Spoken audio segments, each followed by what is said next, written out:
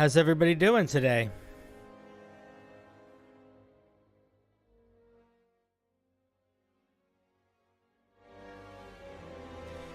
Oh, look at all the lovely folk. We got Kevin, Zach, Name, the Impervious Firecracker, Jim.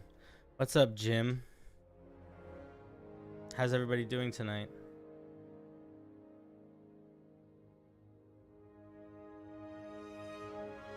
Salutations, salutations.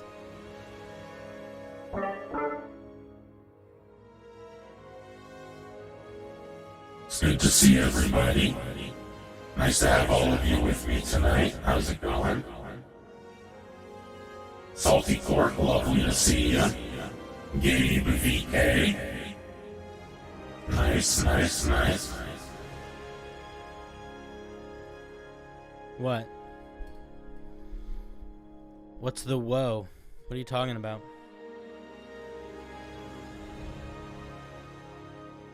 Alright, whatever. Hey guys, how's it going? Welcome to stream! That music was a little too melancholy. We need something a little bit more pump up, I think, right? Don't we need something a little bit more like let's get in the mood, you know?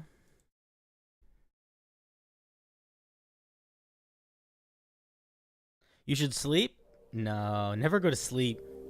Never go to sleep. You should know that by now. Sleep is for the weak and the dead. We don't go to sleep in this house. No, no, no. We don't go to sleep in this house.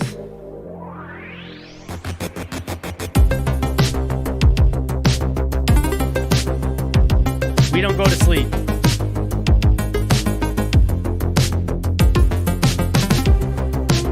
We stay awake forever.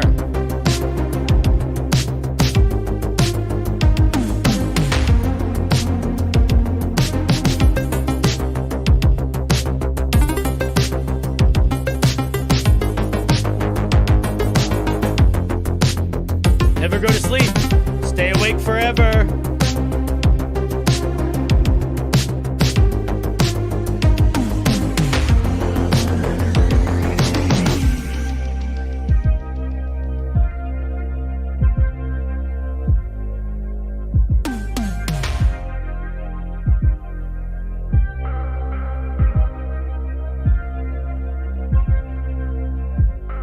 You know?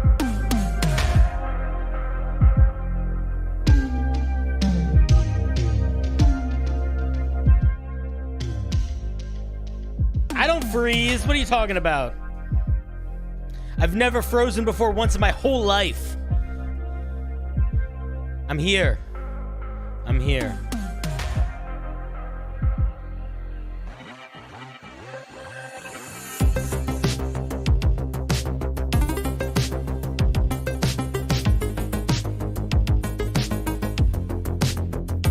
You know what I'm talking about?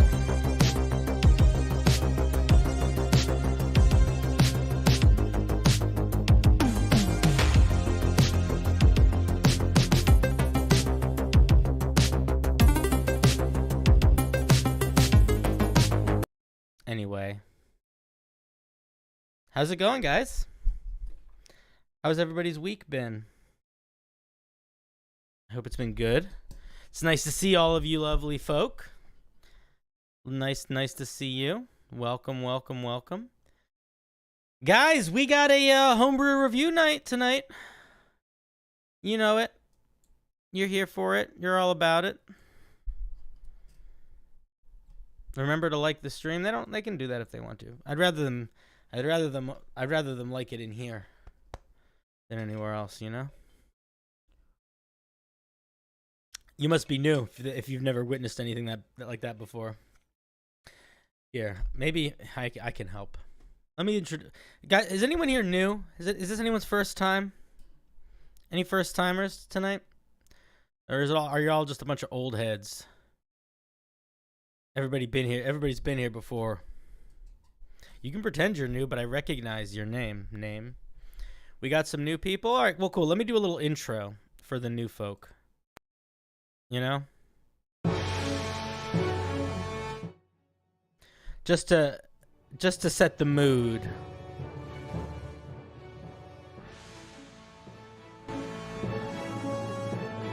Hello. How's it going? It's nice to meet you, bud.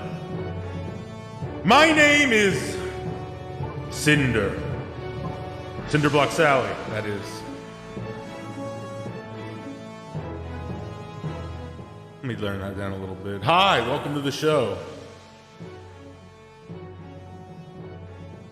Let's put that guy in timeout. He's saying the same thing over and over again forever, and it's annoying me. Hi, guys, how's it going? My name is Cinder. This is my stream. Welcome. Welcome to you. This is a homebrew show. This is a life show. This is a nonsense show. We're going to talk about the good, the bad, the strange. What we're going to do tonight is we're going to look at homebrew that people have written, that you have written, and we're going to see if we can help make that homebrew the best it can be. Now, the secret to that is we're going to be judgmental, but not in a mean way. We're going to be judgmental in a positive way. What that means is we're not worried about making whatever we're looking at, we're not trying to make it what we need it to be for us. We don't matter. You know, we're just a bunch of little blips in the ocean. We're not the waves, man. Tonight the waves are those rare few, the brave, the bold, the glorious, the lucky. Those who have sent us homebrew whom we are putting upon the pyre tonight. People putting themselves out there. How bold they are, you know? So we're going to look at their homebrew. We're going to try to make it the best it can be. We're going to try to see what their vision is, and we're going to try to help bring it up to the level it needs to do that vision well in a way that is not nonsense. That might mean we're going to say your formatting is terrible. That might mean we're going to tell you you need to make something more powerful. That might mean we're going to say, what's the point? We don't know. Who knows what tonight will bring? But the goal is fun and a little bit of learning and a little bit of fear and a lot of bit of pride.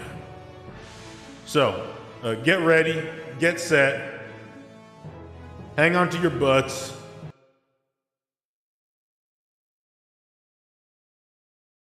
And we'll get started, okay? Does that sound good? That sound good to everybody? Watch the last homebrew review, and you noticed I had the same kind of thinking you had when you edited your own stuff. Oh, that's cool. Hell yeah, buddy. Ba ba ba ba ba ba ba. Hey ha hee hee hee hoo. Let's see what we have to do. Look at this wheel. What do you think?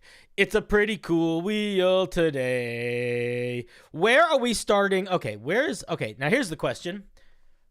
I wonder what mood are we starting in today? I'm thinking we normally start with the fish. But I'm thinking tonight maybe we start with the old man. I think we start as the wanderer. I'm feeling like we start as a wanderer. Unsure of what lies ahead, but with the tools we need to make the journey, you know? And yeah, we're just diving right in. I don't give a fuck.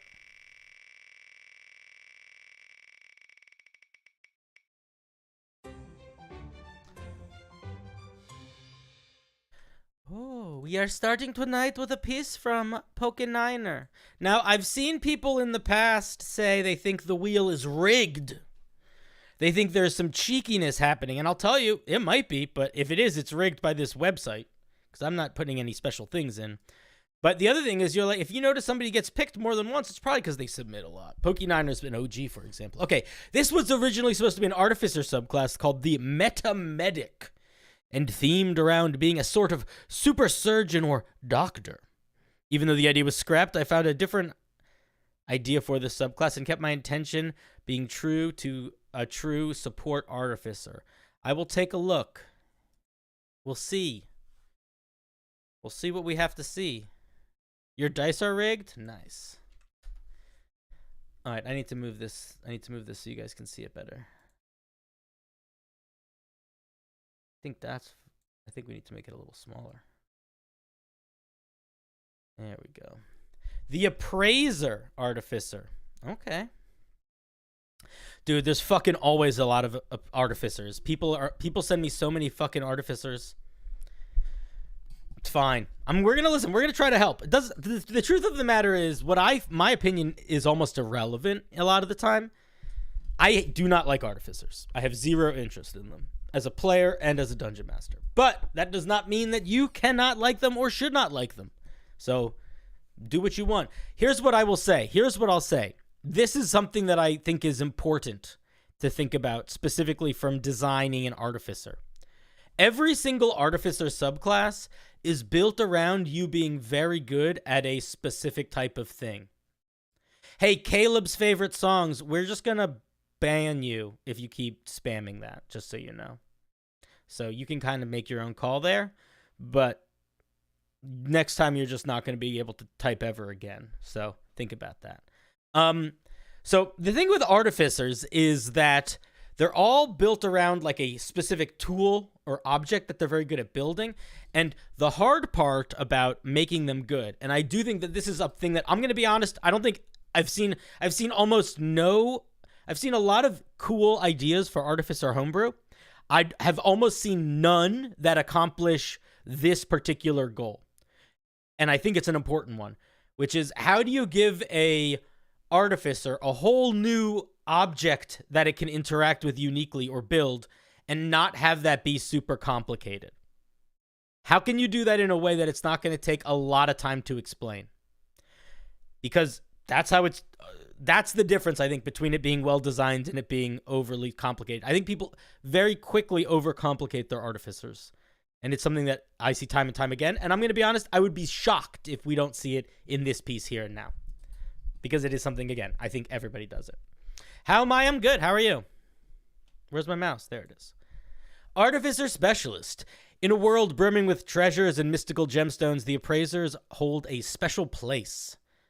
In a realm where every gem holds a story. Don't use hold twice in two sentences so quickly. Come on now.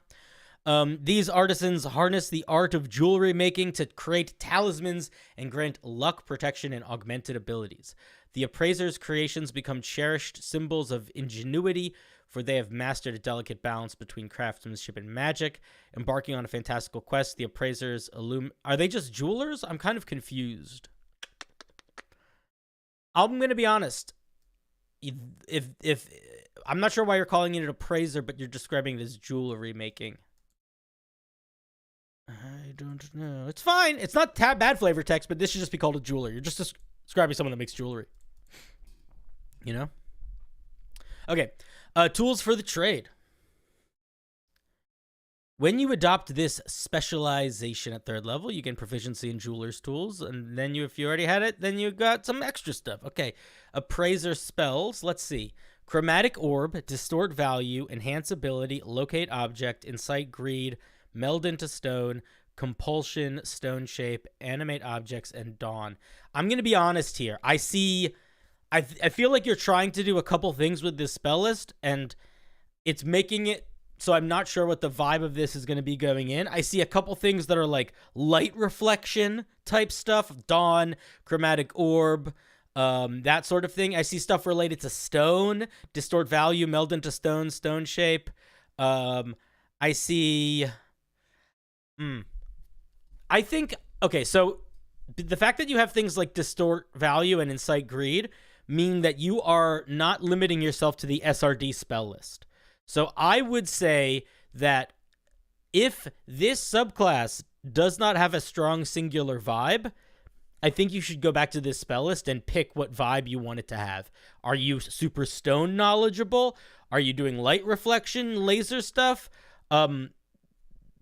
Yeah, it just feels a little smattered right now. The other thing is it doesn't have a specific gameplay vibe yet either. I'd consider spells that take valuable gems to cast. Oh, that's not a bad idea. All right, so this is the 3rd level ability. Now, here's what I'm going to say.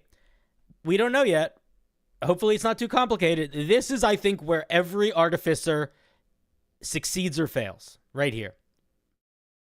How complicated is this third level feature? Is it more or less complicated than having a pet laser dog or having a crab that shoots fire or having a badass suit of armor that can punch stuff really well? This third level feature, and this is not for this piece particularly, this is any Artificer. If your Artificer is confusing at third level, even a little bit, something's wrong. Okay, at third level, you've learned how to create exquisite trinkets that can improve your allies' strength. Pluralize this word ally if you want it to be plural allies. Using jeweler's tools, you can take an action to magically create a piece of jewelry. You can have a number of pieces of jewelry, you can do your intelligence modifier, and you can't craft while at your maximum. What do you mean you can't craft? You can't craft anything, or you can't make more jewelry? I'm assuming you can't make more jewelry, but not being able to craft anything feels weird. You can choose what kind of jewelry you create, or you can roll. Okay, so it just describes a bunch of jewelry. Let's see what these actually do. When you use a bonus action, you can use a bonus action to give a creature one of your jewelry. While the creature is wearing the piece, why is it a bonus action? Seems odd. Whatever. Let's just keep reading it. When a creature is wearing a piece of your jewelry, they can add a d4 to attack to an attack roll or saving throw they make. The creature can wait until the roll before deciding. How often can they do that? A creature can wear any number of these jewelry at once and can only gain the benefit from the jewelry they are wearing once per turn. Once a creature uses this benefit from the jewelry, it cannot gain it again until the next dawn. So it's a once. Okay, wait. Now I'm confused. Can they not use the Can they not use the feature more than once per turn, or can they? All right. How do we just block him? Hey mod, just block him. It's easy. Here, I'll do it. You hit report, and then you go like, I don't know, spam. And then you go hide user on my channel. And I think he just disappears. Yeah, now he's gone. He's in the shadows now.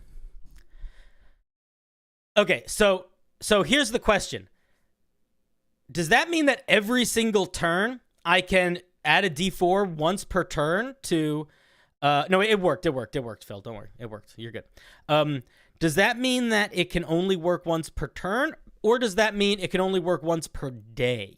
Because here you say they can only gain the benefit once per turn, and here you say they can only get a benefit once per day. And those are very different things. So I'm kind of confused. Looks like once per day per piece. Oh, wait, I read that as they can use one set of jewelry per day, but you can give them multiple sets. Yeah, I'm not exactly sure what your goal is here, so I think that is probably important for you to figure out. So if the goal is that you can have any number of pieces of jewelry, but you can only use one per turn, and then once you use that one, it doesn't work until the next day, I feel like there's probably a better way to write that than this, because the way that this is written, it's a little bit confusing. So it's essentially so at third level, you basically get, how many of these do you get? You get intelligence modifier, little inspirations that you can give. Yeah, it is written a little bit written weirdly right now. I would probably I would probably look more towards the way inspiration is written, or bless if you wanted it to feel sort of like that. It's a limited bless, basically, yeah. But a creature could have like 6 pieces of jewelry if you have an intelligence modifier of +6 for some reason, and then they increase over time. Okay. Let me read what the other third level feature is first, and then we'll see how we feel about third level. Additionally, at third level, a creature wearing one of your jewelry has an improved elegance. Whenever a creature makes a charisma skill check while wearing one piece of your jewelry, they can gain a bonus to the skill check equal to your intelligence modifier. A creature wearing more than one piece of jewelry cannot gain this benefit more than once on a skill check. Once a creature uses this benefit from your jewelry, it cannot grant this benefit until the next dawn. Okay, so you need to, so here's how I would rewrite this. I would write it like this. At third level, you can make a certain number of pieces of jewelry, and you can use them or other creatures can use them. if they're holding them or whatever. And then you almost list it like an item. A creature, each piece of jewelry, and then you make it like each piece of jewelry has 1 charge or whatever. Or each piece of jewelry can do the following things. Once, and then you make it almost like bullet points. Once per day, you can add a D4 to one attack roll or saving throw. And then another bullet. Once per day, you can add the jewelry creator's intelligence modifier to a charisma check. But I would write it like that if possible. Because written like this is splitting amongst 2 separate features. It sort of makes it's going to be annoying to keep track of now because each piece of jewelry has like 2 separate charges for 2 separate types of features. I think just make it like right almost like an item or something like that. I think would work better. Bonuses don't stack anyway. Remove the unnecessary text. Bonuses can sometimes stack, and players don't always know that bonuses don't stack. So I feel like I don't actually think that's I don't think it's the worst to keep that wording. I'd word it as if you have more than 1 set of jewelry on, you can only gain the benefit from once on each of your turn. Yeah, you could do something like that. My subclass has a blessed copy, so I'm in a place to criticize. I'm in no place to criticize. You're in every place to criticize. What are you talking about? Why are you here if you're not here to criticize? Come on now. Honestly, besides the wording being a little jank, it's a simple concept so far. It is a simple concept so far. I don't know how I feel about it.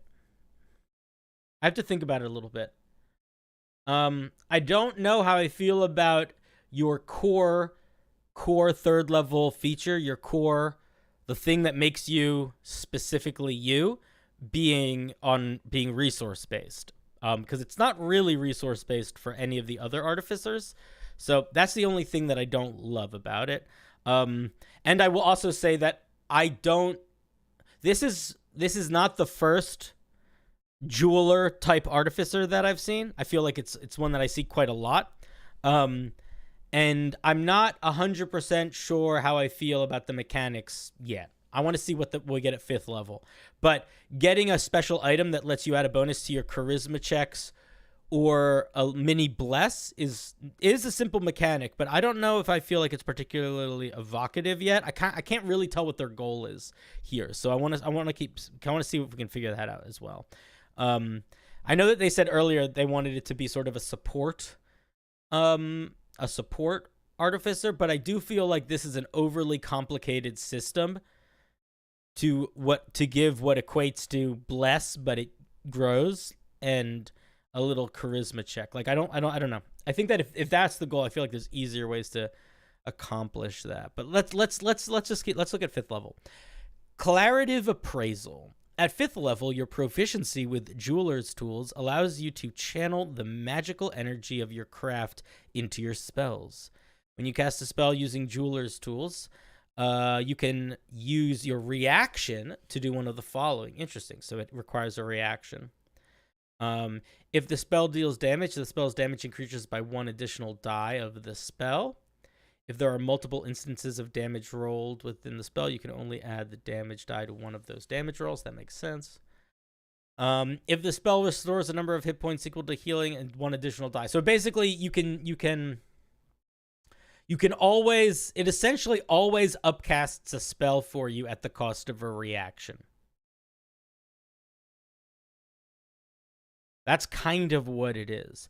Now, I think the logic here is that most of the time, a 5th level artificer feature basically gives you 2nd attack or an additional way to do a little extra damage.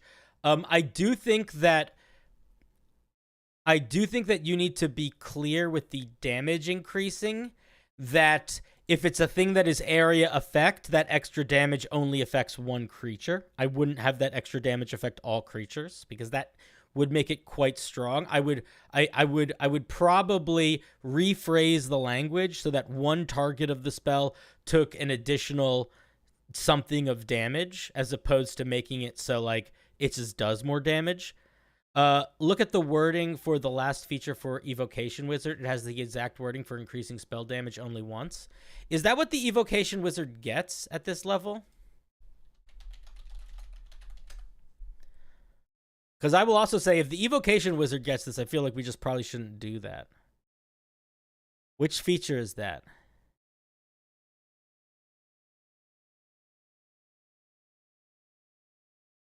Which evocation feature is that? The last feature, over channel?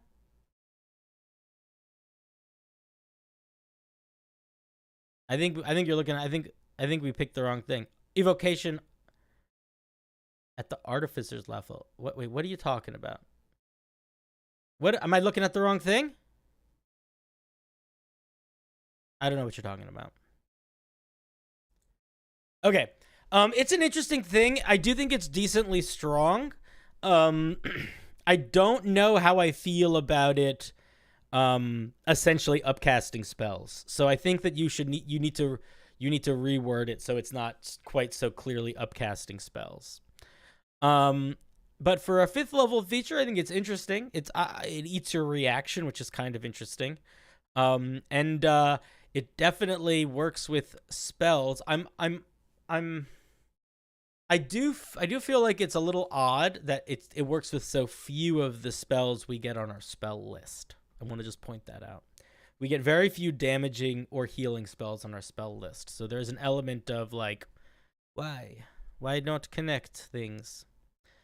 All right, let's look at 9th level, Enamoring Grain.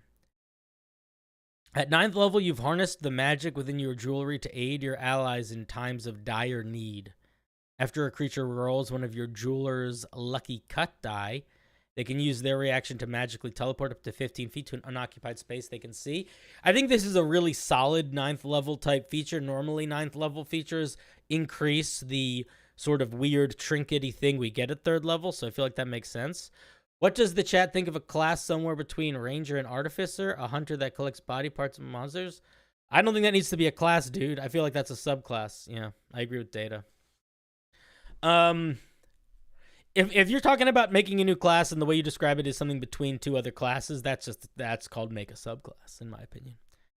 A class is so much work and not really worth it if there's not a reason to make it a whole new thing. All right. I think this is a solid 9th level feature. I like it a lot. If you are making an Artificer, a good rule of thumb for the 9th level is tie it back to the 3rd level, make it better.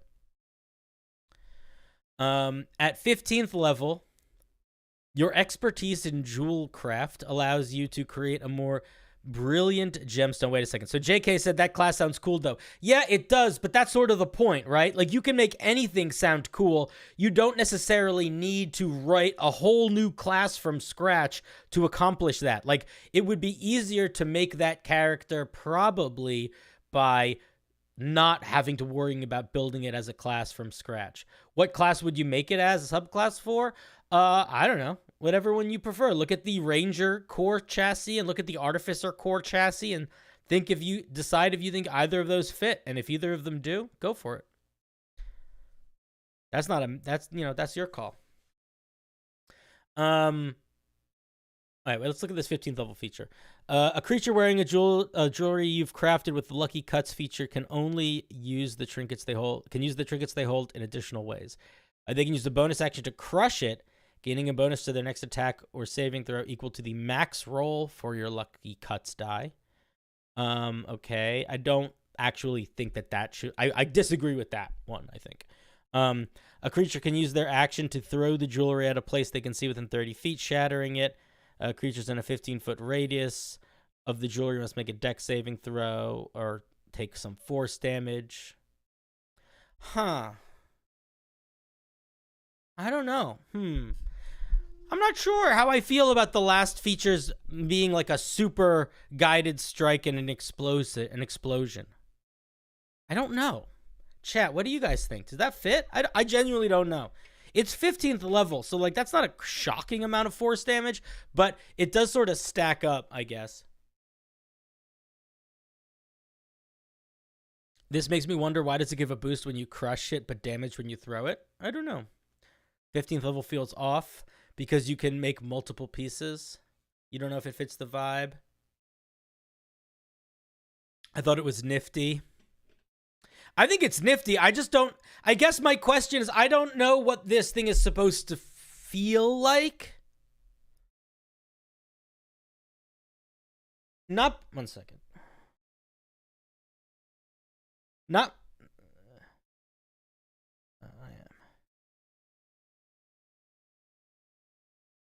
I gotta Venmo somebody 1 second.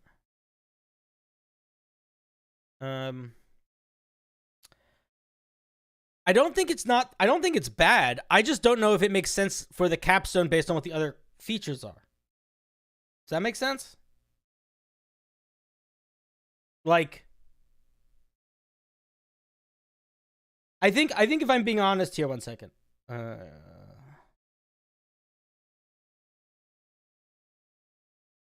I think if I'm being honest, I am struggling to feel the vibe of this one pretty much from the get-go. So that might just be a me thing.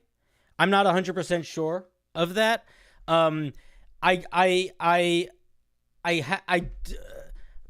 It's somewhere between the spell list and the description and the third level features. I struggled to buy I think I struggled to buy the concept of the way that this jewelry impacts you. It just doesn't. I don't feel a singular strong enough vibe that I agree with. The fifth level kind of feels like it's sort of separated in its own way. And then these go in a different direction. I think it could work. I think there's definitely some stuff that you should balance out a little bit. But I think that the struggle that I face with this one is a struggle that I face with a lot of homebrew, which is not a bad struggle, but like, I don't know. I don't feel like all of the pieces fit together into the outcome that it should be. Or rather, I don't know what the outcome should be. Let me rephrase it, because that's not true what I just said. I explained it wrong. I don't know what this should feel like. I didn't know what it should feel like at the beginning, and I don't know what it should feel like at the end. And that, to me, feels like something might be off. So I feel like I just don't know. Like, in the thing you said, you want this to feel like a support artificer. And I'm wondering if these mini infusions is the way to do that through jewelry and then enhancing your spells and then exploding them. I don't know. I'm not sure. It feels like they hit right on. I agree with Chris and Matt. What did Chris and Matt say?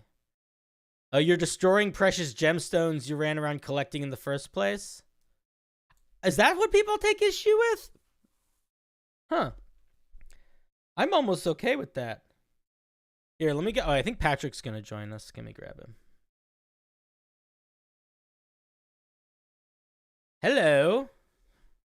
Hello, Patrick. Howdy, howdy. How's it going? Good. How are you? Wait, here. Let me just volume so people can hear you better.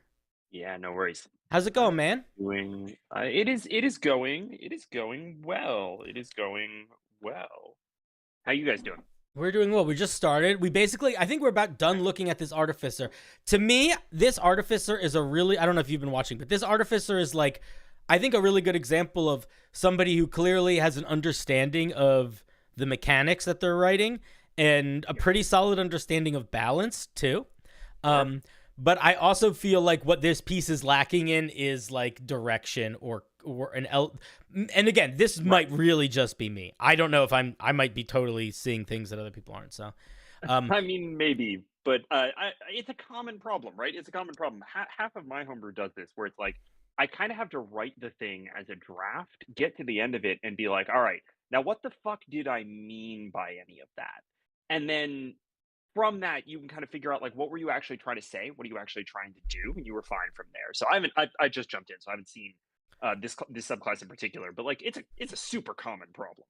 Yeah. It's a jeweler appraiser artificer where they make jewelry That's a cool concept. to buff their allies is the premise. Yeah. It's an interesting idea.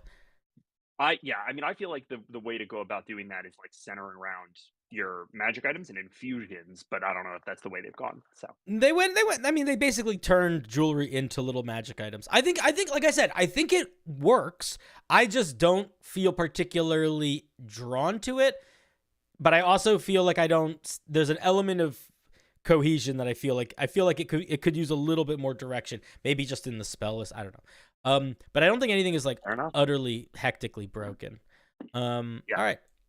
I will also say what I said at the beginning, which is that I generally think that it is very hard to make an Artificer subclass that feels exciting. I think I see a lot of Artificer subclasses, and most of the time that I'm looking at it, I'm looking at an Artificer subclass. My first thought is, why is this an Artificer subclass? You want to know why I think that is, Cinder? Why? Because the Artificer chassis is not particularly good. I don't know how much I agree or disagree because I have not. I'm not nearly as familiar with the Artificer as I am with the other ones. But I do think, but I also think that a big part of it for me is that people build Artificers that are more vague.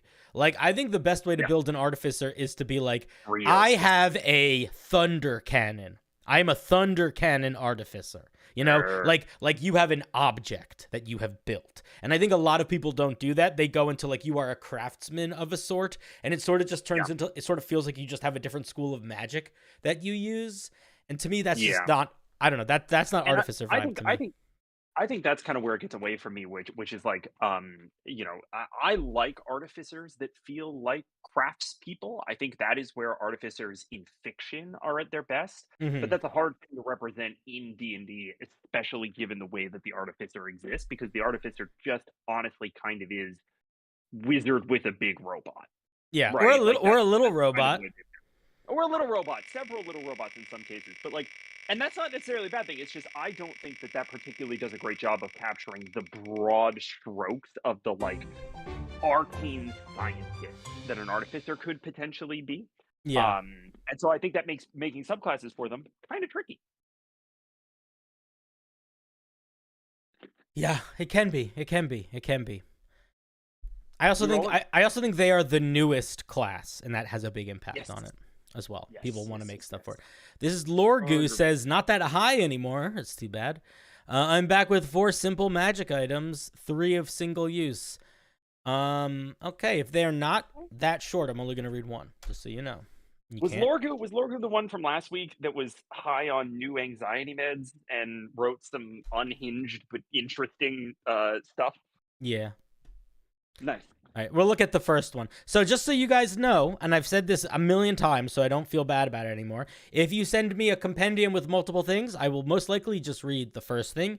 If you send me a full class, I will most likely just read the first and or second class features. If you send me a compendium, I will most likely judge it.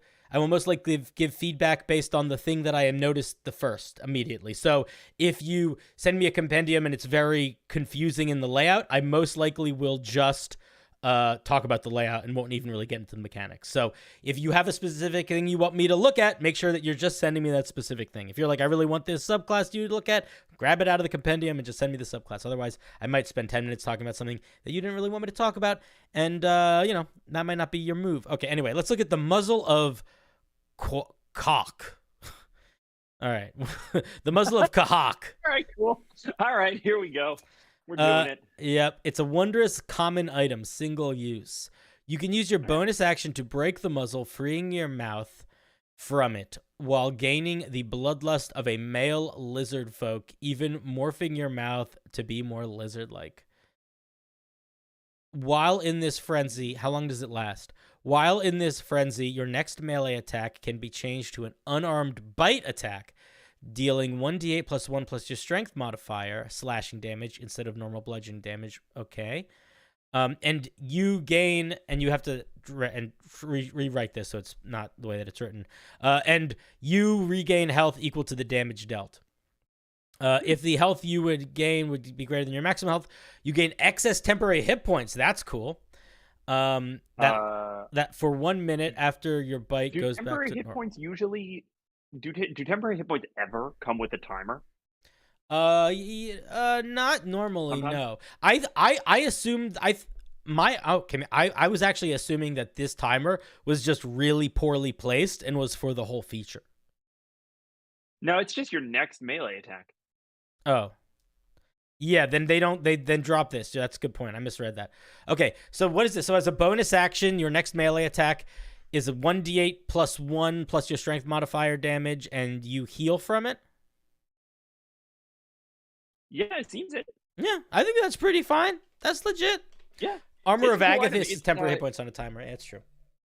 Oh, there you go. Okay, cool. I like it. I think that there's probably an element of like this gets real situational past level like maybe 3. But even still, situationally, like this is fine. This would be super useful on like a wizard or a warlock who just finds themselves way out of their depth. I like it. Yeah, I do too. I think you could probably simplify it a little bit. I think you have some extraneous you have extra language you don't need. Also, Chris just pointed out dealing 1d8 plus 1 plus your strength modifier, minimum of 0 slashing damage. That's a great question. Why is there an extra plus 1 in there? Speaking of extraneousness, if you want it to do an additional 1 or a minimum of 1 is what I think you're probably doing here is a minimum of 1d8 plus 1. Just make your strength modifier a minimum of 1. So it just treats it as if you have a minimum strength modifier of 1. I assume they wanted it to be an extra plus 1 just because they wanted to give it extra plus 1. It's just kind of arbitrary. It's not a bad thing. It's just a little. It just makes it makes it a plus 1 better. Is what it does. Literally, yes. Yeah. The plus 1 is the magic. Yeah. But yeah, I think it's mostly fine. I'm kind of confused. Like, so one thing that I will point out is you say this stuff about. You say it takes an action to put the muzzle on, but you say it all the way down here at the bottom. I wouldn't do that. I would put it up here. Yeah, I'd put it up top. Yep. But yeah, it's a pretty solid little item, I think. Bonus action, single use. You get a big bite attack, get some hit points. I think that's solid. Into it. Yeah. Super straightforward. Yeah. All right. Click. I don't think there's anything wrong with giving a thing like you know what other features like I feel like that's how enhanceability works maybe or not enhanceability alter form where you can grow claws that do your strength modifier d8 plus 1. I think that's how that spell works. It's totally reasonable. It's just to my eyes it was like wait, is that intended to be there or not? I think once you put a little bit of polish on it, that won't necessarily be a question, but it was something to think about. Our tool.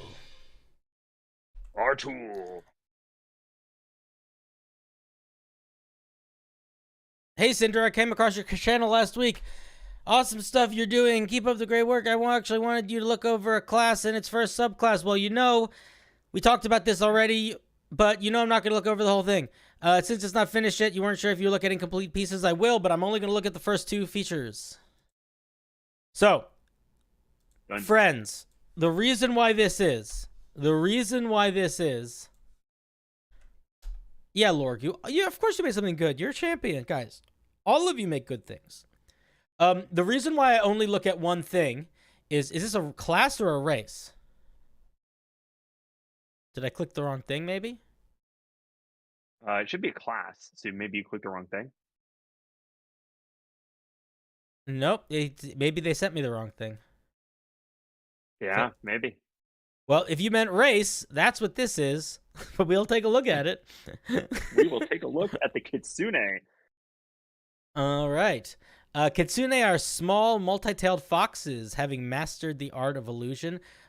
This is not a proper thing. If you want to start, first of all, starting a sentence with having is never a good idea. But put a period here and make this a full sentence. They are able to affect all senses. They are fun-loving, mischievous, pranking, passing travelers. Pranking, passing travelers is a weird phrase too. Pranking, passing. I don't know if I think that something sounds off with that. Okay. You get a +2. Yeah, this needs cleaned up. Yeah. Okay.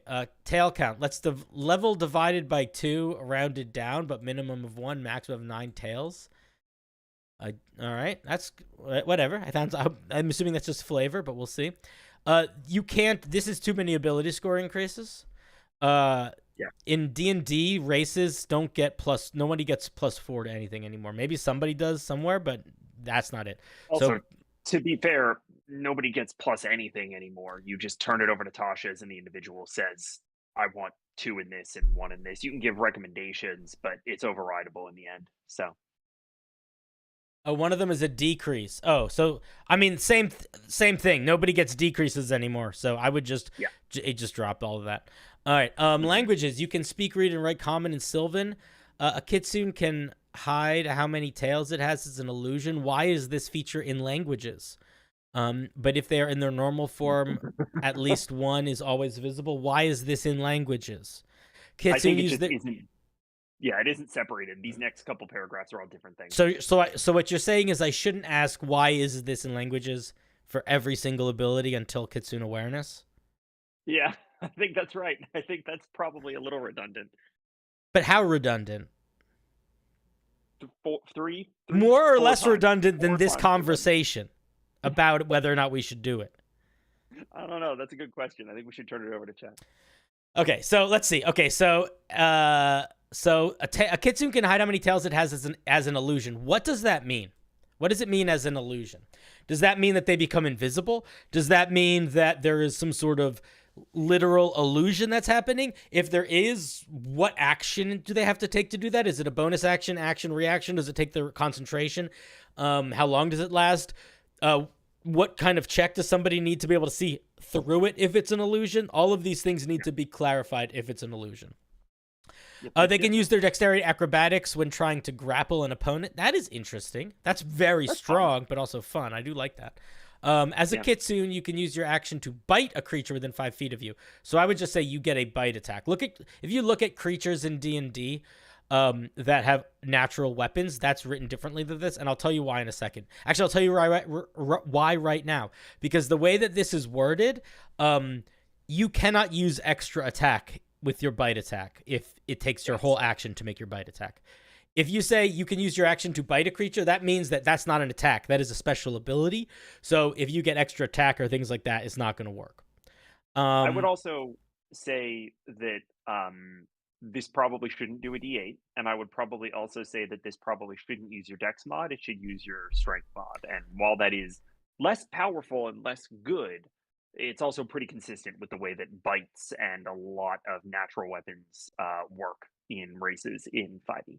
Yeah, I agree big. Somebody said that this is written in 2e style. That feedback means nothing to me. I have no idea what 2e style is. I accept that this might be written in 2e style. I'm still going to give the same feedback to try to encourage them to write it in the style in the edition that it should be written in so that it's clear. Does that make sense? I hope so. As a Kitsune, you can use your bonus action to attack a creature within 5 feet of you with your tails. You add your dexterity and proficiency bonus to your attack roll on a hit. 1d4 per tail. That's why you get multiple tails, because your tail damage effectively goes. So I need to dip for like 2 seconds. I will be right back. While I'm gone, Patrick, you are more than welcome to explain specifically why that feature is not an okay feature here. But if you don't want to do that and you want to just talk about whatever you want, that's fine too. I'll be back in 2 seconds. Well, let's do the math. So we get half your level up to 9. 9d4 on a single attack at, what is that?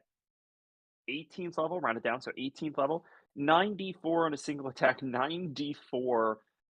Let's say that you make this thing a fighter up to what, 4, maybe 5 or 6 times if you're hasted with some other jankery per attack. Yeah, that's quite a lot.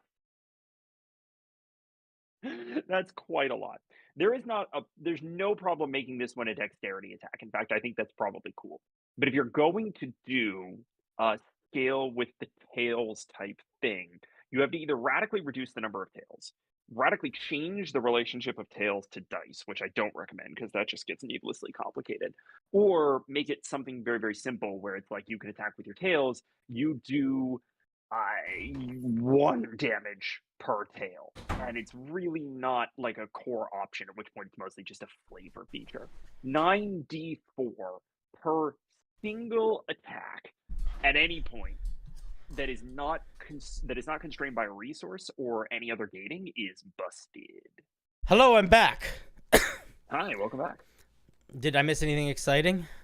No, I was just explaining why 9d4 on an attack is too many. Yeah, that's reasonable. So what I was going to say is this is very similar to the lizard folk, because the lizard folk get an attack that is an action, or not an action, but they get an unarmed bite attack. But then they also get a separate special bite attack that is a bonus action and not an action, where they gain temporary hit points, and it kind of functions differently. But that feature, that extra bite, they can only use once a day. So I do think that if you wanted to keep this special tail thing, you could make it once a day, and it could be fine. But I wouldn't make it just a bonus action every turn. And I agree that the bite should not be dex-based. You can't be too singularly focused. Like, I understand wanting to build a character that's quite good and strong, but if you build a homebrew entirely around one stat, that will inevitably jank up that homebrew. Kitsune awareness. You have advantage on wisdom perception checks that rely on sight or smell. You have the ability to hear falsehoods wherever they are. You know when you hear creatures willing. Okay, we're just getting too strong now. So I'm going to say that I think we can actually. I don't think we need to read the whole thing. So in D&D 5e, there are certain features and abilities that are reasonable to give a D&D race, and there's other ones that are a little bit too strong. Always being able to tell if a creature is lying is a little too strong, especially considering the fact that, like, a little too strong. There is especially considering the fact that there is a rogue subclass that gets a feature that it's basically built around being a detective, that gets a feature that is less strong than this racial feature. Like, they get an ability where they can roll really high on insight checks, but that is still infinitely weaker than just always knowing when you can tell a creature is lying. So a good thing to think about when you are making homebrew races is you should try really hard to make sure that the features are not features that a class gets, or if they are, they're really different in how they function. And very limited in how they function. But ideally, they should just be new separate features. They should be the kinds of things that wouldn't make sense to put in a class. Like, which is why, like, you know, your natural attacks, or like your physical resistances, or your eyesight, like stuff that literally has to do with your body. And I think that it can be hard when you have like a very specific idea of what sort of thing you want to be, but you always have to temper it down. Like, I'm a Moron suggested that you could translate Kitsune awareness into proficiency and insight. And I think that would be a great compromise. You could also give them very limited access to magic, which is a thing that many races get at kind of a scaling. And they do. Inherently they do down here. So you could. Or maybe they don't. I missed it. We get into it. One of the things that you could do here to detect magic is like to make this more magical is give them limited casting of detect thought. Detect thought, zone of truth also could function here. They have, and then there's a couple things at the bottom here which we're not going to spend too much time going over, but I'm going to say from a 5e perspective they don't make sense. So I think that I think that it would be worth looking at what other races get to try to get a sense of how you build yours, because I genuinely don't understand what illusion damage means here. Illusion damage is healed after combat. If a creature's health falls to 0 or below, they fall unconscious for 1d4 hours and heal all illusion damage they took. So I don't know exactly what that means. A new concept called illusion damage, and they're doing so very, very like subtly, right? All damage, damaging effects always deal it as illusion damage. So basically, I think it's asserting here that the Kitsune can't interact in any way that isn't an illusion, and all illusion damage is healed after combat. I don't think it's actually a benefit here. I think it's just a quirky, like, they're introducing a whole new mechanism of dealing damage in a way that is perceived but not real, and then it like absolves itself at the end of every fight. Oh. If that is what they're trying to do, I think that is interesting. I think that's interesting, but I think that it would require a good deal more explanation than just this. And I also am not sure like how that would translate into combat.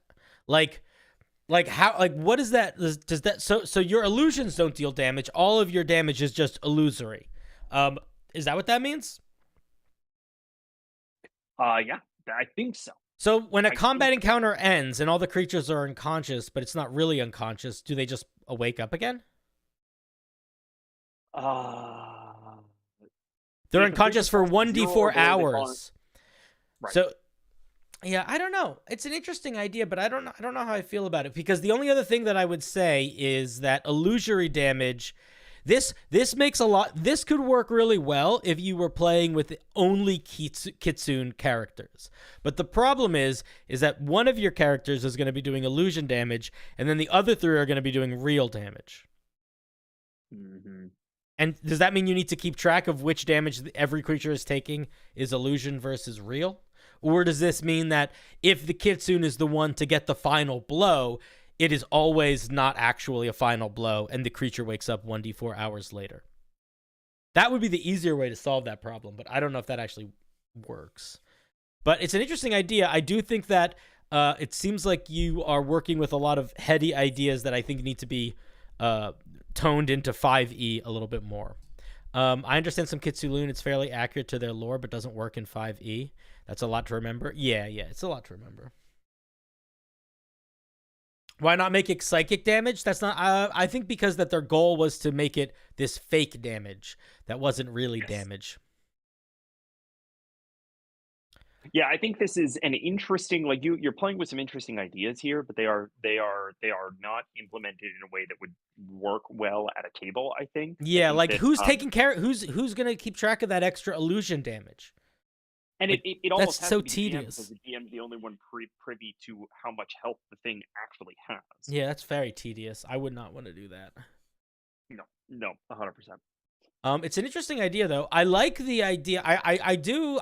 Now that we kind of understand what the goal is of the tails, I do like this bonus action tail slam attack that grows as you gain more tails. I like visually, that's a lot of fun. It just needs to be super limited in use.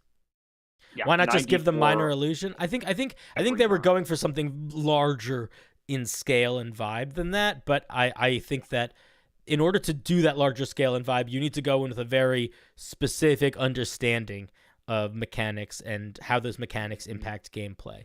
Because those are the parts of this puzzle that are missing a little bit. Aside from the fact that this is also just a little too strong in a number of ways. But thank you very much, our tool. An interesting idea, a very interesting idea.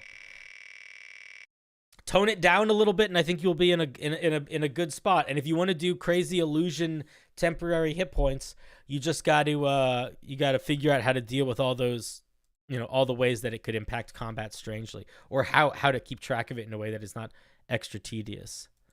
All right, Zach the Lit. This subclass has 6 options for one of the features, each of which gets an improvement later, so the document is fairly long. I prefer demonic possession and ingrained possession be prioritized. If a subclass gets 6 features and they're super, super different, then that should just be different subclasses. Like, that's just we're gonna read this, but I'm actually gonna say I'm not gonna be able to give you feedback at all. I can try. Yeah. I've never played a Blood Hunter. I've never had a Blood Hunter in my game. I'm going to be honest. I don't think they're particularly well designed. My only experience with them is the character that Taliesin played in Critical Role, and it was not a character that I liked. I'll send it to you guys. Spent several weeks trying to build a character for a game in as a Blood Hunter, because it was roughly the closest thing to what I wanted to build. And after several weeks of not being able to make it work because Blood Hunters are bizarrely complex and never really land, in my opinion, I just gave up, made it a paladin, and actually built a paladin subclass to do what I wanted it to do. So I'm kind of in the same camp. We can give you maybe grammar feedback, but Blood Hunters are just like, there doesn't seem to be much of a chassis there. It just seems to be 3 really weird subclasses that are kind of related. I mean, I'll look at the third. I'll look at demonic possession. Yeah, look at it, 100%. But I'm not gonna. I don't know how helpful I'm gonna be, and yeah. You gain. How do you submit homebrew? Well, normally you would submit. Submissions are closed for this week, but if you go into my Discord, you can submit for the future. I should actually probably change that in here. Do that right now. There we go. Submissions closed for tonight. If you want to submit in the future, you can check out my Discord or follow me on YouTube. I will be posting my schedule for this week either later tonight or tomorrow morning. Yeah. Oh, man, I don't even... I'll read the beginning of it, but I will have such little feedback. Demonic Possession. At 3rd level, you gain control over a demon inhabiting you. As a bonus action, you awaken the dormant creature, allowing it to possess a portion of your body and grant you certain benefits. When it possesses a part of you, you roll a Hemocraft die, taking necrotic damage equal to the roll. This damage can be reduced in any way. The demonic possession lasts until you finish a short or long rest, fall unconscious, or die. While a possession is active, your creature type becomes fiend.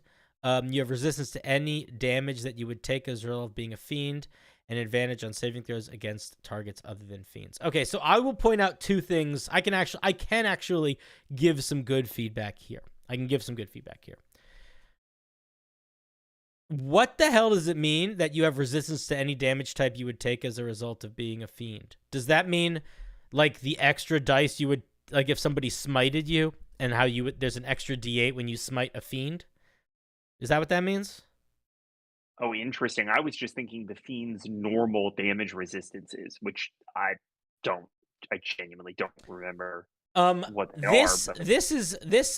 This feels weird. I feel like, I'm going to be honest. Let me ask you this. Genuine question. You don't need to answer it in chat, but answer it in your heart. What is the point of making your creature type fiend if you are immediately making that less impactful? Like, the whole point of making your creature type fiend should be that things affect you like you're a fiend. If you don't want things to affect you like you're a fiend, then you shouldn't make them a fiend. That's my opinion.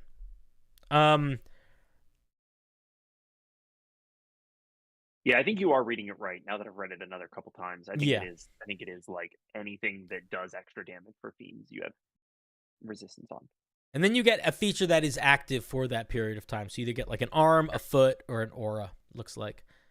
One of your arms mutates and takes the form of a powerful demonic limb. Choose bludgeoning or slashing. You get an unarmored strike equal to 1d8 of the chosen type, and you can apply your Crimson Right. So you just get a 1d8 unarmed strike. And then at higher levels, it's magical.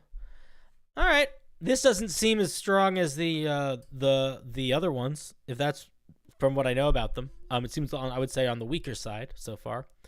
I think being a blood hunter that can grow demonic limbs sounds pretty cool, and I'm sure I have no idea if it's balanced or not. I will say that based on my limited understanding of the blood hunters, this seems a little bit weaker than the other ones I've seen so far. But I'm not going to say anything else because I know almost nothing about blood hunters and don't particularly like them that much, so I don't feel the need to learn. But I do think it's a cool idea flavor-wise, and if you are excited by it, you should keep working on it. Because I think it turned into a demon's school. There may very well be people in the Discord that eat this up and know a lot more about blood hunters than we do and would be extremely helpful. So for want of more specific feedback on any of this stuff, the Discord is far more powerful than any one of us individually. Yeah, for sure. The Discord knows, people are saying they like blood hunters already. So whoever's saying they love blood hunters, I encourage you to chat with them. Because I don't know them, nor do I need to know them.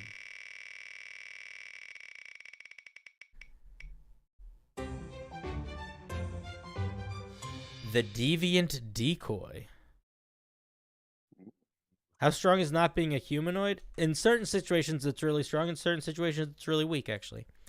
Hi, I found your stream videos not so long ago, and I like them very much. My pieces of feat chain inspired from the D&D 4e, while the mechanics and language are translated for 5e. Here, I ask you to take viable of these options in your opinion on how feat chain this could help a player specialize, personalize their character more. Thanks! All right, let's take a look. Cool. I don't exactly know what a feat chain is. It's like there's a feat that you can get at your first ASI, and then the next one in the chain has a prereq of that first one, right? And so, like, yeah. Prerequisite strong spirit feat. Oh, okay, I see. They're supposed to follow each other. All right, so let's just dive in. Let's take a look. There's 1, 2, 3, 4 feats. Let's take a look. Let's see. What is best in life? To end battle in honor and victory. Fairly simple, straightforward quote. The elder tell stories of the young ones about time when revered ancestors roamed the land. According to the stories, these ancestors were chosen stronger, wiser, and better attuned to the virtues of the spirit, way that the people of today, the spirits of the ancestors, do little to discourage such tales. It is good to be remembered fondly and respectfully so that young people will heed the ancient lessons. Spirit ancestors have marked you for their bop, bop, bop, bop, bop. If you fall, they'll punch you in the face and make you part of their ancestors. Okay, let's see what we get. Third level, at fourth level, we can get Strong Spirit. You can increase one of your things by 1, Strength, Con, or Wisdom, and whenever you gain or regain hit points, you can add your Wisdom modifier to the total. Well, Interesting. Fun. I think that's a pretty solid little feat, honestly. It's sort of like you get a part of the life domain cleric's features, but only for you.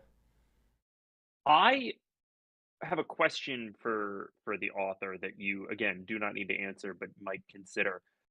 Is it necessary to put Barbarian as a prereq for these, or is that more of a thematic thing that you want to hold to? Because I could see, honestly, a fair number of clerics, druids, possibly even fighters make a lot of great use out of this. Yeah, I could as well. My guess is it's coming from purely a flavor perspective. But I agree. Nothing in this feat requires you to be a barbarian to make it work. Let's look at somebody just asked, how are you supposed to increase your wisdom as a barbarian, especially when your ASIs are taken up by these feats? Matt Thorne, these are all half feats, so you're going to be slowing down on that increase, but you could theoretically creep them up. Each one gets a +1 potentially to wisdom, but that also circles back to my point of, like, some of this stuff would be real good on a druid. Yeah, I mean, it would almost be too strong on a druid to a certain extent. Maybe. Worth thinking about. But I also, I think it's like, you just prioritize your shit, right? If you want to be a high wisdom barbarian, you can be a high wisdom barbarian. It's not hard to do. You don't even need to roll for stats to do that. You decide to be not the most dexterous. You decide to have a little less con. You don't need to min-max forever. You can min-max just a little. Just a little. Blood splattered fury. 8th level, and it requires strong spirit. You get another little increase. Bloody violence. As an action, you can make a weapon attack against every creature in your weapon's reach. On a hit, the target takes damage as normal, and it must make a wisdom saving throw. On a failed save, the target is disadvantaged on all attack rolls against targets other than you until the end of your turn. During this time, you and the target deal 1d10 extra weapon damage to each other. I don't know what special means here. I also don't know what 1 SRLR means. I think they mean 1 short rest, long rest is what I was assuming. Got it. That makes so sense. this, yeah, so the problem with this is arguably better than one of the Ranger's capstone features. So the hunter ranger has a capstone feature. Capstone, meaning it's the top thing that they get, where basically it's this feature minus the disadvantage on attacks thing. But it's this feature, except that's the only thing they get is their capstone. Or maybe level 11 hunter ranger feature. Wait, hold on. You said aside from the disadvantage, but as I'm reading it, there are only 2 things happening here: disadvantage and extra weapon damage. You make a weapon attack every against creature in your every weapon's creature reach. in your weapon's reach. I'm so stupid. That didn't clock for me. That's insanely powerful. Yeah, it's too thought it was strong just- for a feat. I thought it was just on a weapon attack. And you can do this every turn also. Yeah, I would say at best on a weapon attack once per turn you could do this, or maybe even once per. Well, yeah, it is once per short rest. So the author of this piece mentioned that these were translated from 4th edition. And I think that when you are translating from 4th edition to 5th edition, you will find that you are going to be upset at how much weaker you need to make martial features. Yes. But you need to make them so much weaker to be balanced in 5th edition. Now you might be like, and you might be like, but fighters are weak. They can't turn things into other things. It doesn't matter. It doesn't matter. The game is, they're not that, first of all, they're not that weak. Second of all, if your goal is like, fuck it, I need to make martial characters stronger, then you need to make that expressly clear before anyone reads your stuff, or people are going to read your stuff and just be like, this is too strong. So they need to know that your goal is making it stronger, or they're going to just be like, this is too strong. Like if somebody handed this to me and said, hey, can I get this feat? I would just say no. Yeah, 100%. And I think a lot of that is because in 4th ed, like this is how marshals got their stuff, right? Like this was marshals got feats the way that casters got spells, and so this ended up being like, this is just a spell. And once per long rest as a spell, I could theoretically see this being a thing. But like this is, you gotta understand, this is on top of your subclass features, right? This is on top of your magic items. This is on top of multi-attack. And so for most tables, this is gonna be too much. Yeah, somebody in the chat mentioned that it should mention melee weapons. I think that when they say weapons reach, that's what they were implying, but I do agree that you should, if you do want to keep something of this, it should be melee reach. It shouldn't be like, if it's ranged, it's a little bit more hectic. And it's definitely not intended to be ranged. Longbow, make a weapon attack against every creature within 600 feet. Yeah. That's nonsense. But I think it's a fun idea. I do think, well, though, at the end of the day, you're going to be disappointed in, if you are trying to translate something from 4th edition to 5th edition, you are going to need to change it dramatically, and you're probably going to be a little disappointed in it at the end of those changes. I would encourage you not to translate 4th edition into 5th edition unless you have a pretty solid sense of 5th edition and you kind of can figure out how to make it feel like the 5th edition version of the 4th edition thing, as opposed to just translating it, because just translating it will make it a little hectic. But yeah, these are I think it's a noble pursuit. I do like the idea of growing feats and things like that, or feats that build off of each other. I think is a lot of fun. I think it's it makes it so when you do get the cool thing, it feels earned. And there is an element of me that wants to be like, because it's a tiered feat, that makes a little bit more space for it to be strong, but not as much space as this gets. Like this is doing a combination of what, like 3, like this is also much better than the Ancestral Guardian Barbarian's core subclass feature, which isn't great. We don't want to do that. Especially like if we are like an Ancestral Guardian Barbarian, or I don't know, I don't feel like a feat should do a better version, especially if it's a Barbarian specific feat. It shouldn't do a better version of what a Barbarian subclass gets, Yeah, 100%. And features are in general supposed to be less powerful than subclass features. They just are. All right, I'm gonna read one more. This Ancestral Presence comes in at 9th level. How does this come in at 9th level? You don't get an ASI at 9th level as a Barbarian. So how does that work? It says prerequisite 9th level, so I don't know. So when's whatever. You have to. There's no reason for that. There's no reason for that if you're a Barbarian. If you were a fighter, maybe I think you get an ASI at 10 as a fighter. Yeah, I think Barbarians don't get another one until like 11 or 12. 12. It's 12. Yeah, it's every 4 for most of them. I think fighters are pretty much the only ones that get extra. Yeah, all right, so let's look at what this one gets. As a bonus action, you can choose a hostile creature that you can see within 30 feet of you. If the target makes an attack before the start of your next turn, you can add your Wisdom modifier on your attack and damage rolls against that creature until the end of your next turn. Again, I feel like this is too strong. I feel like this is just too strong. It's another one. It's like this is too resourceless. With bounded accuracy, I feel like I don't know. I just feel like it's just too strong. The only other thing that I would say here is also, in a weird sort of way, I don't feel like it makes sense to prioritize getting a higher attack roll as a barbarian, because barbarians are kind of built on reckless attack. So like, yeah, I don't think getting a little bit just through magic items and stats and stuff I think is fine, but I genuinely think at the end of the day, if you're adding something to a barbarian attack, you should be adding it to the damage, not to the attack roll. I think it's all about. I think we get those sweet reckless attacks, and they cover anything we need in those situations. And because the other side of that is like anything stacking with reckless attack gets a little hectic. But yeah, interesting ideas. Definitely reminds me of the 3 sessions I played in 4E when everything was really powerful and a little bit video gamey. But yeah, I encourage you to look at some 5E style feats and make sure, and it's kind of in line with those. And you can try to get those ideas out there, but tone it down a little bit.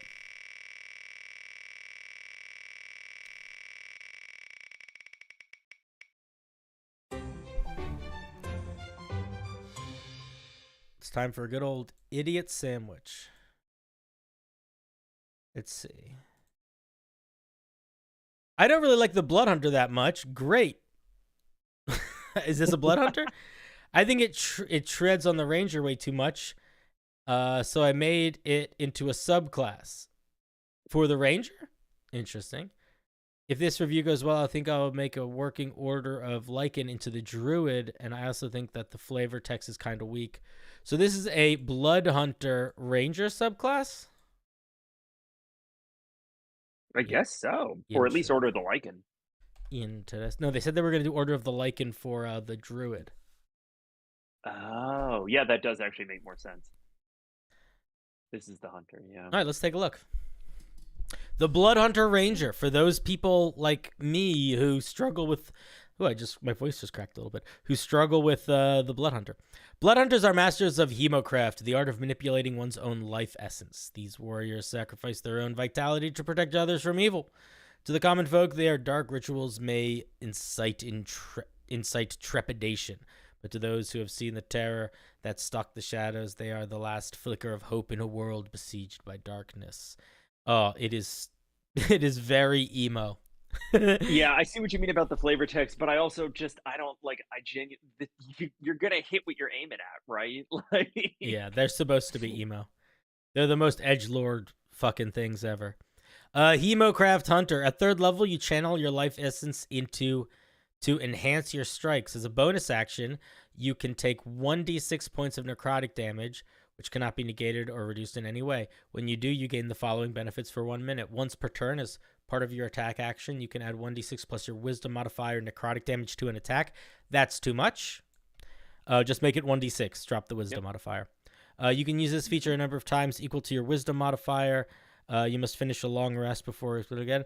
Okay, so if you want to make these damage die increase, that is totally fine. But here's how it works for Rangers.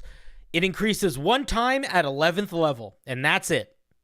So this is a D6, and then you make it become a D8 at level 11. Or you make it become 2D6 at level 11. Might actually make more sense. Yeah, probably. Every other Ranger that gets a basic bonus action type extra damage thing that does improve over time, it only improves once. It improves at level 11. That's how we do. Check out the Fey Wanderer. Check out the Horizon Walker. Check out Yo Mama. Cinder, yes. Is a D6 of necrotic damage enough to kind of give you something that is, I would imagine, pretty powerful, right? Because like 1d6, I'm having a hard time remembering whether or not 1d6. So here's the difference. So every Yeah. single Ranger essentially gets the equivalent of 1d6 per turn at some cost. So the Horizon Walker, is a bonus action to add the extra damage, and they get 1d8 actually. The Monster Slayer gets essentially this, except it requires concentration, I believe, but it doesn't do damage to you. But this is very similar to what the Monster Slayer gets. Do you think it's probably pretty in line? I think it's in line, yeah. The main difference here is what's happening is you're taking 1d6 damage at the beginning of it, which in order to not have to concentrate on it like a spell, and in order to not have to eat your bonus action every turn to add that extra 1d6 damage. But I think 1d6 extra damage is fine, especially at that cost. Like if you didn't want to make it, if you wanted to make it different, I would say you could make it require concentration, but I don't think that makes sense. Another thing that you could do if you wanted to pull in the Hemocraft dice vibe is reskin this slightly so that instead of having this feature a number of times equal to your wisdom modifier, you have a number of d6s equal to your wisdom modifier. You roll that, you take that much damage, and then you just get that much damage to your attack. If you wanted to push the idea of Hemocraft dice as a purely aesthetic thing. Yeah. But I think it's good. I like it. Chris says this is taken directly from the Blood Hunter, FYI. That might be true, but that's also probably a pretty good reason of why it should be changed a little bit, because this is not a Blood Hunter. If you ever pull a feature directly from one class to another, just because it is balanced in that class does not mean it is balanced in any situation. You know? All right, let's look at the other third level feature. You gain a supernatural talent for discerning secrets surrounding mysterious relics or places touched by evil. When you make a intelligence check to recall information about the sinister or tragic history of an object you are touching or your current location. This sentence already feels too long, but I understand what you're trying to say. Yeah. You have advantage on the check. At the DM's discretion, you had an excuse. You could have put the word may in there and it would have been appropriate, but you missed it. A suitably high roll might... Oh, see? What are you doing? Cause your character to experience brief visions of the past connected to the object or location. This is interesting in theory. I do feel like the way it's written is a little bit too open-ended for the way that D&D stuff is usually written. I don't necessarily know if that's it's not necessarily a bad thing, but it's worth thinking about. You might want to put specific creature types or things like that associated to it. Just because, like, what does it mean for something to be touched by evil? I don't really know. And I understand that a dungeon master should be able to make that up for their game, and probably won't be hard to do, but I do think that it's worth acknowledging that vagueness. I wonder if this could be rewritten a little closer to detect thoughts, or at least sort of that core. You initially learn the surface level thoughts of the creature, or what is most on its mind at the moment. But instead to be about whenever you make an intelligence check, you can learn these, sort of, you can recall any information about sinister or tragic history, sort of about the target of that check. Which I think shifts what it's doing there is not substantial, but it's shifting a little bit of agency away from the player, which is like, I'm intending to look for sinister or tragic history, and gives a little bit more domain to the GM in what is a very GM heavy feature. Yeah. And makes it like the GM can tell you if and only if there's something sinister or tragic about this object. I think shifting that focus may help a little bit. I gotta shift this focus right now. I'm out of focus. How do I shift this focus? All right, see that? Now see this. Do I need to turn my camera off and on again? I'll do it if I need to. Maybe. All right, Cinder blur. I mean, I'm not totally against being blurred. Here. Come back. There we go. Look at that. Who would have guessed? All right, let's look at 7th level. Cursed Blight. When you learn to use your Hemocraft to conjure curses. When you finish a long rest, you can choose 2 of the following curses. And we get 1, 2, 3, 4. As a bonus action, you can curse a creature you can see within 30 feet of you. Choose one of the creature's saving throws. Next time a creature makes a save, you roll a d6. You take necrotic damage equal to the roll, and the creature subtracts that from their save. Shared suffering. As a reaction, you curse a creature that you can see within 30 feet of you with mutual pain. The next time you take damage from the cursed creature, the creature takes the same amount of damage, and it is necrotic damage. Blood Curse of the Shrouded Mind. I'm going to ask you a question when I'm done reading this, Patrick, and I'm so curious to hear your answer. Blood Curse of the Shrouded Mind. As a bonus action, you cause a creature that you can see within 30 feet of you to become disoriented. The target must make a Wisdom saving throw. On a failed save, the target is under the effects of the Confusion spell until the beginning of their next turn. And then last but certainly not least, Blood Curse of the Quick Death. As an action, you curse a creature within 5 feet of you with a visit to the afterlife. You take an amount of damage equal to the HP of the cursed creature currently has. Ooh. The creature is brought to 0 hit points. You cannot use this feature if taking the damage would bring you to 0 hit points. So first of all, I feel like this one would be very... I don't like this feature. I would probably drop this one, the last one. But secondly... I also think 3 is probably enough here. Not only do I think 3 is enough. Pat, let me ask you a question. Honest question. Yeah. What is this thing supposed to feel like? Matt Mercer bullshit. No. Genuinely speaking, look at these blood curses. Sure. What is this supposed to feel like?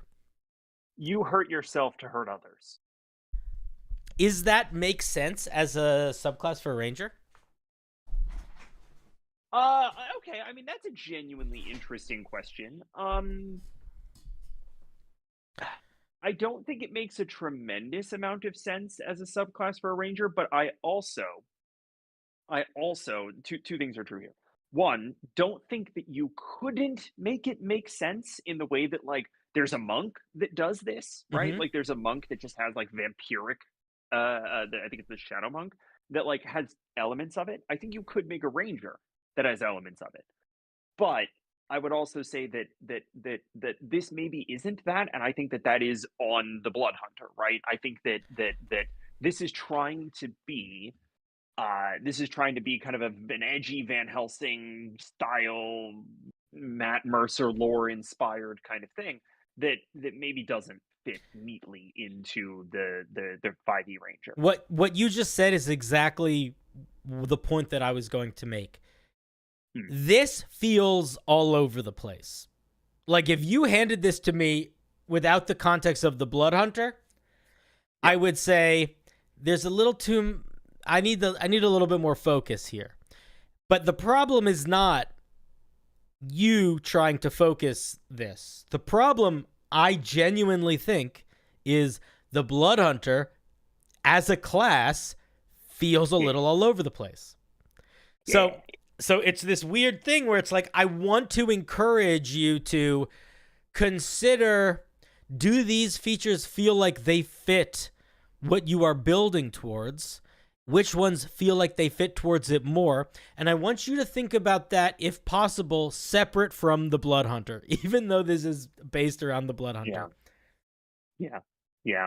100%. And I feel like with Self-Healing Blood, we're going to take another step in kind of a different direction here.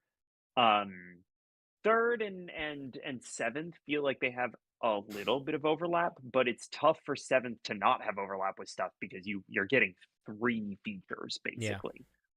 3 to 4, depending on whether or not you take Cinder's advice to cut Quick Death. But yeah, do you want to keep reading? Because I'm curious. No, I'm going to keep reading. There's just two other features left.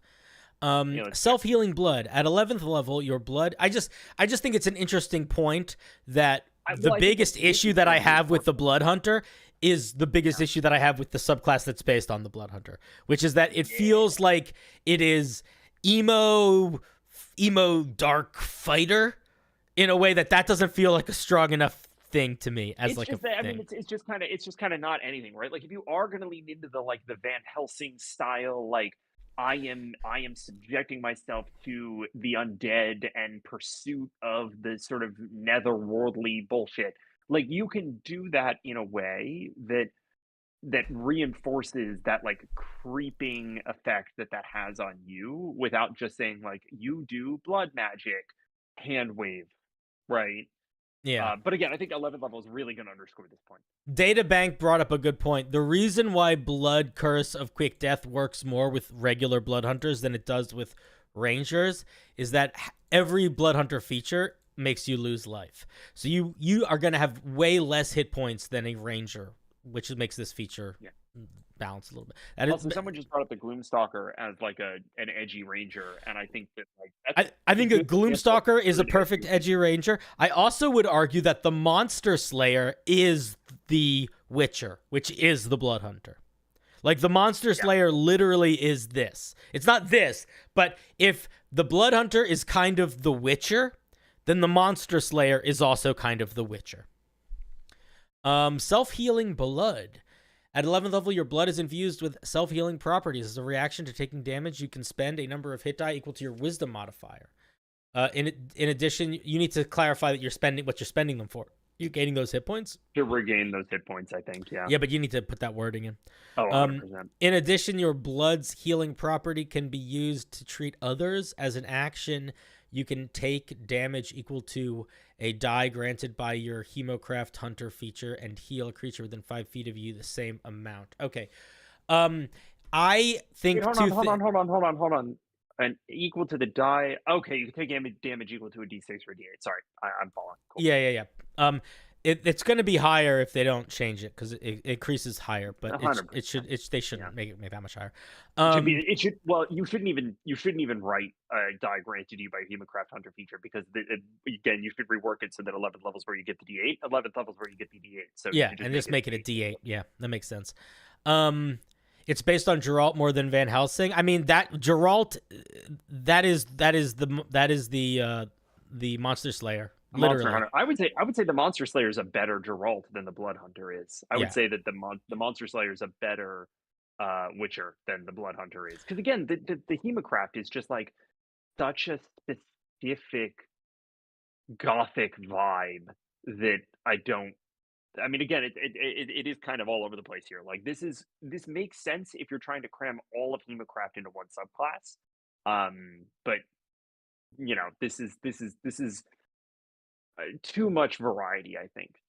It's too all over the place. Chris said that he thinks that this should not be able to heal others. I don't wholly agree with that, but I do agree that you should pick one of these two features for 11th level, not both.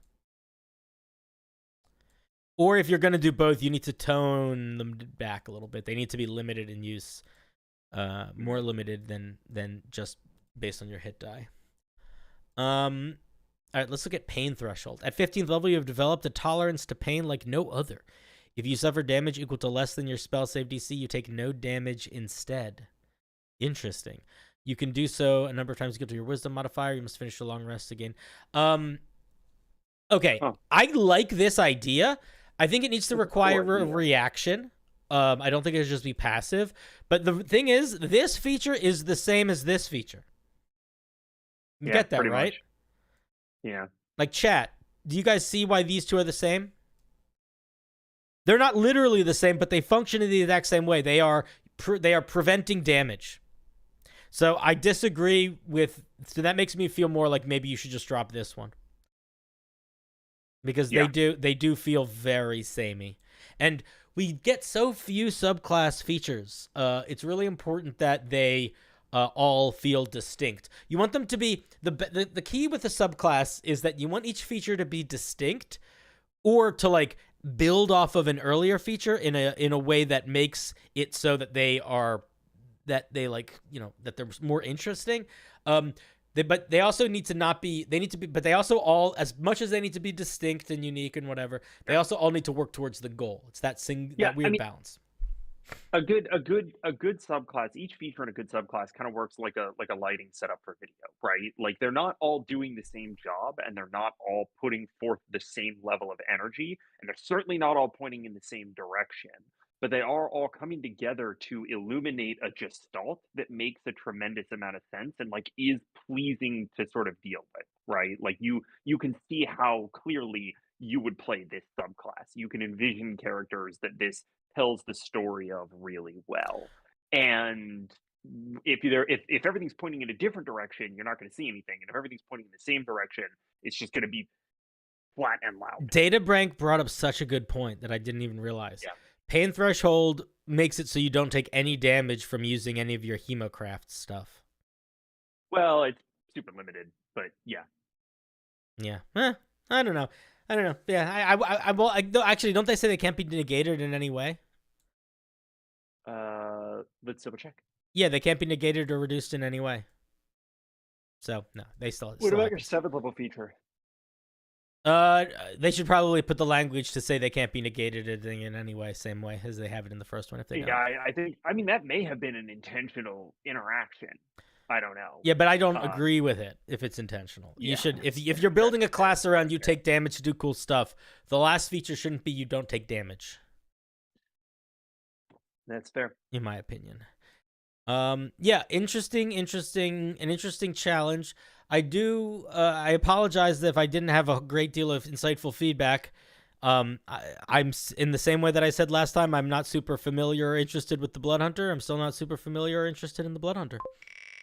Yeah, and I also think it's one of those things that, like, there's only so much feedback that you can give when like you've taken on a challenge, which is take this thing and make it fit as a ranger subclass, which I think is interesting and novel, but like at the end of the day, you're going to be limited by what you're working with because you're trying to represent somebody else's ideas. So you can make it probably a little better than it is now, but it is always going to be a little all over the place if you stay true to the Blood Hunter, because the Blood Hunter is just all over the place.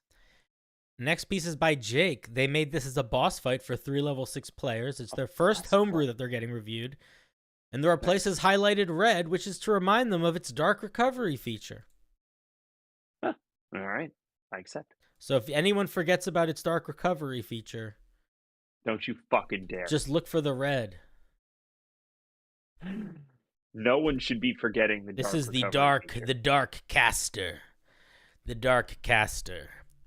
It has 15 AC, 153 hit points. What size is it? So if it's a medium creature, it doesn't use D10 hit die. It uses D8 hit die. Creature size is what determines hit die size. Yep. Okay. So the hit points are going to be off. They're going to need recalculated. Yeah, so recalculate all that fucking bullshit. Stats feel okay. I think that you could go a little higher in a couple, probably. I was going to say a little weak. What's the CR for this thing? Did we see it already? 7. Yeah. CR 7. Yeah, stats can come up a little. What's their spellcasting modifier? Whatever their spellcasting modifier is, I would definitely make that 20 at least. Yeah, 100%. It's probably int. Just kind of generally judging. Well, their spell. I'm looking for spell attacks. Their spell save DC is 16, so it's 8 plus 3 is 12 plus 4. So charisma is their spellcasting modifier. Yeah, so make charisma 20. Resistance to radiant. See holy deflection below. Thunder, cold, immunities, poison, stun, paralyzed, frightened, charmed. Dark vision. Make the range farther than 60 feet if it's superior. Understands all languages but cannot speak. Yeah, the Salty Dog just pointed out that they made it share edit. So if you're watching this, maybe turn that off because it looks like we can typically type in that. Yeah, don't let us type in it. Okay. Passive features. Legendary resistance once per day. Dark recovery. Upon the dark caster dealing necrotic damage, it heals for half the damage dealt. There's a much easier way to write that. Don't say upon. Just say whenever the dark caster deals necrotic damage, it heals for half the damage dealt. Now, my question for you is that a good idea? Is that a good idea? We need to think about this for a second. Is that a good idea? Why am I asking that question? Think about it, chat. I'm going to come back to it in a second. Dark regeneration. Don't start things with upon. Stop trying to talk fancy. The dark cat. Whenever the dark caster takes necrotic damage, it instead heals 1d10 hit points at the beginning of its next turn. We're doubling down. Same question. Is it a good idea to have this an always on feature? Is it a good idea to have this? You can answer in the chat if you want to, but you also don't have to yet. Soulcatcher said it turns the monster into a slog. Frack says the hit points weren't calculated totally correctly, so make sure you calculate your hit points correctly. They probably they didn't add enough to they didn't add enough here. All right. Okay, so two passives that make hit points sponge. Yes. So here's the situation. Monsters are not intended to be the same in D&D as they are in video games. In video games, actually, this is actually true for video games too, I would argue. But the worst thing in the world you can have is a monster that has a lot of hit points, that constantly regains hit points, and doesn't do that much damage. Because that creates a situation where the players feel like they are not able to impact anything. It's just like, I hit it.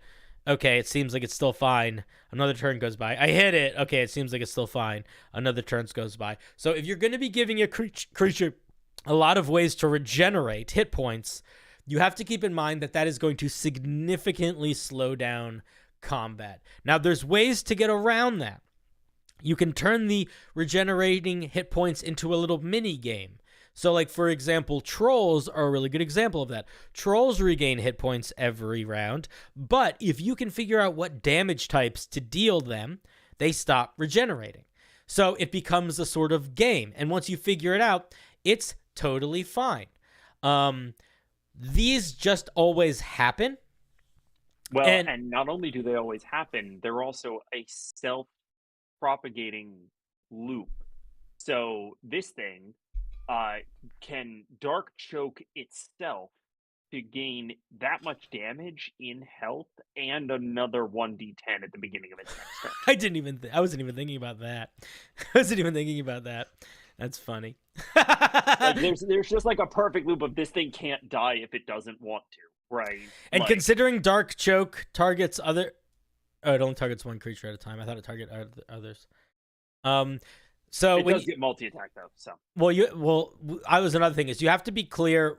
Well, multi-attack, you need to be clear what they actually can do. So if you read a creature's multi-attack, it will say they can make 2 claw attacks and 1 sword attack. They can replace one of those with a laser gun or something like that. So we need to know, like, when you say make 2 attack actions, I think what you mean is they can pick any of these features. And they could pick these features once, they could pick these features twice, but you need to clarify if that's intended.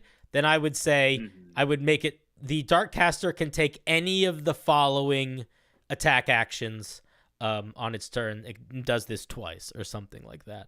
Yeah, I think that's right. Also, before we move on to potentially fixing the hit point regeneration around taking necrotic damage, which I think might be an interesting thing to keep, you've got to just get rid of the thing that says that whenever it deals necrotic damage, it heals itself, because half of its attacks deal necrotic damage, which effectively just triples the HP pool size. And that's like, the players have no agency or recourse to that. That's just the sword does necrotic damage, right? Like, the players are never going to get out of that. So it's not a thing that they can interact with. It's not a thing that they can prevent or improve upon. It's just a buff that this thing has all the time. And the players aren't even going to see it, right? Like, if you're calculating the hit points behind the screen, they're never going to know. So it just turns this into a 15-hour long fight. So just straight up drop whenever it deals necrotic damage, it gains hit points. There's maybe a conversation to be had around whenever it takes necrotic damage, it regains hit points. Yeah. But you still probably want to give a way to interfere with that. Yeah. The other thing is, like, now that I'm reading, so Dark Choke, basically it can have several creatures, up to 4 creatures grappled at a time. While they're grappled, they take necrotic damage at the beginning of their turn. So this would just stack and stack and stack. So yeah, just get rid of the healing there. The other thing is, this is a fine feature from what it does technically. Basically, it's an attack that auto grapples, and then the creatures take extra damage at the start of their turn. What I will say is this is worded more complicatedly than it needs to be. And if you want to see a creature that has literally this exact same ability, but different in terms of a couple things, look up the Assassin Vine.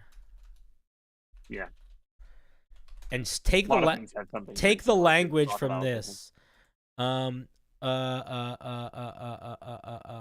this is not correct. I wonder if I can find it for it. I guess I don't know. I might not. No. I don't have D&D Beyond set up right now on this device. Maybe it's gonna be here. No. All right, whatever. Go look up the Assassin Vine. Yeah, it's the entangling vines 3.5 feature.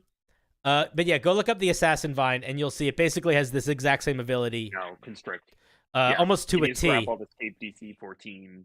Creature is restrained and takes 66 poison damage, changes to necrotic at the start of each of its turns. Yeah, The but vine it's can only constrict one, but you make it 4 targets at a time. yeah. So just copy the language of that if you want this to be written better, because this is way overcomplicated, and that feature already exists. Check my DMs. Why? Oh, thank you. He sent me the Assassin Vine. There we go. Nice. Constrict. There you go. So this is the easy way to write it. Just copy that. Yeah, It's 4 sentences. yeah. Much simpler. Thank you, moron. You're no moron. Earth Drain. It's an 100-foot attack. Does necrotic damage and knocks people over, and then they take extra damage if they're already prone. I'm gonna make a suggestion here. I don't think every single one of these needs to do multiple things. I think it's a good idea to have a monster have like 2 or 3 main showstopper type moves and a couple sort of basic moves. This guy already has like, he's got his basic greatsword. He's got a grapple attack that does necrotic damage. I think this doesn't need to knock. I'm not exactly sure why it's knocking creatures prone. The other thing that I would point out is when you make a ranged attack against a prone creature, you make that attack with disadvantage. So it feels weird that this has it feels weird that it's like advantageous to have a creature prone, sort of, because it also just makes them harder to hit. I don't know. Maybe that doesn't matter. Fatigue foretelling. Targets make con save or gain 1 level of fatigue. I think you mean exhaustion. Fatigue is not a thing in 5e. Target can have up to 3 fatigue counters on a time. Oh, I guess they're different things. While a creature has fatigue counters on it, their movement speed is reduced by 5 feet per level of fatigue. And if they fall prone, they take X D8 necrotic damage, where X is the number of fatigue levels, and then lose 1 level of fatigue. Okay. My main feedback that I'm going to give you right now is that I'm skipping ahead a little bit. I see that this is also summoning zombies. I think that you need to tone down what this guy is doing, especially if this is for 3 level 6 players. Like, this is a lot for 3 level 6 players. Not only is it going to probably just be too big of a hit point sponge, because you have to keep in mind, every time a villain has a minion, that minion is essentially just a hit point sponge also. So you got super hit point sponge monster, you've got summoning creatures, You've got the fatigue levels to potentially track that is adding to the complexity. Yeah, so it's just going to be, I'm worried that it's going to be kind of complicated to run in a way that you're going to be overwhelmed, and your players are going to be in this weird position of dying and bored, or just dying, or getting annoyed, because this monster, like, if you want to make this monster work, it's got to have way less hit points. I'm talking like 50, maybe even like definitely less than 100. And I would also drop a bunch of the healing. Like, I feel like this is like I don't know. This is a big also, boy Cinder, monster. is this anywhere near CR7? This is reading me like CR probably 13 or 14. 14 feels a little high, but it's definitely closer to a 10 than a 7. Yeah. Some of that may be stats, right? The stats don't feel like they're absolutely insane for a CR7, but like legendary actions, layer actions, a pretty solid reaction, minions, practically infinite healing, all of that is jumping off at me as like, you've got to be big going into this. Yeah. So what my feedback for you would be like, okay, what are the most important parts of this character, actually? Like, it doesn't need to have a million features. It just needs to have enough features that it's memorable and distinct when the players crush it. So, or defeat it. They don't need to crush it, but when they defeat it. So, what does it need?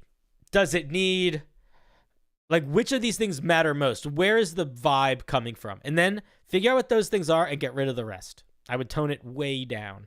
But it is an interesting idea. I think that if you want to have a monster that is constantly regenerating hit points, you need its maximum hit points to be legitimately low, like lower than it would normally be for the CR that it is, because then it becomes slightly more agreeable in terms of like a fun fight. But even then, I don't know. I feel like monsters that regenerate hit points, you need to give the players a way to prevent it.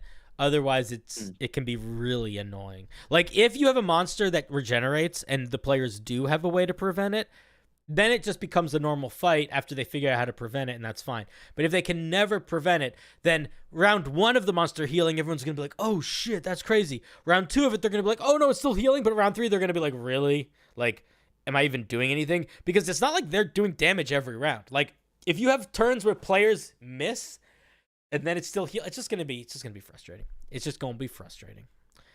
It is an interesting idea, but I do encourage you to tone it back.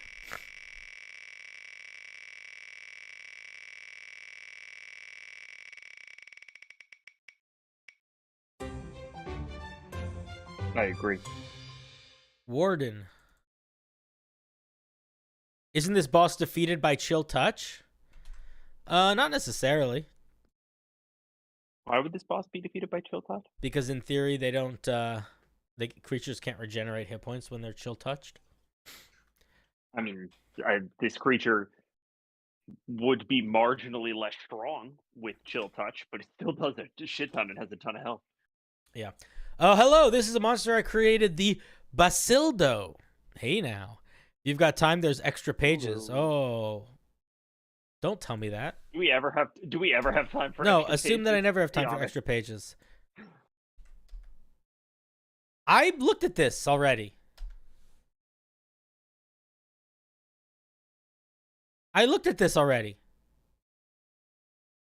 Did it change? This is the basilisk.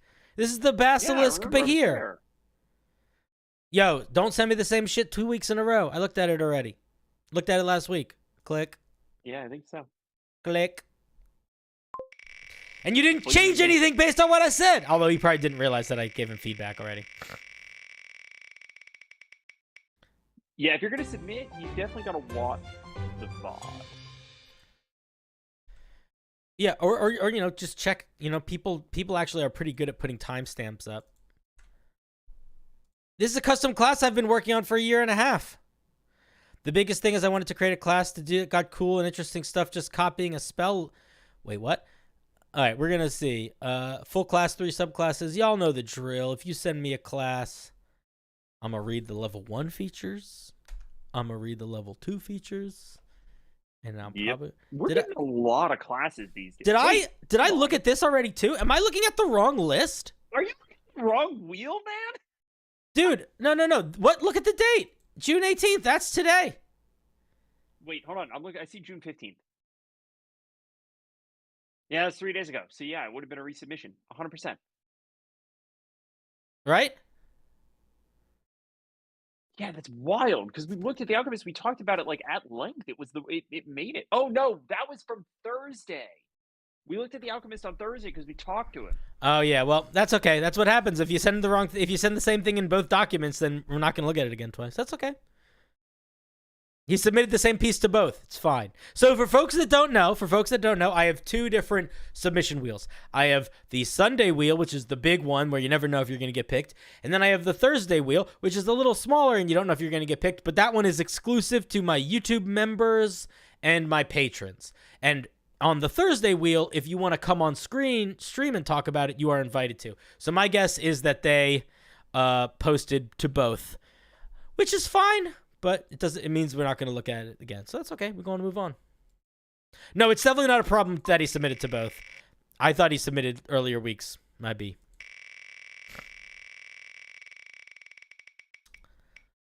I don't know.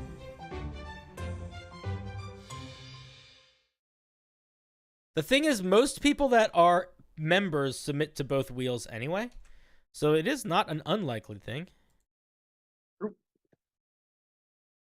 I'm still really new to sharing my homebrew publicly, and the last time was my first, and I got a lot of great feedback. This race species compendium, I would like the Untari species to be reviewed. Don't take it easy on me. I won't take it easy on you. But I am going to need to pee before we do anything else, because I'll be right back. So I'm going to go pee. All right. 1 second. All right, class. Let's take a look at this table of contents here. We got genies. That's going to be an interesting. Are we stepping on? Also, why are you calling them species? That's an interesting thought. Not a wrong one. Just curious as to where you arrived at that.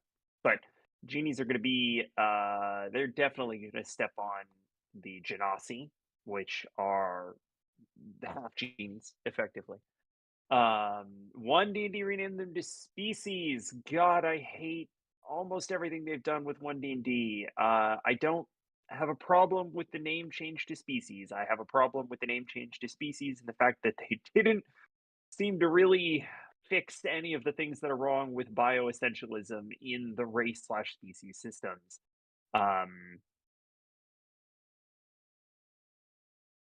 Yeah, race is kind of sus. But yeah, ooh, there's a whole other conversation. The new one, I have not actually seen the new Barbarian in 1D&D. It might be very fucking cool. I was not wowed by much of what I saw from the first couple of classes. It was fine. But my bigger concern with 1D&D is that they are trying to make it a software as a service and take away your ownership. Fuck 1D&D. Burn in hell. Everybody die. 100%. It is always good to remember that 5e belongs to the Creative Commons and everyone can play it free of charge. 1D&D is not going to have the same thing. Oh my god, I got such a funny comment. So I posted here, guys, before we finish, let me just read this. So I posted a short being like, hey, come on my stream, I'm doing a thing.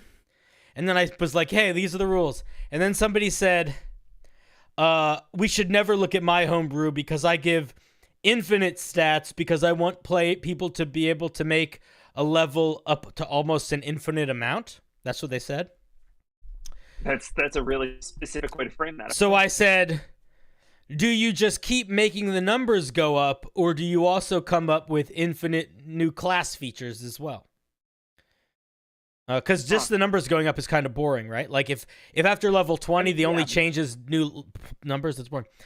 So then they said, literally the highest character stats I have are 800 and above. Okay.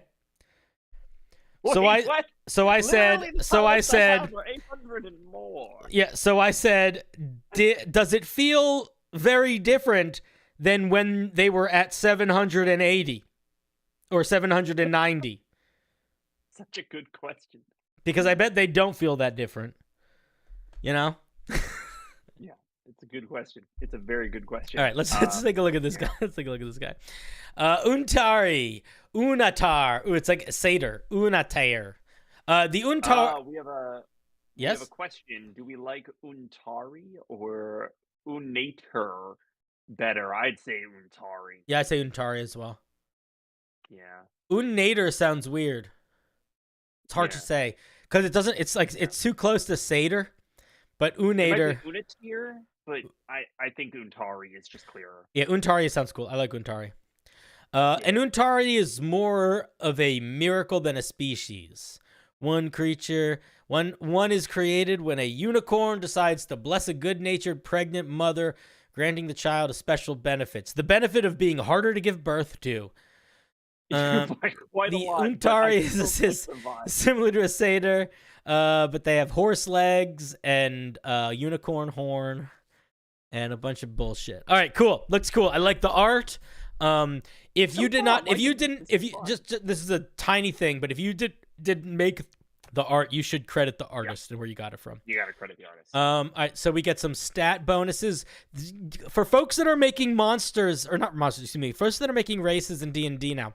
This is the move. This is how it's done from here. This is how it's done in the world now, where you... Is that kind of lazy? Yes. Is that the way that it all works now? Yes. It doesn't matter. If it's lazy and the way matter. things work, that means that it's okay to be lazy, which is the America that I strive to live in. Listen, that was the point I was building. This is America. Stop trying to reinvent the goddamn wheel. Yep. All right, so you get ages, alignments. You're a little bit quick. You're a celestial. Cool. Oh, that's fucking cool. You have dark vision. You're proficient in persuasion. You have a unicorn horn. It deals 1d6 plus your strength modifier piercing damage. Additionally, you can use your horn as a spellcasting focus or holy symbol for your spells. Oh, that's nice. That's really cool. I like that too. This is a very fun little flavor feature, but also potentially quite powerful. And we get some spells. Cinder, yeah. Before we get into the spells, I got an anecdote that's so on point here. Sure. The bonus arc that we were just recording, you remember the creatures that we made, the little like monkey gremlins that have all of the keep away features? Yeah. How did that fight go, by the way? Fucking phenomenally, because the very first thing that I did with them was I took away the bard's spellcasting focus and completely made him not able to participate in the game, and he became very angry and immediately started trying to solve that problem, which is what I wanted to do.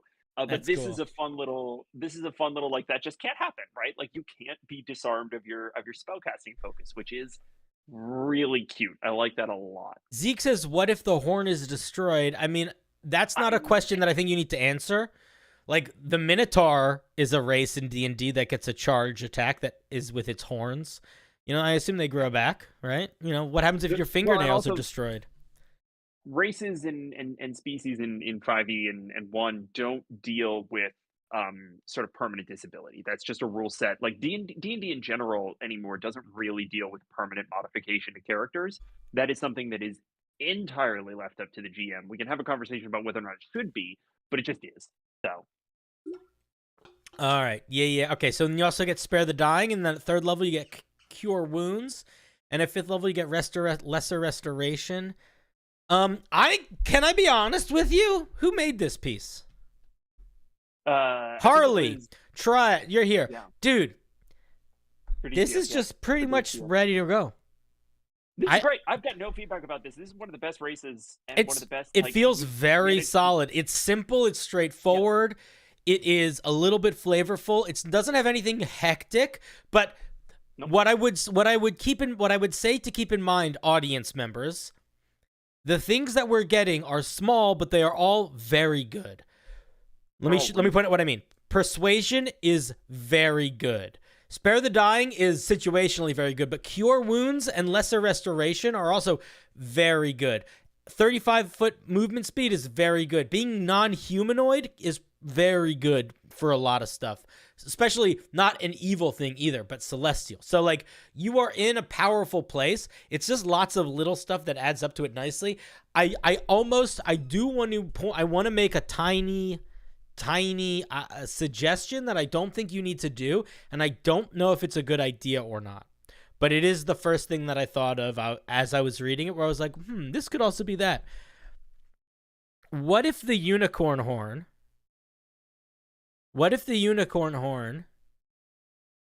did radiant damage instead of piercing damage? Maybe magical piercing damage?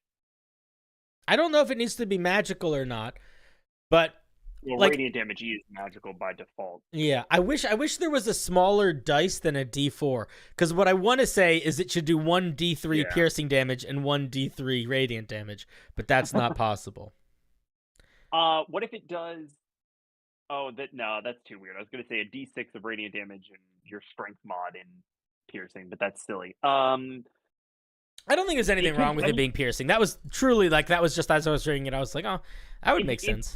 Cinder, if you wanted to do this, and this is not necessary, we're just off on a thing so that we have something to talk about, because otherwise it's ready to go. if you wanted to do a little bit of radiant damage, you could do 1d4 plus your strength modifier piercing and 2 radiant damage. That's true. Just always a consistently, like, it bumps it up to that d6 level. You're dialed in on it a little bit. It's part of you. You're doing it a little bit more damage consistently. And it's just a little radiant. Yeah. Just a little radiant. Yeah. That makes sense. I don't think you need it. But People are you saying don't that have to we're do it. overthinking it. Maybe we are, but Yeah, yeah. I think it's really Yeah, solid though, we've dude. got nothing else to talk about. I think it's really solid. I like it. I like it a lot. A+. Yeah. Well done. You actually A- because you didn't. Wait, shit, Cinder, name we your were artist. supposed to go hard on it. Well, make it. Then give me something more challenging. Give me Yeah, something. right. Give me something less finished. Give me something. I mean, the truth is, we did right. I didn't hold that to a lesser standard than I hold anything else. 100%. It just It really was well done. there. It was just well organized. Like that was well organized. It was well formatted. It was clear. There was almost no extra wording. There was no part. Not. There was not a moment when I was reading that where I said, "What?" You know, like it was just solid. Yeah. All right. I will say real quick before you get into this next one thing that is kind of true about races that I might challenge you to try to do is the reason why races are so formulaic in kind of modern race and against species in 1D&D design is in part because D&D is making these half-assed attempts at dealing with the bioessentialism. So they're getting rid of like sunlight sensitivity because it feels weird to make someone bad at being just like a normal person if they're going to be a player character race. And they've been making these little narrow slices. So now we kind of have this thing where it's like the ability scores are super generic. Again, fine, but they're super generic. You're getting very procedural kind of leveling spells for a lot of magical races. You did something that I think is extraordinary here, which is the horn is your spellcasting focus. I would challenge you to try to break out of the formula a little bit. Not necessarily with that class, or with that race, excuse me, but like with any other race that you do, it's something to potentially take a stab at. Yeah. Gabe is trying to make a final boss for a campaign that will be exciting and have a huge impact on the story. This was made in a hurry, which means that I probably am not going to be super thorough with it, because if you're not thorough with it, I will meet you where you meet me. Your final session is approaching, so please give some feedback on how to improve it. You're rather new to Homebrew, and you're worried you accidentally will cause a lot of chaos in the world. Interesting. So I'm curious what this monster does. The way that you described it made me feel like this monster has some out-of-combat features that you are curious, that you're unsure of. I also will say, what level is your party? That's a good question. This is 1,000 also, hit points. Okay, we'll talk about that.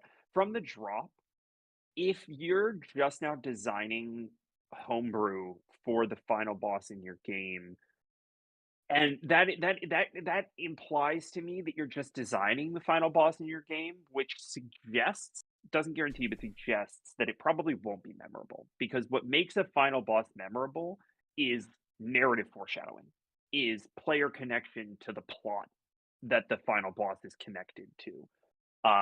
You might prove me wrong here. We'll see. But that's my first thought.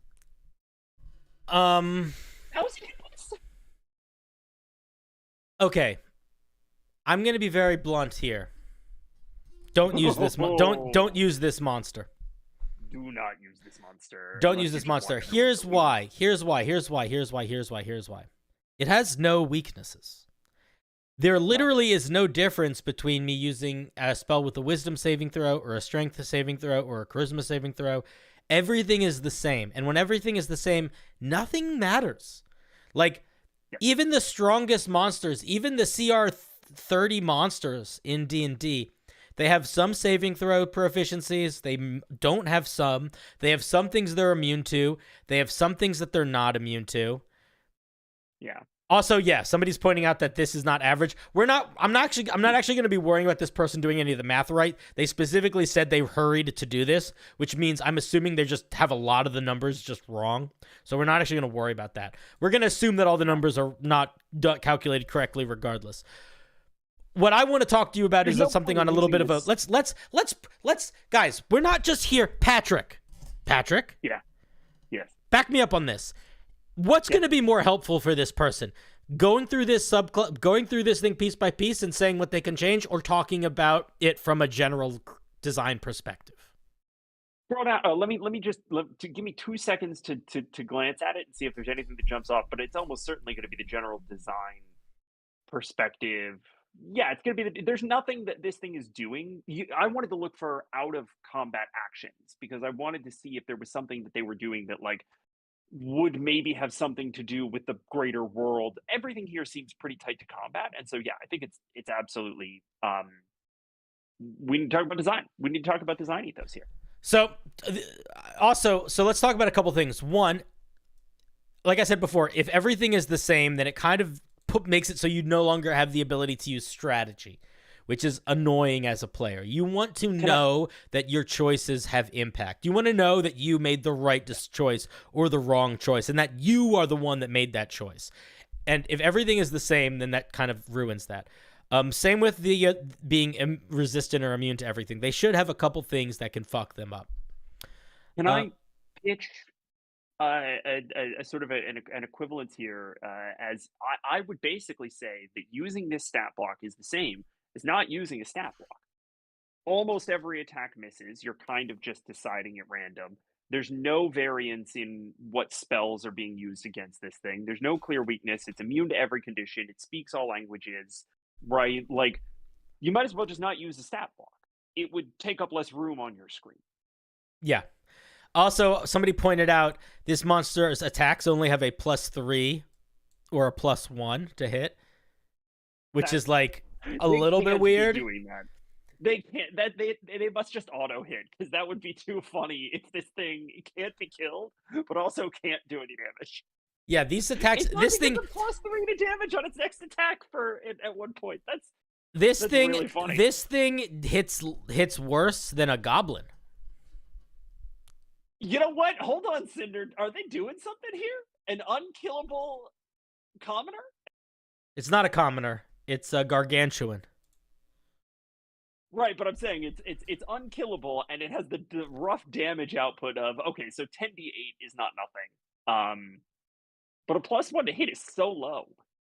You're missing most of the time. So here's what I'm going to say. If your players are high enough level where they should be fighting essentially god-type monsters, I would strongly encourage you to use one of the pre-written god-type monster stat blocks.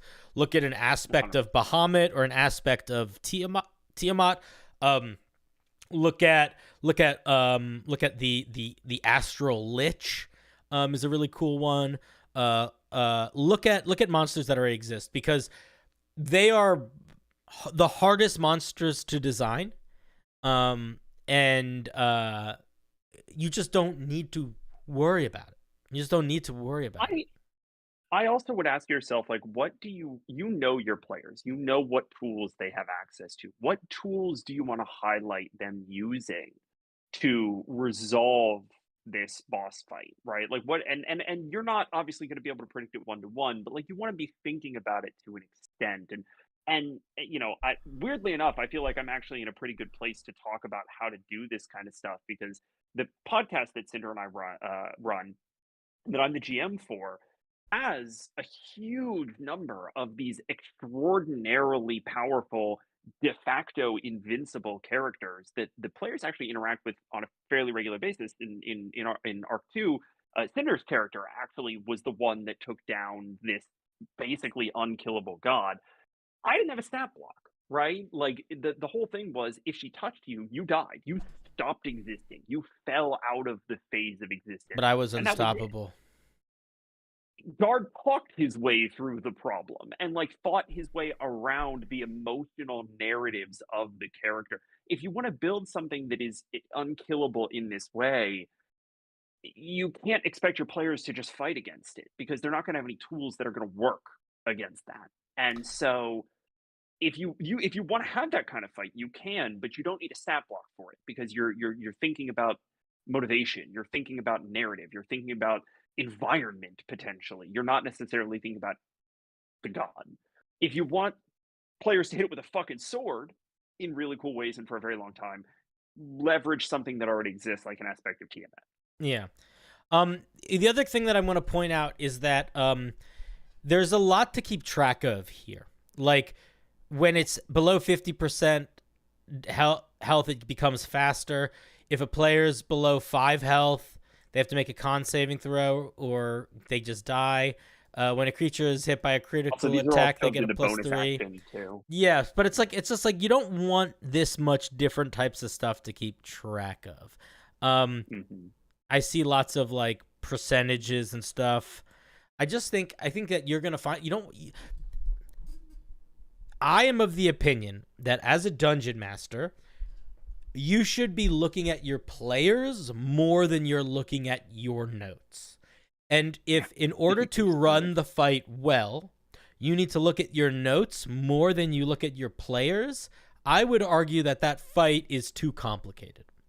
Because at the end of the day, me looking at you and saying something, even if I'm completely forgetting about some ability that I'm using, is actually way more fun for you than me going, oh, this ability. Like, that's not fun. So I don't know. But yeah, I would suggest using a something that is already existing and not I would hesitate to use that. Somebody just suggested in the chat, Cthulhu appears. Roll 1d3 and you escape that number of your friends. Patrick, did I ever tell you about my character James, aka Jimmy, aka Jimbo, aka Big J? Very familiar. Yeah. So in all of my D&D games, every single one that I've ever run that has been long going, the players have at one point or another met James. James is in every one of my D&D campaigns, every one of my worlds. He is a consistent through-line character. And the entire deal of James is that he is not from D&D. He does not follow the rules of D&D. And he has the D&D books. But he is the only one that can read them. So he has a monster manual. He's got a player's handbook. He's got a dungeon master's guide. He's got all the books. And normally I have him at a bar or something. And the whole deal is he can't roll skill checks. He can't interact with items. He can't use any D&D powers, but D&D things don't work on him. So like if somebody's talking to him and they're like roll an insight check, they say, "Can I roll an insight check?" I just say, "No, you can't. You can talk to him though." And they say, "All right, I'm going to cast fireball on him." And I'm like, "Okay." And then I don't roll anything and they say, "Is he going to roll a saving throw?" And I'm going to go, "No, he doesn't roll saving throws." So like he just exists, and he is the definition of a character. Yeah, but the thing is he's not like, he doesn't do anything. Like he's not a part of the plot ever. He is there as like a wink and a nod to like a chaotic universe, and also like a helpful NPC sometimes, or like a goofy. Sure. I mean, he's usually there for laughs or to be helpful, but I always keep him sequestered. Like he is like at a bar and won't leave and is pissed off because he misses electricity and he can't understand anything written in any language here. The only books he has to read are these stupid fucking monster manual books, which just explain to him about this world that he can't even really interact with. So he's just grumpy most of the time. But that's my character that doesn't have a stat block. I never, and that's the whole point. Is that like, but that's the point of him, is that he is a stat block free character. And that's great, right? Like you can do, it's your world, baby. Like you can do a lot without stat blocks. A stat block is only necessary if you're expecting someone to try to hit something with a sword. At which point, your stat block needs to be grounded in the reality of swords. I mean, even if you are expecting somebody to hit it with a sword, you don't even really need a stat block if you have a decent memory and good improv. You can just make shit happen. I mean, listen, yes. I would say, if I'm being very honest, I would say 75% of the monsters that my players fight have stat blocks. But about 25% just don't.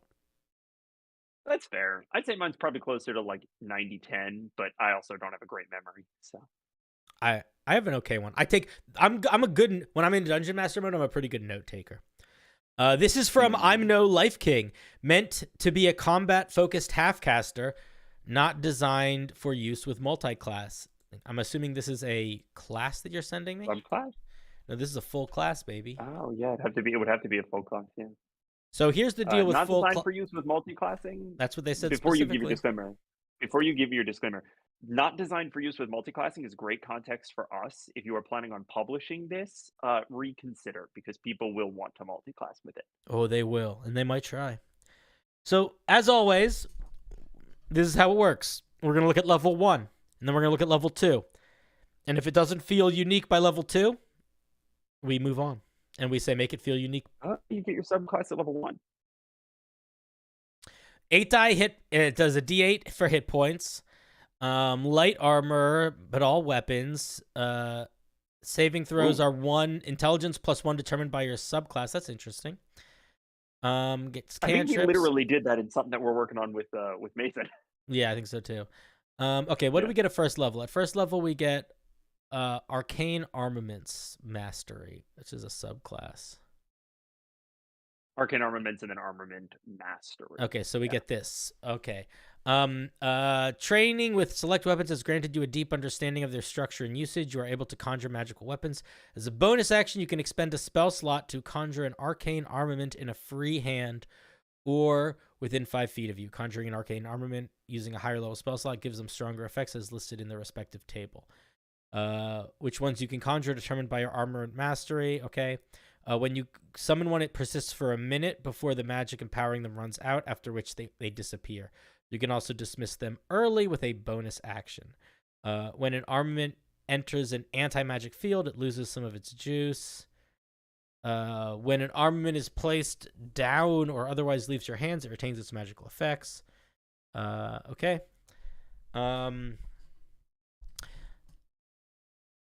we have 2 first level spell slots at level 1. Mm-hmm. So we can summon like a magic sword or something. Let's look at one of the subclasses just to see. We'll look at the archer one because it's the first one I see. Okay, so as a bonus action, you can spend a spell slot. You get a longbow or a short bow. It makes magical arrows. It does 1d10 damage. And then if you use higher level spell slots, it does more damage. Okay. That's kind of a neat idea. Does it little use fiddly, but not bad. No, it's not bad. It's just it is you're just into fiddly. it. Yeah. I don't love it requiring spell slots to summon, if I'm being honest. I'm not a big fan of core features being based on spell slots if you're a half caster. I would maybe say once per day you get it for free, and then how long do they last? It's just a minute until you choose another one, right? No, it's a minute. only a minute. Oh, yeah. If these are meant to be your sort of primary weapon, treat this like the Drake Warden, right? Like you get 1 free casting a day, and then a first level, and then a leveled spell resummons it if you want to change it or if you lose it or something. Very similar to the Drake Warden, right? You got to have that default. Chris is saying that this is based on something called Fate Stay Night, and I have no idea what that is, but apparently these subclasses all have the exact same names, so there you go. Who's to say? All right, let's look at Arcane Arsenal. So at level 1, you get the ability, you get 2 cantrips, 2 spell slots, and the ability to expend a spell slot to summon a magic weapon. Mm-hmm. I am going to say something actually. That's too strong for first level. And I'll tell you why. With a 1 level dip in this, that means I get access to summoning this magical longbow, okay? Not designed for multi-classing, Cinder. Oh, that's right. That's right. I forgot. See, this is the problem, though. It doesn't matter. Everyone's going to be thinking about it like multi-classing. Okay. Let's look at the second level feature, which is called Arcane Arsenal. Having seen and come across many weapons and armors, you've decided to add them to your arsenal. That's a weird sentence. Fix it. Make it sound prettier. You've seen a lot of many. This literally says you have seen and come across many weapons, and you've decided to add them to your arsenal. I feel like there's a cooler way to say that. Starting at second level. A better thought to be expressed there. Yeah. Yeah, I mean, I've definitely seen some cool swords. But man, I feel like that's not unique to this guy, right? Like any fighter would say that. Anyone that likes swords would say that. Starting at second level, you can spend 8 hours studying a non-magical weapon or armor, after which the weapon or armor is destroyed and you are able to conjure it. And you are able to conjure as you would any arcane armament. The item has no magical properties other than any damage it does counts as magical for overcoming resistances. These items count as arcane armaments. So does that mean... Okay, wait a second. So if I take this class and I'm 2nd level and I took the longbow, so I can summon a longbow, does that mean if I use Arcane Arsenal, I can also summon a long sword? And does that mean that I need to now go into a different subclass to see how like long swords work? No, so it's the non-magical variant. So basically, if you But it said it encounter still a counts great as sword- it says it still counts as the arsenal weapon. It Maybe- says non-magical, which makes me think that it counts as an arsenal weapon, but it is not the stat block from the arsenal. Okay, weapon. I guess that makes sense. Yeah, that's my thinking. Is that like if you've seen like a great sword or like a glaive, you can now summon non-magical great swords and glaives. Okay, with so this so thing. it's 2nd level. We're level 2. Mhm. We have an arcane soul. Wait. We don't even know what that does. Is that listed somewhere? Why is that listed as a feature if we don't have it? Subclass maybe. Well, It also says edit underneath Arcane Soul, so I don't know. Maybe Arcane Soul is gone. All right, somebody so said. maybe we're not going to worry about Arcane Soul. Okay, so at Yeah. first, so here's what we get. We have two. So we know 2 cantrips. We have 2 first level spell slots. Which we're having to burn on our weapons twice a day. We have the ability to summon a magical longbow. And we have the ability to learn how to summon other weapons. Can What? I set third? We're on to 2nd level feature with the subclass here. This should be a fighter. This should be a 3rd caster fighter. You think this should be a fighter? I think it's a cool concept, giving you spell slots that are giving you spell slots that are able to sort of generate these weapons. I think that's really interesting. I think that the use of that to differentiate from other ways of generating weapons is kind of cool. And also just like the flexibility of having those spell slots and having access to a spell table is dope, right? But like, if this was a third caster fighter that could then also get access to these magic weapons that, again, it gets the free casting of, and then could spend its spell slots to recast if needed. I think that could be interesting. I think that could be very cool, but I don't see it as being meaningfully different from a 3rd caster fighter. It's just in the numbers, right? Like it's just in like how many cantrips you know and stuff. I think that to me, the only thing that stands out so far as like unique, like specifically unique, is the fact that you can upcast your summoned weapon to give it bonuses. Well, but why couldn't that be part of the subclass? I'm not saying that it couldn't, but I am saying that like everything else that this does fits into the Warlock or the Eldritch Knight. Oh, it fits into an existing subclass. Yeah. Yeah, like everything that I see here is stuff that either a Warlock can do or a fighter can do. The only thing that really stands out as unique so far is the ability to upcast the summoning the weapon to make it better. And if that is the only thing that is making this feel unique by the end of 2nd level, I question if that is a good thing. And I feel like 100%.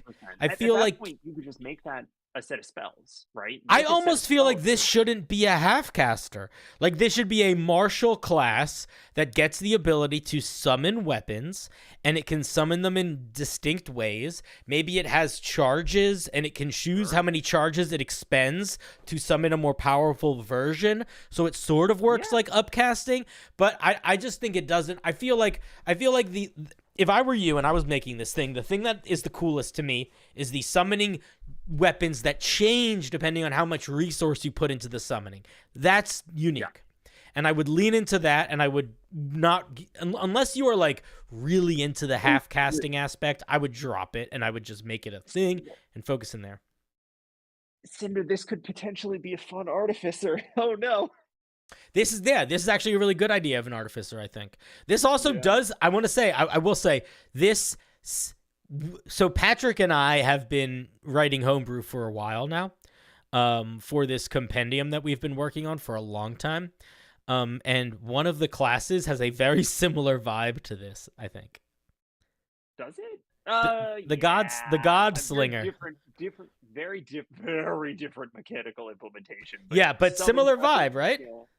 Yeah, 100%. Yeah, we made one of our classes is basically a hex blade, but taken to the extreme times a million, where you essentially have like a piece of a dead demon or angel that drives you to carve it into a weapon that can transform into different types of weapons, and as you shift forms, you get different powers. So the core mechanic of it is like you are constantly changing it into different types of weapons and changing forms. It's pretty cool. It's different than this, but I think this is the big aesthetic difference is that we built it a lot off of like the good, the bad, and the ugly moments, and like cool Wild West cinematography. Yeah, it's a demon gun. It's demon gun. Basically, you have it's demon gun. It's how it's give you demon gun. We also wanted it to feel very anime, so a lot of the powers are very like colorful and big. To be fair, everything we do feels very anime in the end. That's fine. But I think it's an interesting idea. Like I said, I would lean hard into the spell slots to improve it, or features to improve it. And I think that it should have at least one or two other things that kind of make it stand out as unique. Other than that, before level 2. Ew.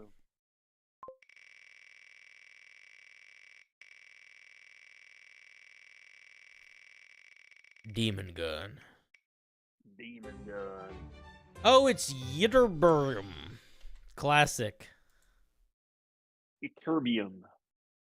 Hello, Cinder, and everyone watching stream. I hope you had a good day. I tried to make a monk subclass based on the concept of all or nothing. It's basically the I sacrifice my life force for more power thing you probably have seen in anime. All right, we'll see. We'll see how it goes. We'll see. We'll see if the sacrifice is worth it. This is 2/3 of the way to formatted nicely. Yeah, actually, like just. You're so close, man. Not more. You're so close. You're so close. Listen, it's nicer than a lot of other stuff, but I would say it's 3/4 of the way to format, 2/3 of the way to format it nicely. Way of the Unbalanced Monk. Key burning, 3rd level. Starting at 3rd level, you can sacrifice your own key in exchange for greater power. Well, I would argue that is already what you do. You can activate, right?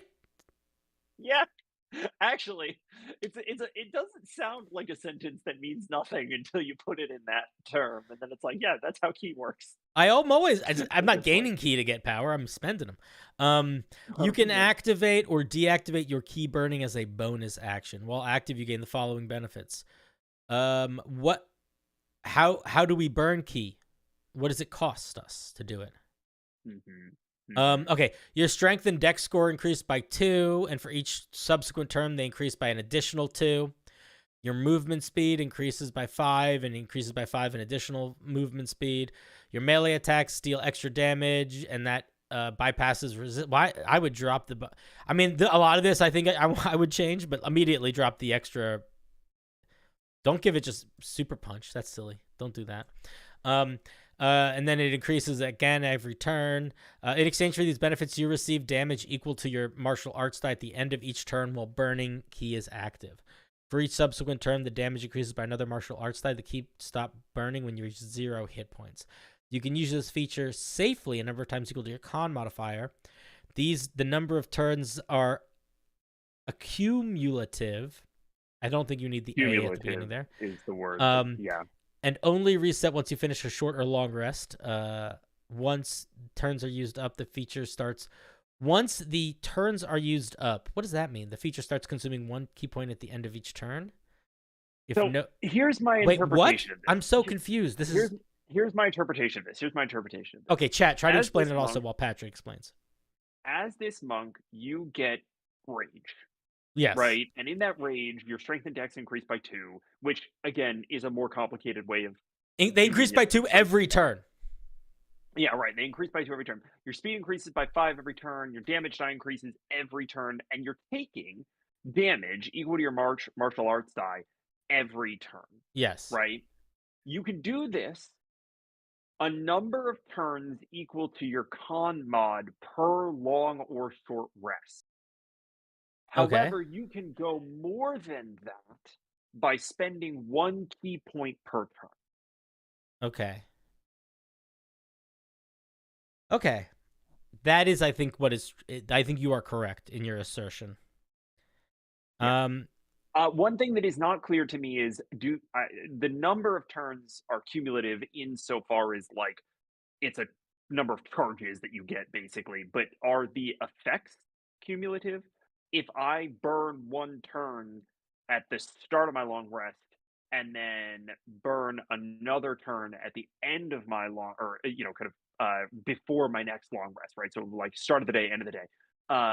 Does my second turn that I've burnt after all of that time, still does it start at the 10-foot speed increase, or does it start at the 5-foot speed increase? Yeah, that's a good point. I assume that all of these extra features would end as soon as the burning of it ends. But the key only stops burning if you reach 0 hit. Oh no, it does. It stops burning anyway. It stops burning separately if you reach 0 hit points. Yeah. Man, I really disagree. It just kills you. It just goes until you die. I really disagree with giving features that just like change your stats that fluctuatingly, though. I don't know. I mean, especially at third. Well, so feel first like of all, this is going to be annoying to run at a table, right? D&D Beyond or a VTT makes it marginally easier, but like this would not be easy to run on D&D Beyond. D&D Beyond is not designed for you to change your stats that quickly. Well, it's faster than a piece of paper. That's true. Recalculating your hit points every turn? Are you kidding me? You're not. Why are you recalculating your hit points? It's just strength and dex. I thought it was it's just your strength I and read dex. it as strength and con. But it is recalculating your damage, your AC. It's a lot of stuff. Every turn. I wonder if there is a way. I don't like that this is increasing, right? Like this is maybe balanced on turn 1, maybe. It's not balanced on turn 2. It's absolutely fucking broken on turn 3. Yeah. I want to suggest that there's this thing that I've seen in a lot of brew. I see it a lot, where people are trying to like give characters very powerful features, and they try to figure out how many downsides and how many limitations do they need to give in order to justify getting something so powerful. And I pretty fervently believe that that is not the way you should think about building your subclass or class. That's a game design issue more than it is anything. There's a school of thought in game design that promotes this idea of a lot of little wins, right? Like everybody wants to get the big win, and sometimes you're going to get that big win and sometimes you're not. And especially in D&D, not getting it can be just as meaningful to the narrative and to the play session as getting it. But you should be getting a lot of little wins. Every turn should feel impactful and meaningful, but also feel like a success. And so if you're just from the way that this feature is set up and your initial motivation, like this I burn out real quick kind of aesthetic is setting you up to have a big win really quickly and then no more win because you are dead. And that is just not the way that anybody else is at the table is going to be playing. And so it means that you're going to be sitting dead often if you really lean into what you're capable of doing. And so it's just not really giving you those lots of little wins that a good feature really should be setting you up for. It also is like it's the swing doesn't work in any direction. Okay, so there's a lot of downsides, but you overcome them and then you get to use the superpower, and then it's like, cool, you're way more powerful than all the other players in a way that's annoying. It's like I have it's like you know what I mean? Like it's like just because you have to, it's like building up to being overpowered doesn't make the moment of being overpowered not feel make it feel better for the table. People in chat are somebody said, well, it's called the Way of Unbalanced Monk. I guess that's legit. I think somebody said this feels like it should be more like a rage monk, and I'm like, yeah, kind of. The other thing that I was gonna say is the way that it's written right now. If you took 3 levels of this monk, imagine then using this feature if you were 3 levels of this monk and 5 levels of barbarian.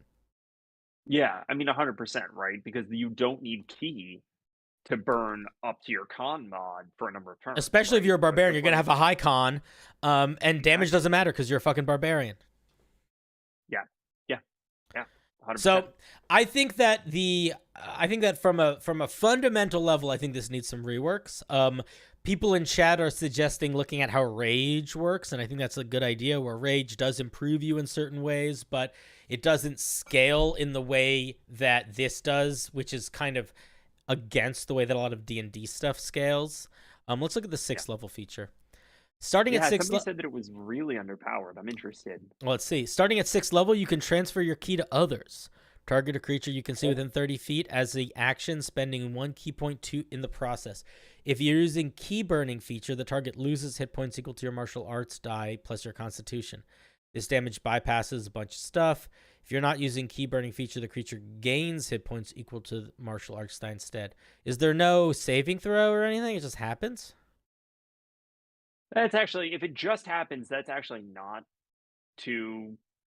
That's not too weak, because that's not a huge amount, right? Like that's. What does this 6th have? level? That's a D6 plus 3 probably for a monk, maybe D6 plus 4. So here's the thing. It's using the damage sucks. Like the damage, like using an action to just do 1 martial arts die plus con. That's bad. The healing is very good though. What'd you say? Yeah, healing is really. The healing. It's guaranteed damage. The healing is, yeah. So somebody's saying it's like the Way of the Mercy heal. It kind of is. But what I was going to say is I also feel like this goes against the subclass vibe. Like, what's the vibe here? I thought we were burning up key, melting ourselves. Why are we healing anybody? I don't know. It feels like it doesn't feel like it fits the vibe. I'm not feeling a strong vibe. Let's look at 11. I will also say I'm starting to see Japanese, which suggests to me that there might be an anime behind this. There almost certainly is. You always assume that there's an anime behind everything. I mean, that's valid, but it also comes back to the I think a meaningful thing that we harp on pretty often, which is one-to-one interpretations of other kind of fictional media don't often translate into games. No, not at all. You've got to figure out how to distill the vibe as opposed to translate the mechanic. Yeah. That what you just said there, you have to learn how to distill the vibe instead of translate the mechanic. I wish you guys would tattoo that to your foreheads. That's like the most important part. At 11th level, you can spend 1 key point as a bonus action to momentarily. Oh, shoot, Redstone. Thank you for the 5. Howdy. How would one go about sharing their homebrew on one of these streams? Is it a member exclusive thing? It is not member exclusive. So, Redstone, the way that it works is I have a open to the public Discord server. And open to the public homebrew review night, which is Sunday night. I have a member exclusive one on Thursday night, still open to the public to watch. But basically, if you're a member, then you can send homebrew on Sunday and Thursday. If you're not a member, just on Sunday. But all the links are in the description of the video. And then if you go to the Discord and say, hey, where do I fucking submit this shit? People don't say it nice, but people will tell you. The other thing that I would say is that I post the new submission links on my YouTube like community tab, and either later tonight, depending on how tired I am after stream, I will either be posting my schedule for this week tonight after stream, or if I'm too tired, I'll be posting it tomorrow morning. So you'll see my schedule for the week, including all the appropriate links for where to send shit. And thank you for the 5. Very generous. Yes. Cinder, there's a pile of chat messages that I want to deal with here. New York Rat says 100% based on My Hero Academia. It was so blatant that I didn't think to mention it. Nothing is so blatant that you shouldn't mention it ever. I live by that notion, and people don't like me for it. But also, I don't watch anime, so it is always good to mention it. Isn't that how that song goes? I don't fucking know. I don't know, man. I don't fucking watch anime. As Obelisk says, I can't read my forehead. It's not for you. It's for everyone around you. If everyone has it tattooed on their forehead, then everyone else will be able to read it. And Salty Pork 101 says, if you donate $10,000 to the Trevor Project, I will tattoo that quote on my forehead. If we had $10,000, I am sure that would be something that we would do. And that could be a very fun that could be a very fun fundraiser for us to do, but we do not have $10,000 laying around that we could give away. We now have $10. Cinder now has $10 lying around. It's true. Thank you. The limitations of the homebrew is that you can submit one piece per week or one piece per thing for event. And I also like read the rules because people will send me compendiums and whole classes, and if you do that, I'm not going to read it. I'll read a part of it. So just pay attention to like the rules. If you send me something long, I will read the beginning of it. If you send me something regular length, I will most likely read all of it, unless I feel like there's enough to go on that you should just get on to work. You know what I mean? Sometimes, listen, it's like if the eggs are bad, you can't eat the quiche. You know what I mean? All right. At 11th level, that tattooed on their forehead. I don't like quiche anyway. At 11th level, you can spend 1 key point as a bonus action to momentarily strengthen your key burning until the start of your next turn. Your melee attacks deal additional damage equal to your martial arts die. You already are giving us features that are enhancing, that are literally just doing extra damage equal to our martial arts die. So this feature is not actually giving us anything new. And I would encourage you to lean into giving us stuff that feels new. This is something that I talked about in someone else's piece earlier today. Additionally, whenever you're hit by a melee attack, the attacking creature loses hit points equal to your martial arts die. In exchange, when you are hit by an attack that deals damage, the damage you receive increases by an amount equal to your martial arts die. In all these cases, the damage... Okay, so I think what you're trying to say is that whenever a creature hits you with a melee attack, you and the creature both take extra damage equal to your martial arts die. So I would just write it like that. At 17th level, you can create a violent key explosion around yourself as an action while burning the key. When you do so, all creatures within a 30-foot of you lose hit points equal to your current hit points. No. Come on, man. There's no saving throw. There's no dice rolls. Brother Bear, do I need to explain why this is a jank feature? Yeah. It also is, it's resourceless, so you could just keep doing it. I guess your hit points are reduced to 1. Your hit points are reduced to 1. Your hit points are reduced to 1. So the next time you do it, next time 1 damage to everyone within 30 feet of me. And it doesn't say you can. It's never reduced to 0. It's always reduced to 1. So once you get down to that 1, you can always do 1 burst damage every turn.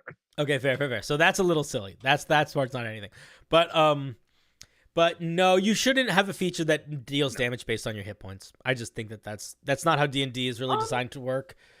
Certainly not all creatures within 30 feet of you and no saving throw or anything like that, you know? No saving throw is the bit that I take a problem with, right? Like the rest of it, I don't know that I would like it. I don't know that I would play it at my table, but like I see what you're going for. There needs to be a saving throw. You, at the very least, you need to put half damage behind a saving. Give me a feature that deals damage equal to my hit points, and I will give you a character with more hit points than you thought I could make by following the rules very normally. Yes. There's like 3 things that you can do, and suddenly you have more hit points than the best barbarian. So it's just the game doesn't scale with that in mind, which is why I'm usually against it. I don't know enough about My Hero Academia to understand what this is supposed to feel like. It is a little all over the place. I feel like burning key makes me think that the phrase burning key makes me feel like there is an element of like literal burning happening, or like, you know, like overcharging yourself. And I think that you need to simplify and tone down almost certainly the 3rd level feature, and I think that will extend to the others quite a bit. Yeah. Yep. I think so. Thank you very much. Yitabirlum. What's it supposed to be? I think that was supposed to be... People said it was a character from My Hero Academia. I have not watched enough of that show to know who the characters are really well. Yeah. I got bored of it We're trusting before chat. I started watching it because heard it was good, and it's like about this kid who like is gonna go to like a superhero school, and he's like training to be a superhero with like the best superhero, and I got bored before it got to like him going to superhero school, so I stopped watching it. I got like 3 episodes in, and I was like, I am so bored of this. This is so boring. So I have no idea what I'm sure it gets good eventually, but I was having none of it. I can't do the animes that take 10 episods to get good. I can't do that. I have no patience for it. I really liked Attack on Titan because that was like episode 1. We're hitting the ground. I don't think you would like Attack on Titan at all, Patrick. But Attack on Titan, at least the early Attack on Titan, it gets really weird and crazy. But like early Attack on Titan, like the first like 10 or 15 episodes is like the best horror anti-war movie I've ever seen. It is just about the horror of war and makes you feel that horror. It's really good. The salty dog in chat has just said, subclass idea, you have a unique trait that no other player character has. You have parents. The salty dog, if you do not yet listen to Unbalanced Encounters, I implore you to listen to the next episode that comes out, because we have a player character with parents, and the whole episode is just exploring, holy shit, you actually have parents. Dude, we have a lot of characters with parents in Rally. At least 50%. Parents are a whole thing. At least 50%. At least 50%. In all D&D. I mean, 75% of them have had parents at one point. No. But and 50% of them still do. Literally 50%. Everyone. One has 2, and a couple have at least 1. Okay, I accept. Sir Glissy is asking where can I find this podcast? Unbalancedencounters.com. I am the GM, and Cinder plays Guard, who is a ceramic automaton that is way more powerful than he has any right to be. This is I just roll well. This is the website. There it is. You also made a deal with death. Well, calm down. Spoilers. But I will say also about the podcast, just so you guys know, it is not the Cinder show. So if you're going in wanting me to be doing most of the talking, that's not the case. It is a genuine story where I am one of the actors. I'm one of the players amongst. It's all scripted, so I guess we could tell them. I'm just kidding. It's not. I'm one of the players. What'd you say? I said it sounds it sometimes. That's just because we edit it.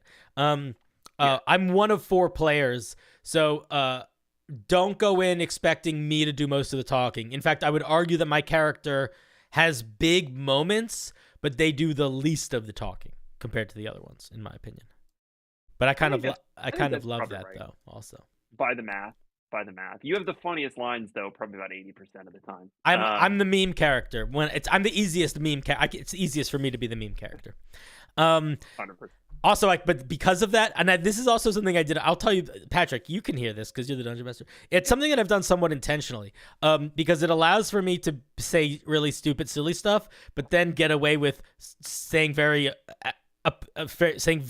emotionally intelligent like stuff that kind of hurts. Yeah, 100%. You get to be extraordinarily blunt because you don't have emotional context for the impact of some of the stuff that you say. Yeah, it's good. Which is helpful for shaking some of the other characters out of their own bullshit. Yeah. All right, let's look at Magic's piece. Magic took a little break from writing Homebrew. Dude, breaks are the best things we can take, other than break that Kit Kat bar. You made this to shake off your rust. Should be a relatively simple piece. You would love any and all feedback. All right. I don't know, there's something about the timbre of that particular quote that suggests to me that this person has been doing this for a long time. I believe that, if I'm correct, I think I have seen at least a handful of Magic's pieces before. Cool. Also, what class is this? It is a rogue.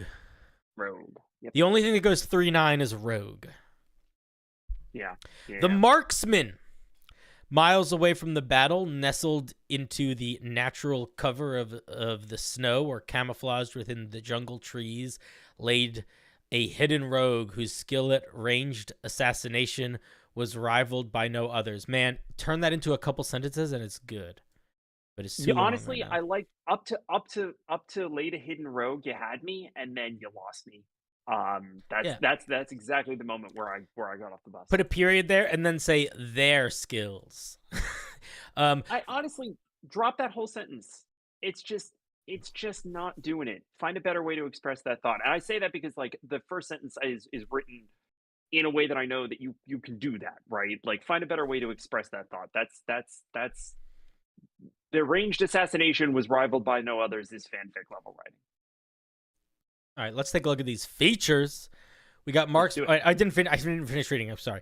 Rumor says that by the time you hear the whistle of their arrow, drop the thing that says rumor says. Just say by the time. It is already too late because it is a rumor that you are spreading. And you must pray to your gods. I would also just drop the whole thing. I would just say this. I would say by the time you hear the whistle of their arrow, it is already too late. I would drop the beginning and the end of that sentence. I might disagree with you with the rumor thing because they are a rogue and they should be hidden. But the rest of it, I agree with. Accept. I accept. I meant to say I at the beginning. I was going to say, you know what? I wanted to say I accept, and then I decided to say acceptance, but then I just said accept, and it made it sound like I was demanding that you accept, which was not my goal of that sentence. That's all right. Fair enough. Marksman training at 3rd level. So this rogue gets 2 things at 3rd level. Now, giving a rogue 2 things at 3rd level is pretty standard and the right decision. When you choose this archetype at 3rd level, you gain proficiency in all martial, ranged weapons, and firearms. Additionally, your mastery with ranged weapons has granted you an additional method to apply your sneak attack. You can apply your sneak attack damage when attacking a creature over 120 feet from your position. Cool. That's neat. I love that. I have mixed feelings about it. Do you? Yeah. I think it's so good. Okay. I want to read the other feature to see what this thing is in totality, and then I'll explain to you my thought. Because it is so good, but I struggle with it, and I'll explain why. Okay. Silent but deadly. That's a fart reference, and if you don't want to be making a fart joke in the middle of your piece, you need to change it, because there's no way that's not a fart joke. You just need to know that. If you didn't know that was a fart joke, that's a fart joke. So, and anyone reading it is going to say that to themselves. They might not say it to you, but they're going to be like, that's a fart joke. So if you don't want them saying that's a fart joke, come up with something different. And if you want them to say there's a fart joke, then you've accomplished that goal. As arrows and crossbow bolts rain down from the sky, your enemies can become lost to the direction of attacks. Attacking targets over 120 feet from your direction does not reveal your position to creatures outside of this range while you are hidden. Okay, so 2 thoughts. One, also very cool. I don't think that this feature. I think that this feature. I think you should have something kind of different. I don't love this feature. Really? I think that you could get this feature at a higher level, but I almost feel like it's so closely tied to this feature that you either should just make it a part of this feature. Like, it doesn't feel like it is a 2nd, 3rd level feature. That's accurate. That's accurate. So if you want, it should feel like a 2nd, 3rd level feature, and if it can't, then just tie it into the first one. Okay, so here's my issue.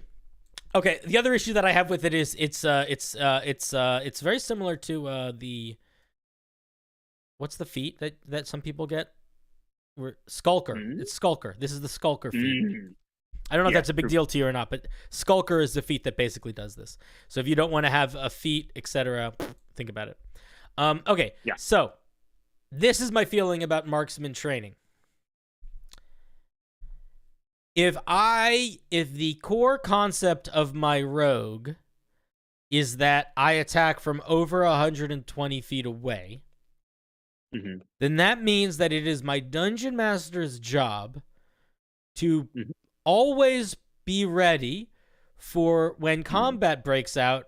For if I'm using a map that's a VTT type map, for it to have a minimum of 120 feet of space, and if I'm not using a VTT map, to be able to theater of mind that, and then separately from that, because realistically, being 120 feet away from the fight kind of means that you're not in the fight. But realistically, if you're a dungeon master, you don't just want to do that.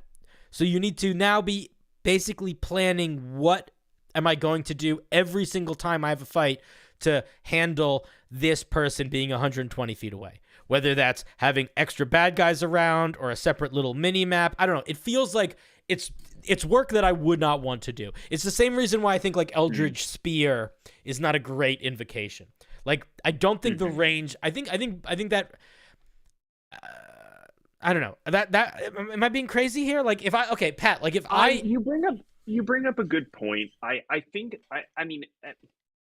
here's my thinking. I think there are ways that you could tune this. I think that if you were to make it 90 feet, now you're well within the range of many spells, so you can be affected by combat, and you still kind of get that vibe. However, you're not going to use this feature if you're not getting the drop on an enemy encampment where combat and initiative don't kind of just mean something different. This feature is only ever going to mean anything if you post up for it to mean something, right? Like if you're ambushed, or if you're in a cave, or if you're in a building, this feature doesn't come into play. And I personally think that's fine. I think you're still a rogue. I think you still have a tremendous amount of things that you can do. There are lots of different ways that you can apply your sneak attack damage normally. This is just, I'm going to set up so that I can snipe people from 120 feet away, and they will not know that I'm doing it. And I think that it's an out of combat feature. That's the thing, is it's sort of an out of inside. It's both. It's an out of combat. It's like turning. Yes, I agree. It's like an out of combat feature. I love I do love the idea of it though. Like this is, I think, a good example of a feature that would work really well in like a video game.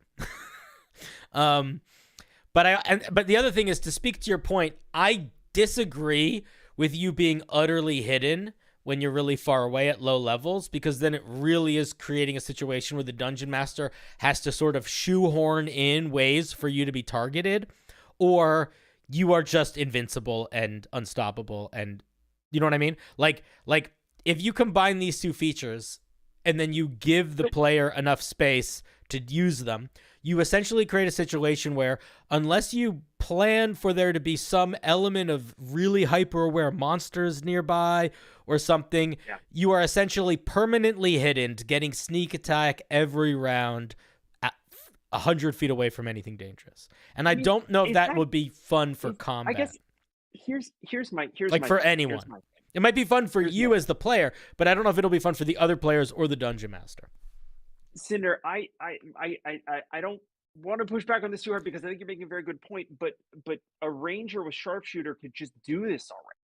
A longbow's range is 150 feet, and sharpshooter is going to give you that plus 10 bonus damage that doesn't scale as high sneak attack, but like the difference is, but the difference though is that ranger is just as efficient 30 feet away. They're just as efficient 50 feet away. They're just as efficient 10 feet away. This specifically isn't good until you're 120 feet away. That's the difference. So like, I agree that rangers can be that far away, but just to flip it back around, how often, okay, I have played D&D for about 6,000 or 7,000 years, give or take, depending on time dilation. And I have played with quite a few rangers. I have almost always had a ranger at my table, because almost always. I've had maybe two games where I haven't had rangers. I have never had a ranger shooting arrows from 150 feet away. I think I've had it happen once, so I take your point.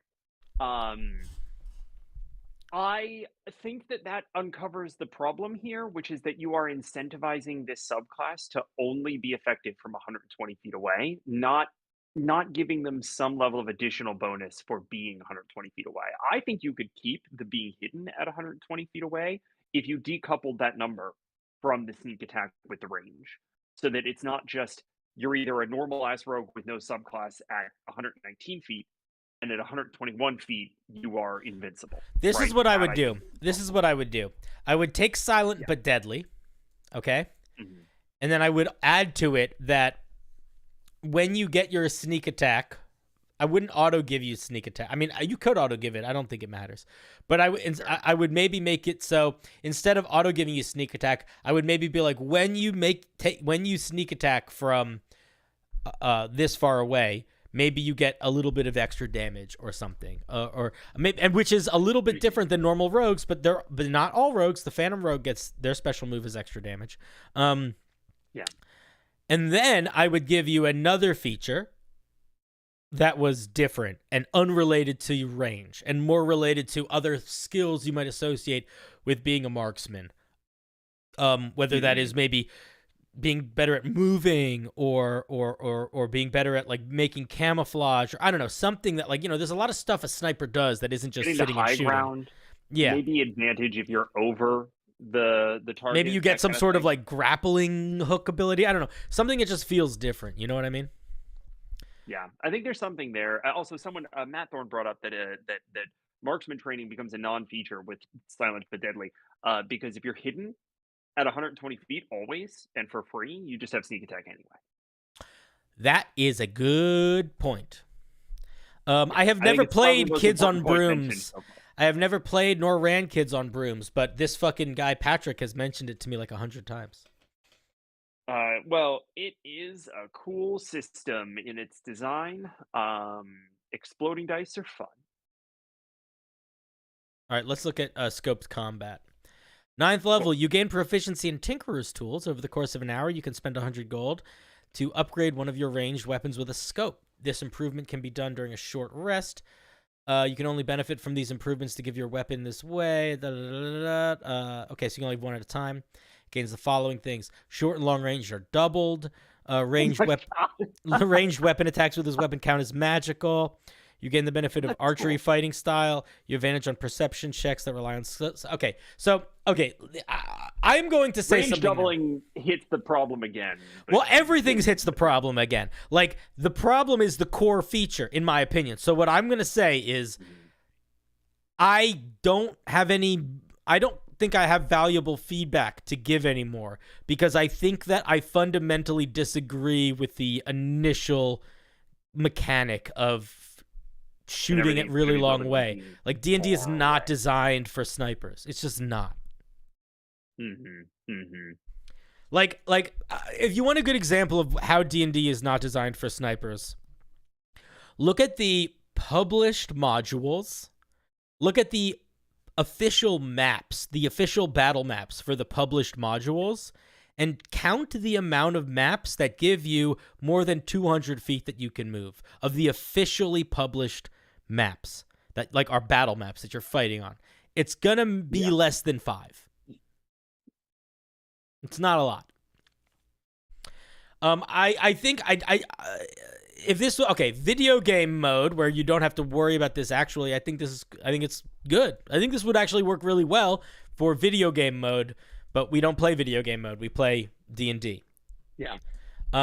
Covering fire, 13th level, you've become an imposing threat to the battlefield, causing your enemies to cower in fear behind cover.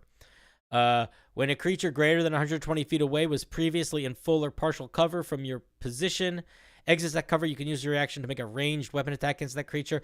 This should probably be the 17th level feature. Features that give you extra attacks as a rogue generally are capstone features.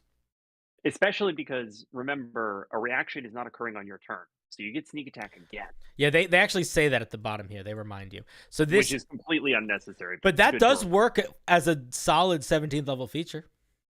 It's a good feature. I like that actually quite a bit. There's nuggets in all of this that I really appreciate. I think it's just overlooking the core issue of you're not super useful at less than 120 feet, and almost all combat takes place. And then at 17th level, you basically can cast greater invisibility on yourself. But I'd also argue that like it no longer is relevant if you're this far away. It doesn't really matter. Being invisible, like things don't stack. You know, like if you're hidden, then being invisible means nothing. You're just hidden. Yeah. I would honestly, at 17th level, I would consider giving you like Dimension Door on this class if you're not just going to make the 13th to 17th, because lordy, you're going to need some help getting around. Yeah. Okay. Magic. Look, Magic, if you're watching this, here's what I'm going to say. To be completely blunt, it is clear from the way this is written that you're a pretty good writer. You have a very strong sense of D&D language, and I would also argue that you have a good sense of D&D balance. I might disagree with the fundamental core mechanic you're working with here, but I also see your design skill shining through. So you don't need to listen to my feedback. If you are like, this is not a problem in my games, we have football field combat sessions every other day, then I there might not be any problems with this other than some of the redundancies with being hidden and invisible and sneak attack trick, because silent but deadly kind of does that anyway, and silent but deadly still does sound like a fart, so just keep that in mind. But if you are looking for feedback based on my experience and my hubris, my arrogance, which sometimes I can hide as knowledge, I would say that I disagree with building a subclass for D&D 5e around range. Or around extreme range, rather. That's my thought. That's my feedback. Agreed. I agree with every single word. Every word? Also, Soulcatcher said, this is unrelated, but I will pay someone $5 to make me a good chef subclass class. $5 is not enough money to pay someone to write anything for you, I would argue. Let alone a whole $5 subclass. Is $2 less than I would say wage $5, like, because especially if you're designing like a subclass or a class, it's not just the time it takes to write it. Like, you're crafting. It's not like you're just writing a sentence. You're writing, you're building a game. So like, it might take you an hour and a half to write 3 sentences because you're figuring out how to write them and what they are. So don't lowball people. I would say, I mean, I know you're being funny, but I'd say a good subclass probably takes somewhere on the order of like 5 to 10 hours to write before playtesting. I think it depends on how complicated it is. I think I've seen some simple ones that like they just kind of like spit out of people's mouth and they're just like ready to go. Sometimes, yeah, 100%. I feel like a chef would need to be a little bit more elegant because that's already something that is mechanically represented in D&D. You're trying to make it bigger than it kind of is. Here's what I'll say. I'm going to be real fucking blunt. Guys, I'm going to be a B-L-U-N-T blunt. Capital L, lowercase n. If somebody is willing to accept $5 to write you a class or a subclass, I am willing to bet $10 that it is not going to be well balanced or ready to play when they're done. That's my guess. I feel like somebody that is you get what you pay for. I was gonna say, if they are genuinely know what they're doing, they are either just gonna want to do it for free or for fun, or they're gonna ask for a reasonable amount of money. Yeah. Submitting a feat. I fucking love feats. We get so few feats. Oh, I love feats. Please send me more feats. Melipona sends a feat. I always kind of liked the idea of all or nothing type. Yo, have you guys noticed the serendipity of these streams? There was literally someone else that was like, I love the all or nothing type deals earlier. Also, we got like 2 or 3 Blood Hunter things today for the first time ever. Like, yeah, the world is full of mystery and serendipity. This feature is called Absolutely Reckless. Absolutely Reckless. Listen, I know that they say remove adverbs from your writing, but they're also stupid. And a good adverb is a good addition to some writing. You think so? I think it's good here. All right, we're changing up. We're changing to we need to be different. I'm gonna be a circle of cultists standing in the water holding hands, hidden by my visage for a little while. Absolutely reckless. You swing wildly with your weapon, using all your adrenaline and strength. An all or nothing swing. You either utterly fail or absolutely succeed. You have to have a strength of 16 or higher. Ooh, regatonia. Let's see. Your critical success range is quadrupled, but your critical fail range increases to match it. So the one thing that I want to point out is that you need to write this a lot more clearly than that. And it looks like you start to as examples, but don't do that. Just write it. So the way that I would write this, I would say, your hits count as critical hits on a 17 to a 20. But your hits automatically miss on a 1 through a 4. Now, here's the problem here. 9 times out of 10, your attacks are already going to miss on a 1 through a 4. And there are no downsides to missing. So that's not really a downside. Now, conversely, getting a critical hit on a 17 through 20 is crit fails are rules as written. Where? Other than critical fails are rules as written. But other than the fact that you just miss, does something happen? No. You just so that's my point. Succeed. It doesn't matter. You're not succeeding on a 4 on your attack roll until you're like level 15 anyway. You know what I mean? Like it's just not the way it works.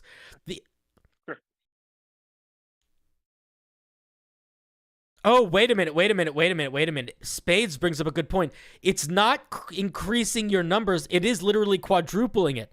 So if you have a crit range of 18 to 20, then your crit range becomes 9 to 20. Yeah. Oh, we don't even need to talk about this. This is just broken. Can we read the rest of these bullet points though? Because it gets unhinged. No, I mean, yeah, sure, we can, but I have nothing else to say. I mean, which ones? A critical success on a 19 through 20. Okay, both critical success and critical fail. Both a critical success and a critical fail. Where's the rest of the sentence? This is interpreting critical fail. This is so it's based on the earlier thing, right? So it's on an overlap. For example, if you have a success range of 9 to 20, a fail range of 1 to 12, and you roll a 12, that's both a critical success and a critical fail. That's an option based on the DM's discretion. Oh, I see. And again, they're taking critical fail here. This is where everyone is saying critical fails are not rules as written, because critical misses are rules as written. On a 1, Dragonfire said the rest of the sentence has left the chat. Yeah. Critical fails. You cannot automatically hit and do double damage dice and automatically miss at the same time. That's just not something that you can do. The rest of these, I guess, you could theoretically do.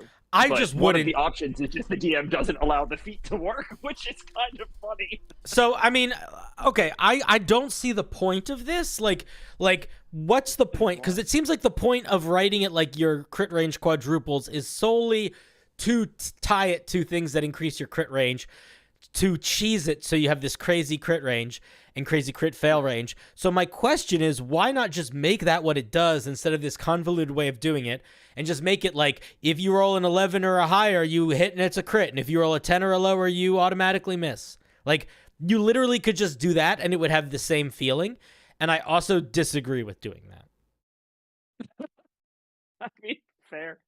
I just wouldn't. I don't know, man. I think that if like, I don't think D&D gives enough punishments for missing to have a critical miss balance, a critical hit, because a miss and a hit are balanced barely. Like, I either don't do damage or I do damage, but a critical miss is still just a regular miss. A critical hit does more. So like, at the basic level, even if you are into this idea, that balance is off.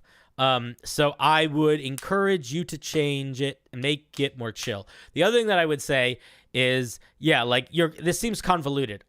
The best when you start to get into the weeds and you're like really convoluted about features, you need to step back and be like, what the fuck am I actually trying to do here? Like, what's the goal?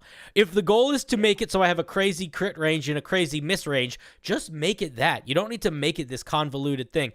All of that to say, I still don't think this works. I wouldn't use this. No, I wouldn't either. But I will just echo that point. Like, I would say that generally a good indication of I need to clarify my thinking and my approach is probably when you need to put fallback options to contradictions that arise from what you've built into the thing, right? Like legitimately, it's I threw it off as a joke, but like one of your options for the DM's discretion is ignore this feature, right? Which is like, yeah, that's probably a pretty good indicator that it's not going to work at the table as written.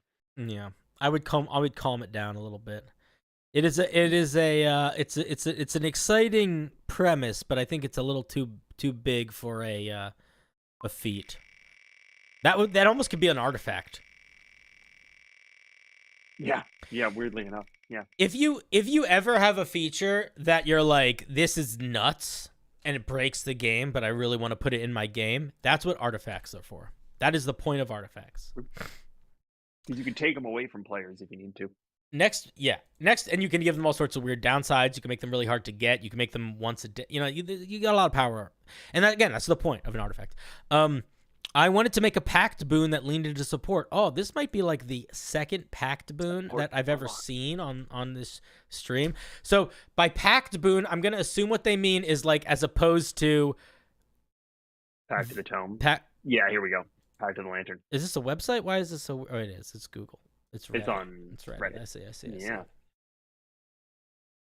I'm excited for this. I love alternate pacts for Warlocks. I think that they are one of the more underserved facets of Warlocks. Yeah, one of the things that Why I don't is love. so low res? I don't know. That's what I'm gonna say. One of the things I don't love is that it's so low res. Oh no! It's incredibly low res. That may very well contribute to why this post only has one upvote on. Can we do something that we haven't done in a long time? Hey guys, do you know about D&D Homebrew subreddits? There's lots of them. Here's one of them. Look at it.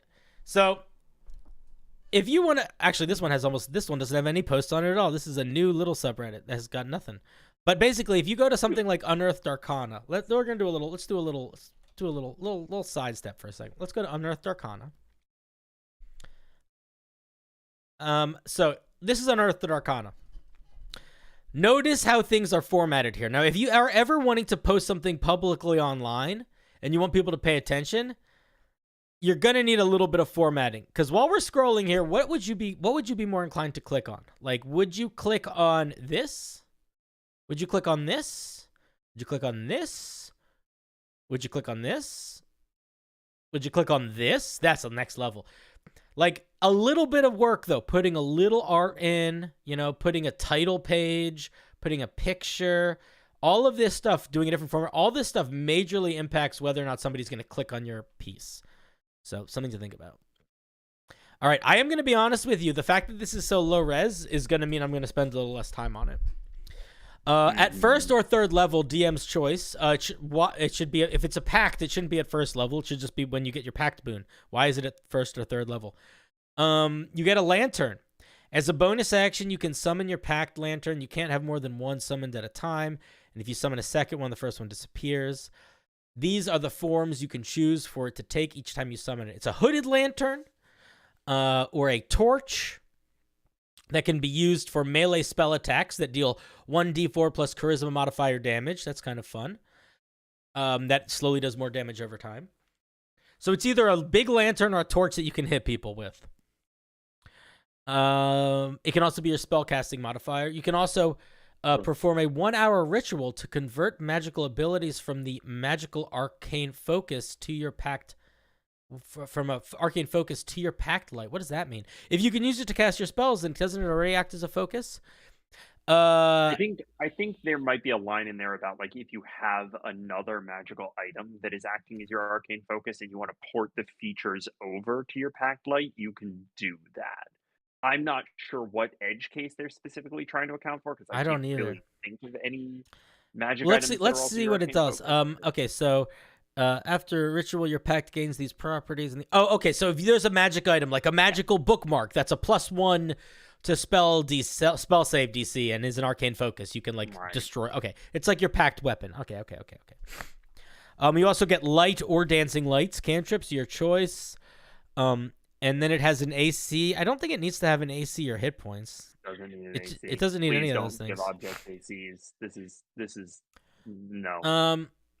Okay, so what does it actually do? So the main things that it does are it's a lantern, it's a club, and that's it. And it can cast light and dancing lights. I don't know if that's strong enough.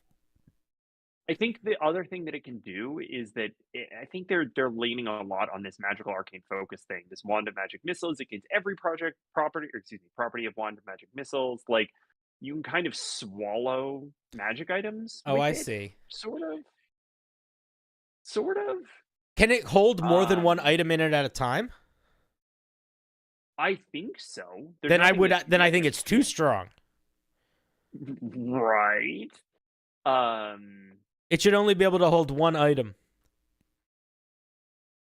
Because if it can hold a bunch of items, that means I can essentially be attuned to like 4 items at a time. Not only can it hold a bunch of items, it can hold a bunch of items. You skipped over the thing that says that you can perform another 1-hour ritual to put it back out of the lantern and get the original magic item back. Oh, I did skip over that part.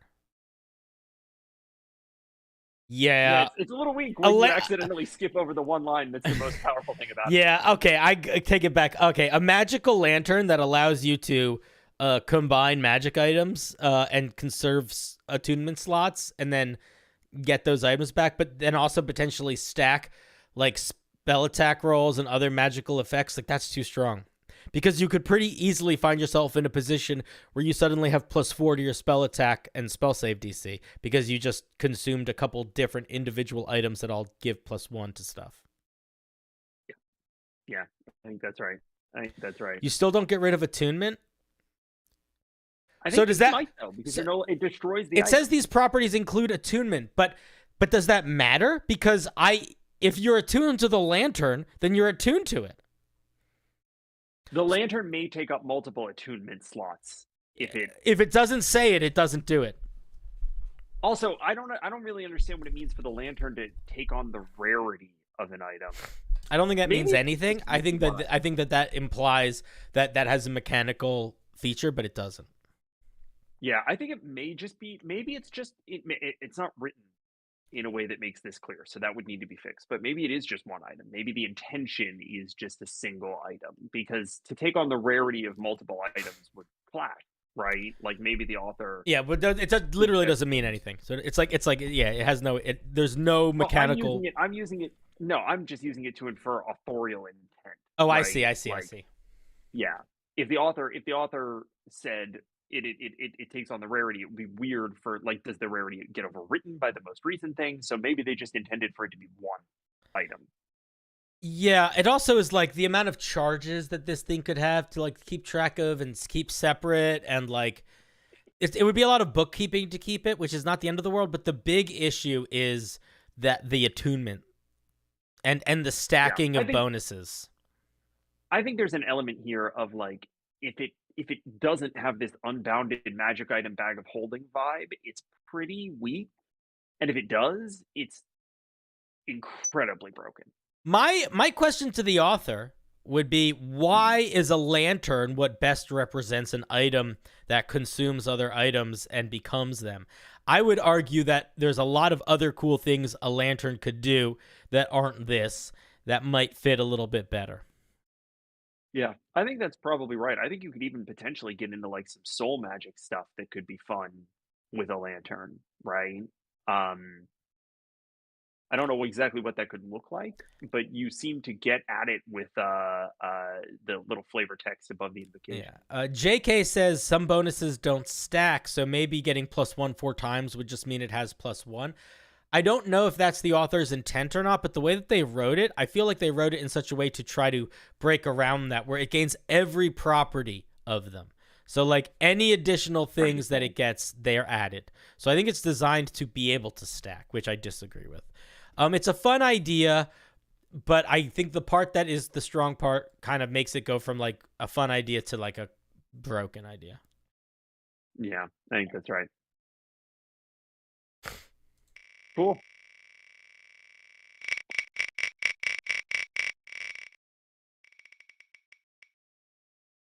Yeah, somebody else says wand of magic missiles is in the spellcasting focus. I agree, and I'm not 100% sure. The language there was vague. Yeah, I thought it was like they could put any spell in it, any item in it, because they were just listing random items. This is my first homebrew subclass for 5e, Path of the Brawler. Cool. Okay. Time to get It's roasted. Angel. Nice. You might not get roasted. Okay. Here's the challenge, Angel, and this is a good challenge for all of you. Barbarians that fight with their bare hands and are bare knuckle boxer style barbarians are, I would argue, one of the most common barbarian subclasses that I've ever seen. Yep. They are super common. They are frequent.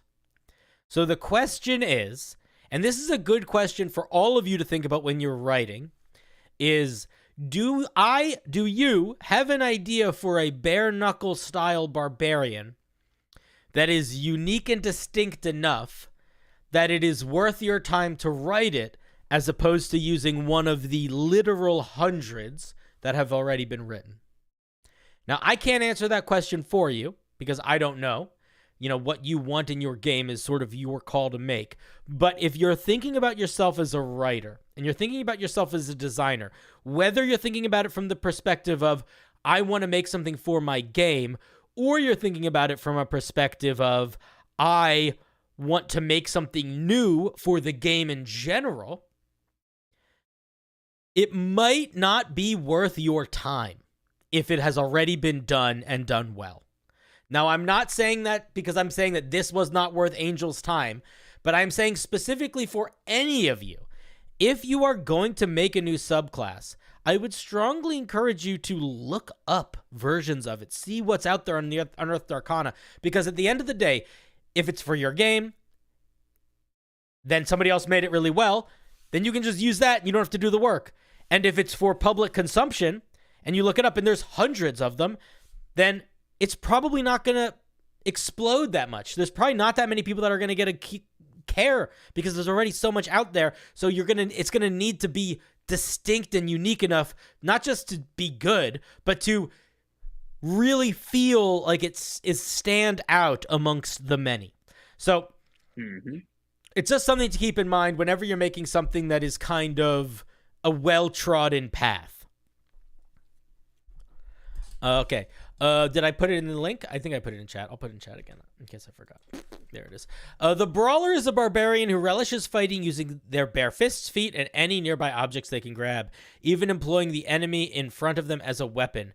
They derive immense satisfaction from engaging in fights, wrestling matches, and other physical activity that allows them to unleash their aggression. Despite their love for combat, they typically avoid fighting unless absolutely necessary. Why? That feels a little out of place, but perhaps not. As gloating over a deceased opponent holds no appeal for them. Okay, so they're a little bit like a showman. Whenever there is a need to remove someone from a location, the Brawler is an individual you can rely on to help throw them out. I feel like you could write that sentence a little bit less choppily. Like, this is a pretty casual idea you're trying to get across. I feel like you don't need to say, when there is a need to remove someone. You could just say, like, when someone's causing trouble at the bar, you know these guys are going to be the first to toss them out. Yeah, 100%. Okay, so we get 2 features at 3rd level. The Strong. You get proficiency in athletics, improvised weapons, and unarmed strikes. Being proficient in unarmed strikes doesn't really mean anything. You count as one size larger for You already are proficient in unarmed attacks. Everyone is. Yeah. You count as one size larger when determining your carry capacity. Your damage die change to 1d8 plus strength for improvised weapons and unarmed strikes attacks. Already better than monks. Straight away better than monks. Yeah, I would hesitate it being better than monk at 3rd level at hitting like this. I would also say that if you make the damage die the same for improvised weapon and for unarmed attacks, what is the incentive to use improvised weapons? It's a good question. If they feel the same, then what's the point? The point might be flavor, but then I would argue that you don't need the mechanics for it. You could just you know what I mean? Yeah.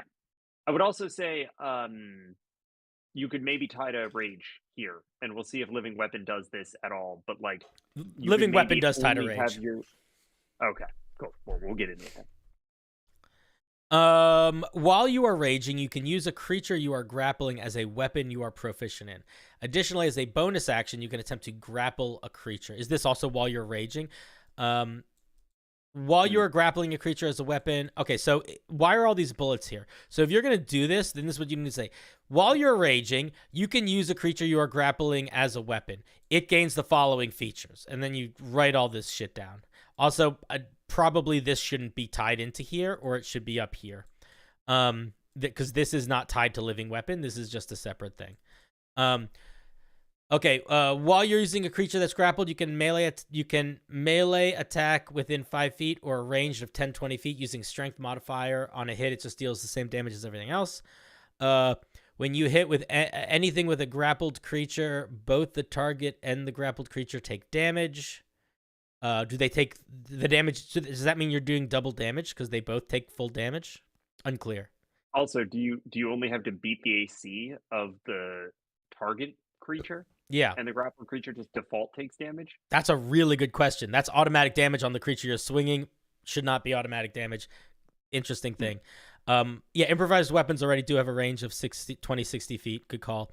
When throwing a grappled creature, it doesn't give disadvantage on the ranged attack for being within 5 feet of you. Additionally, after the ranged attack, the creature is no longer considered grappled and needs to make an acrobatics check DC 10 not to land prone. This DC should be based off of, in the same way that all magic items should have a static DC like this, that's a number. Class features should not have a static DC. It should be one that's based on something. You could do, I would probably make this one based on, I would probably make this 8 plus proficiency bonus plus strength modifier. Yep. Okay, so what are we getting at third level? At third level, we get unarmed strikes, improvised weapons, one size larger for determining carry capacity, proficiency in athletics, bonus action, grappling a creature. Chunk. What? You're getting a fair chunk of stuff. I would argue you're getting too many things. Yeah. Like I would argue you're getting way too many things. I would also argue that this is overly complicated and does not need to be so complicated.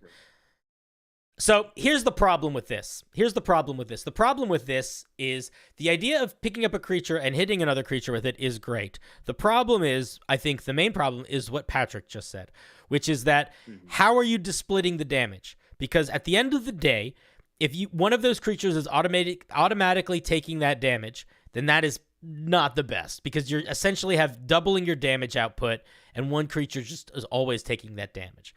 So I think that if you want to hit one creature with another creature, you have two options. One is you can come up with a separate mechanic for how that creature takes damage, and you need to make it not complicated, not take up a lot of space. It could be something like a saving throw or whatever. The other option would be to make it so that when you hit a creature with another creature, there is some other thing that happens. It's not necessarily an extra damage effect. It is something else. But this is both too many things, and at the same time, they also too samey in some weird sort of way. Because also everything is dealing the exact same damage. Yeah, I don't know. I'm not buying it in its current state. I think that this third level feature is just too many things. Too many things. Cinder, I also went and took a look at the Path of the Ruffian that we worked on millions of years ago, and it reminded me of another thing that needs to be dealt with here, which is how big of a creature do you need to be grappling in order to use it as a weapon? Can I grapple Tiamat and use it as a weapon? I would say the creature probably needs to be at least one. I would probably go size smaller than you. Yeah. Your size or smaller at the very least, because you count as. What would you remove? I'll tell you what I would remove. I would remove counting as one size larger. I would remove probably half of living weapon. I don't know, man. Like Angel, I'm gonna be honest. I can't tell you what to remove. I can tell you what I think you can do. What I think you can do is you can say, what is the most important thing this needs to feel like it's subclass? Is the most important thing it needs to hit stuff with objects? Is the most important stuff it needs is to throw people at people? And if is the most important stuff it needs to be really good at athletics and grappling? And if you say to yourself, it needs all of these things, then then your next question is, okay, which of these features can I wait till a higher level to give? Which of these features do I not need to give at 3rd level? But I would say that right now, like, a barbarian should not have, at the most, a barbarian should do 3 things at level 3. And that only works if 2 of those 3 things are basically the same thing. Like, they're 2 features that essentially are parts of the same coin. So you could have Living Weapon be, while you're raging, as a bonus action, you can grapple a creature, and then if you successfully have a creature grappled, you can attempt to throw them at another creature, and then something happens. Or you can attempt to swing them around as a weapon, although I'm going to be honest, I don't see the benefit of it because it does the same damage as everything else. You could also, look at barbarians that already exist and look at how many things they get and make sure that yours is not more than that. Is probably the best way to do it. The strongest barbarian at 3rd level is either the Beast Barbarian or the Zealot Barbarian. The Beast Barbarian gets a unique way it can use its rage at 3rd level, and that is the only thing it gets. And the Zealot Barbarian gets a little bit of extra damage each round, and the ability for people to do revivifying magic without the gold component cost. If grappling is the main focus, then lean into that. I would drop a lot of the other stuff or make the other stuff come in at higher levels. You could also look at things like the Tavern Brawler feat or the Grappler and things like that to try to get ideas. Let's look at 6th level. Beginning at 6th level, magical strength starts to flow through your arms. A creature you're grappling feels it's harder to move. This shouldn't be apostrophe here. Or maybe there should, I don't know. I don't think so. In your grip, you now have advantage on strength checks to grapple or retain a creature grappled. A creature you are grappling has disadvantage on attack rolls. Your attacks with improvised weapons, creatures and unarmed strikes count as magical. Okay, so couple things here. You already have advantage on checks to grapple a creature if you're raging. You have advantage on all strength checks, so this is already covered. And an easier solution here would be for your to make it so that when you have a creature grappled, that creature is considered restrained. And that would essentially trigger the disadvantage on attack rolls. The other thing that I'm going to say here is that this should not be your 6th level feature for your barbarian. Barbarians do not get offensive combat features at 6th level. They just don't.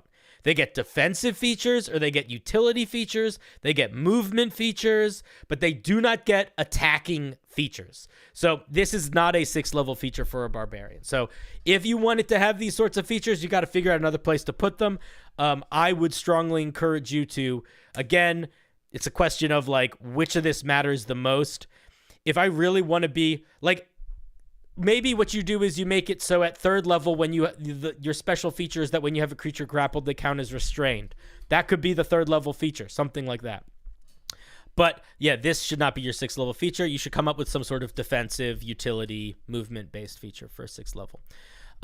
Backbreaker. Beginning at 10th level as an action, you can try to break a creature's ability to fight. Make a grapple check against a creature. If you are already grappling the creature, you automatically succeed. On a successful check, you lift the creature up, spin it upside down, and slam it to the ground so hard it shakes. The creature lands prone and needs to make a con saving throw. On a failed save, they take 8d8 bludgeoning damage and become paralyzed for 1 minute. That is too strong. That is too strong. Wild. Not only is that a big amount of damage, but paralyzed makes it so every hit auto crits. So I would not do that. I would say literally stunning is the, like, I'm not sure why you went with paralyze and not stun. Like, literally, that is the definition of stunning someone, is like daze. I guess you did paralyze because it's like, I'm breaking your spine, but paralyze is too strong a condition to give a barbarian this easy access to. Just straight up. You can use this feature twice before needing to take a long rest. If you fail a grapple check, you don't use it. But your action is wasted. I would make this a once per. I would probably make this either a once per rage or a once per short rest. Instead of twice per long rest. Twice per long rest is weird. I would say once per rage probably does it. Once per short rest could do it. Half prof per long rest maybe, but then it would probably be too many. So you base the damage on 5th level spells the caster had, but that's not. I can understand the logic of that, but you have to keep in mind that a 5th level spell, a barbarian shouldn't have access to 2 5th level spells of power on a long rest. But I would also say that if you based the damage off of a 5th level spell damage, then you can't do any of the other stuff, because this is a lot more than a 5th level spell worth of power. Yeah. If I had a 5th level spell that forced a con save, and this was a spell, it forced the con save, it did 8d8 damage and then paralyzed for a minute, that is stronger than a 5th level spell. The 5th level spell you based it on, you're talking about Cone of Cold probably. I'm telling you, man, I'm telling you, Angel, you can disagree with me if you want to. I'm telling you, this is not the move. This is not the move. You don't need to agree with me, and that's fine if you don't. But the main thing about feedback here is you can decide I'm full of shit or you can decide I'm not full of shit. But I will tell you that in my professional opinion, this is not the move. I would come up with something different here. Also, Cone of Cold is just the damage. Yes, it is not doing paralyzing. Paralyzing is fucking huge. Cannot underestimate how powerful the damage, that is. 8d8 on an action on a limited resource here, especially with the grapple check up front, is probably fine. Especially because there's a save, you have it. It's probably I just want to check something really quickly. It's the paralyzed for a minute. So to be clear, Hold Monster, which is the equivalent version of this for the paralyze feature, single target paralyze a creature, is also a 5th level spell. So the right way to say this would be that this feature is not the same as a 5th level spell. It is the same as 2 5th level spells at the same time.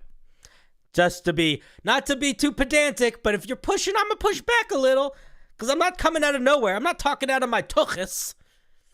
Well, you don't know that. You don't know if I might even be a creature with a cloaca. You don't know. I might be one of those OG creatures where everything just comes out of the same hole. Okay, let's look at Ultimate Brawler. Beginning at 14th level, you become the pinnacle of what a perfect brawler is. Any creature that is in your grip is doomed to suffer any fate you want to enact on it. Jeez. And they don't seem to be dangerous to you anymore. Again, say you gain the following features. You have resistance to any damage dealt to you by a creature you are grappling. Your damage die in the strong and living weapons increases to a d12. Your movement is longer slowed down while trying to move grappled creatures. So, mostly I think this is fine. I feel like this is a good indicator of stuff you could put in early. Like this, your movement is not slowed by creatures you're grappling. This could be your 6th level feature. Yeah. That's a pretty good 6th level feature, actually, because then you can just drag people along with you. Like, this is a good 6th level feature. So, I think that the most important thing to do is to figure out the least amount of features you need to feel like you are a grappling barbarian at 3rd level. It should not be more than 2. If you need more than 2, and by 2, I mean things like getting proficiency in things. I mean things like bonus action to grapple. Like any single one of these is one. So like I would argue that you could tie athletics proficiency into something else maybe, but you need to figure out of these which 2 of them make the most sense to keep, and then maybe you can make one of them a little stronger because now there's only 2 features. But that's your main move. And then I would say completely rewrite 6th level. I think the idea of doing like a finisher move is really cool, but you got to just tone it down. And then I'm going to be honest, I feel like Brawler you should come up with something different here. Or switch these around, make Backbreaker the finisher, and come up with some other 10th level feature. Because I don't feel like Ultimate Brawler feels like Ultimate Brawler. Resistance to damage from creatures you are grappling is interesting, but it's not that different feeling. I feel like, I don't know. I feel like I feel like there's other. I get it, but I don't know if I like it or not. Like it's not bad at all. But like it's a good feature. I just don't know if it is the best way to convey the idea of what I am imagining this subclass to be based on the way that it's written. Do you like how I worded that?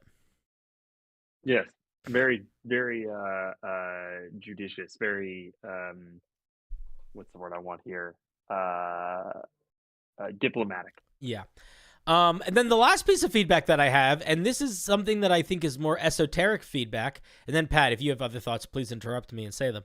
Sure. Is does this merit existing?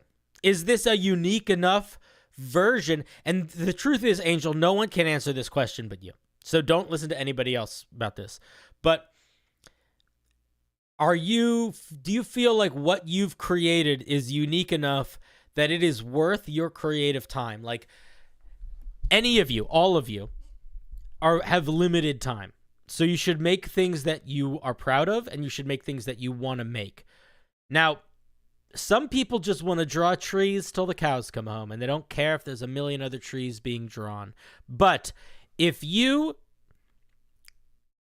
want to be making the new, or better yet, if you are just like if you need things, and you're like, I guess I'll make it, it is worth thinking about if it is worth your time to spend making the thing versus finding a thing more quickly and then spending that time on planning your session, or spending that time on, doing whatever else you want to do with your life for those 2 hours. So you don't have to do that work. And this is something that I do as a dungeon master a lot.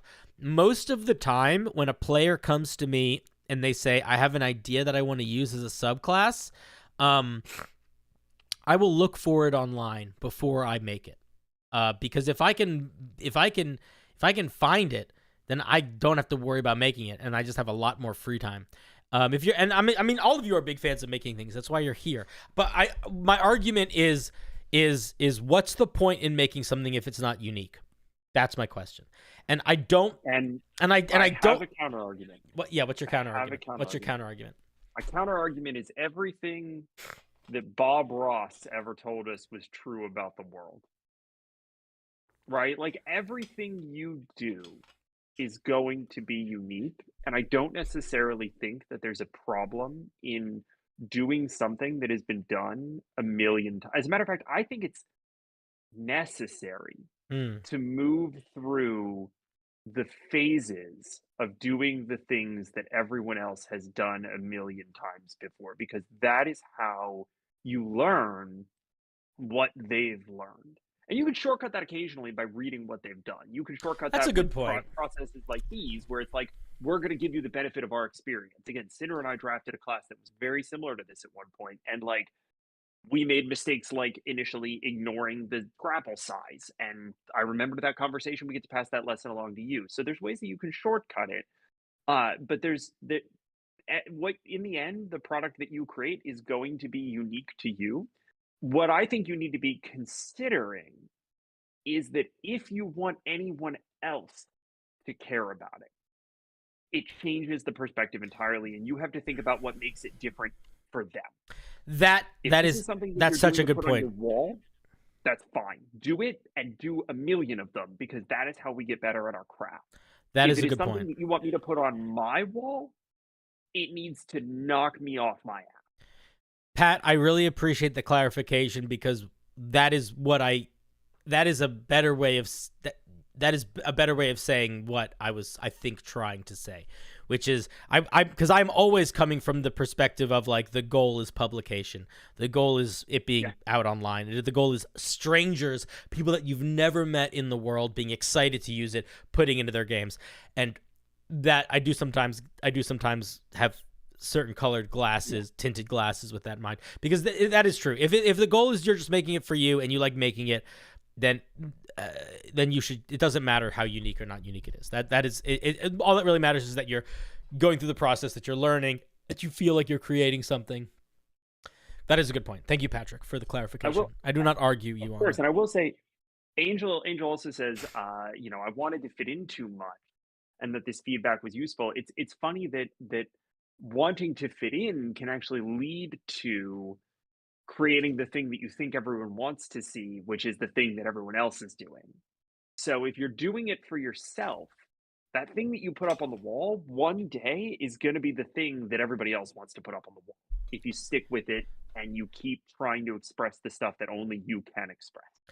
So don't worry about doing something that people have done a million times before, but also don't chase things that people have done a million times before. If that's not where your heart is taking you, if that's not where your story is, it's just not meaningful. Pat, you just said something very sweet, but Angel just said, I just meant fit in too many features. Yeah, well. That's okay. Listen, I will never. The thing is, I will never miss an opportunity to overblow a thing. Yeah, but the thing is, putting in too many features is not bad. It's not a bad place to start, because what you can do when you have too many features is you can figure out which ones matter the most, and then you can get rid of the rest. Or you can figure out how to combine them into single features. And I do think that it is easier to start with too much in a piece. I said this last stream. I say it every fucking stream. But it's easier to start with too much in a piece and tone back than it is to start with too little in a piece and tone up, in my opinion. So it's okay if you have too many features. Just get rid of the ones that are redundant, and then fill in the space that you have from that space that you've built. All right, there you go. Thank you very much for sharing the path of the Brawler. This does sort of sit somewhere between like a professional wrestler and a bar bouncer, I think. Which, to be fair, they occupy a pretty similar space. Yeah. All right, I am going to bounce. All right, buddy. Note. Y'all have fun tonight. Get out of here. I'm going to go for a little while longer. Soon. Thank you, Pat. Bye. You're wonderful. Bye. All right, this is Gunpowder. Gunpowder. You've done too much and gotten 2 different subclasses, so yeah. My first homebrew as a whole, I would like to keep the level 5 abilities working the same if possible, since the ability is the whole reason I made the homebrew. Is this the whole class? Well, you're going to be so upset, because I'm not going to read the level 5 feature, most likely. Okay. We're going to talk about things here. Chat, what's going on? What's the issue here? What's the biggest issue here? What's the biggest issue here? I don't even need to read it. Tell me the biggest issue. Chat, first person to say the biggest issue wins. Salty Dog wins. Formatting. Brother Bear. My dearest. What's your name? My dearest Gunpowder. You need to make it enjoyable to read. I am going to read this document because there is an established rule here, which is that you send me things and I read them. But if that relationship didn't exist, no one would read this. And I don't mean that because it's badly written. I didn't even need to look at it. All I need to do is notice how there is no formatting, and that's enough to me to make me think I don't want to read this. So the Bruiser is primarily a mix of monk fighter and barbarian. They're aggressive martial class, mid-high damage. My question is, why are they not... What merits their... Okay, so here's the situation. You always have to ask yourself, what merits a thing's existence? And when a thing needs to exist, that means it needs to merit... And a class... You don't need to do this with anything but a class, really. But a class, it needs to earn the right to exist. I'll post. Hey, Dragon, are you trying to post your homebrew while I'm doing reviews? Hey, Dragoness. That's a dangerous game you're playing, buddy. It's a dangerous game. Doesn't matter. I saw you said earlier you're trying to get people to look at your shit. Calm down. I'll burn this house down so quickly. Y'all don't even know. Okay. So the reason why it needs to earn its existence is because it is a lot of work to make a class. It is a lot of work to make a class balanced. It is a lot of work it's a lot of work. And if you can make it a subclass, it's just less work to make it good. Dude, everyone's caught in the crossfire. We're all crossfire. All right, it was Dragonfire. Yeah, all right. I'm sorry, Dragoness. The problem is here. Dragonfire. Go fuck yourself. How about that? Is that better? Okay. When the problem is that it's just a lot of work, and if you can make something a subclass, you don't need to do as much work because you have the chassis of these other classes that are pretty well balanced. So, with that in mind, what matters more than anything else is that you need to feel like a genuinely distinct and unique class by level 2. That's the most important thing.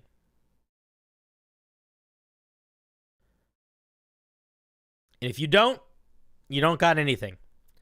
I will also peek at your level 5 feature because I'm genuinely curious what it is if it's not extra attack. Okay, so I am skipping a bunch of stuff because your formatting is shit, and I hope you don't mind. But I'm going to put in not that much effort into finding things. Level 1, Unarmored Defense. While you're not wearing armor, your armor class is 10 plus Dex plus Con. So you basically get Barbarian, Unarmored Defense. Level 1, you also get Fighter's Movement. When you can attack, you can add both your Strength and Dex mods to hit or damage. This can only be used 3, 4, 5, 6 times. What the fuck does that mean? And recharge is after a long rest, recharging 1 after a short rest. This ability levels up. Okay, so if you want to have a feature level up, you need to not split this and this. Like, that's just going to be fucking confusing. Now, getting a certain number of times per day ability to add your strength and dex to an attack and damage roll is kind of interesting and unique. I think you're getting too many of them right now. I would probably treat this like Action Surge or like Second Wind, where you get 1 per short rest, and I would not give them more than 1 per short rest. But that is kind of a neat idea. The way that it's formatting right now, though, is fucking killing me. Then at second level we get at second level we get Grappler. When grappling a target, you can roll a strength check to beat the DC comparative to their size. What DC? We don't have any list for that. If lost, it wastes a turn. If won, you either throw the target 20 feet, dealing 1d4 damage per slam, or slam them to the ground, causing 1d6 damage and forcing them prone. Both will end the grapple. There's a lot of pieces of the puzzle that are missing here. Like, how does size work with this? What is the strength check? Like,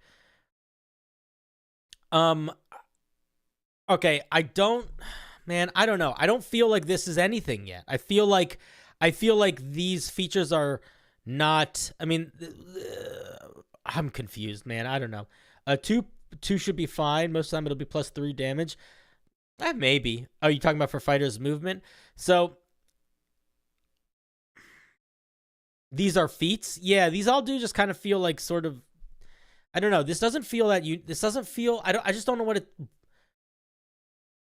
if you were going to explain to me what this class was in a sentence, I don't know what that sentence would be.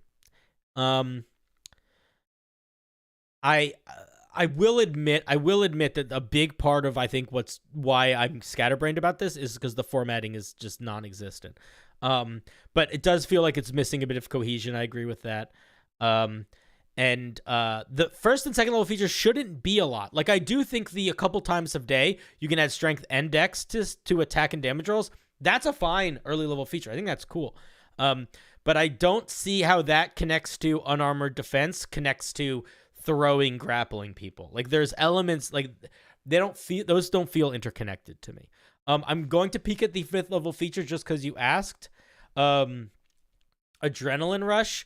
After activation, 1 action, you take no damage from any attacks as long as you are taking or dealing damage. How are you dealing damage if you're using your action to take damage? After the duration is up, all damage dealt to you is then taken. So you should look at how martial classes are designed. The way that martial classes are designed, actually any class really, is that at 5th level, from 4th to 5th level, there is a pretty significant power jump. So from 4th to 5th level, all the martial classes, rangers, paladins, barbarians, fighters, monks, they all get second attack, which essentially doubles their potential damage output. Rogues don't get second attack. They get some extra evasive stuff, and their sneak attack damage goes up. Spellcasters don't get extra attack, but they get third level spells. This feature is not that good. It's a little bit confusing. Like, we don't know how long it lasts. And the other thing that I will say is keeping track of damage like this is annoying to do.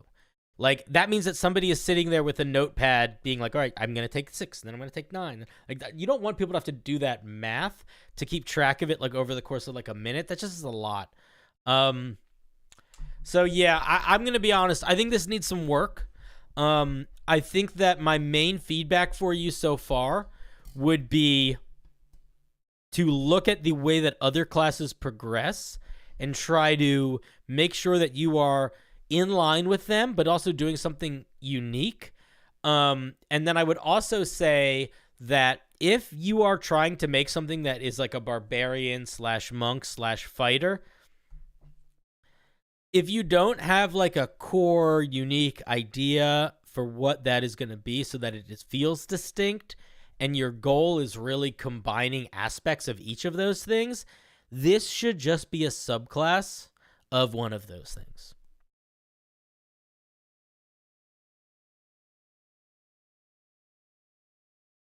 Those are my thoughts. Those are my thoughts. I think it's a noble pursuit if you wish to continue, but I think you should focus yourself. Make sure it's unique.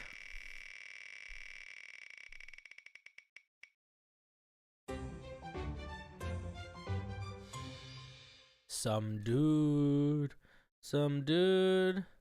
I don't normally like to take up a spot on the wheel, but this piece is very, very small. All right, let's see.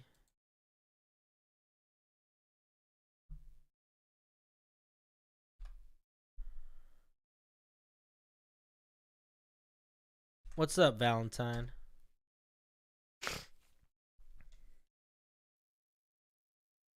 How are you doing today? Are you good? Are you guys having a good time?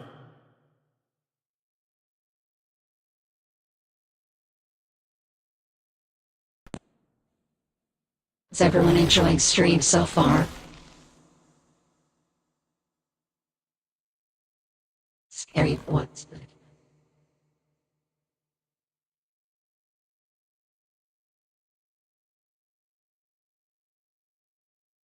What are you talking about? What are you talking about?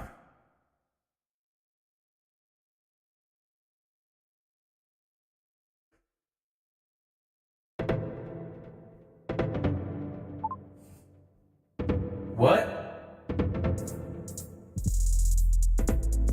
What are you talking about?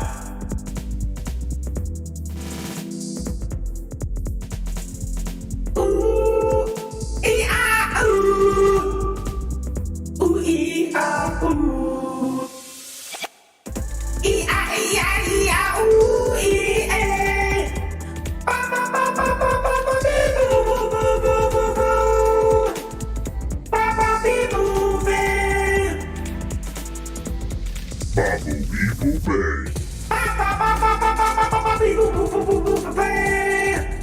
You know? Ooh, yeah. Hey, alright, we're gonna do a little bit more homebrew review. Homebrew review. Okay? Are you ready? Are you ready? I hope so. Okay?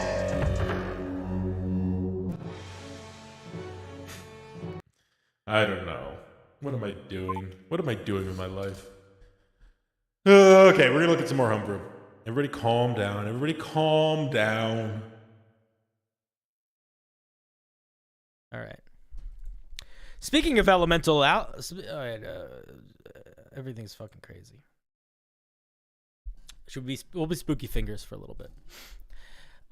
This item can be okay. This is the elemental orb. You need to listen to better jazz, man. No, I don't. Jazz is stupid and bad.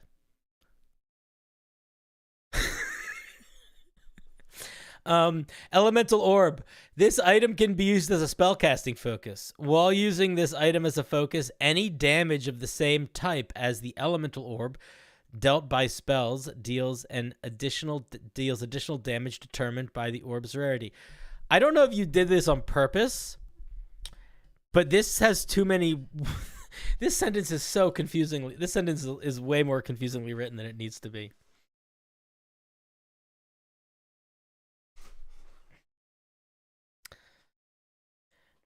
I think you could say, I mean, I don't think that's not true. It's not that confusing, but it's just funny that you got a lot of the. Okay, but I think this is solid, man. This is a simple, solid item. Is anybody's like, hey, how do I make a simple, solid item? Boom, I like it. Into it. No complaints. There's an argument for it requiring attunement, but if it did require attunement, I think you could just up the damages. What's simple to you? While using this item as a focus, any damage of the same type as the Elemental Orb dealt by spells deal. This is the problem. Dealt by spells deals additional damage determined. This is where it gets a little bit chunky. You like the sentence structure? Well, Matt, then I'm gonna be honest. Your bar is low. Your bar is low. We can clean that up.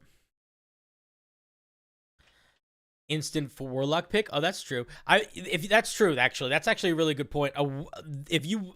The fact that in its current state this would work with cantrips, I might make it leveled spells. That's a really good point.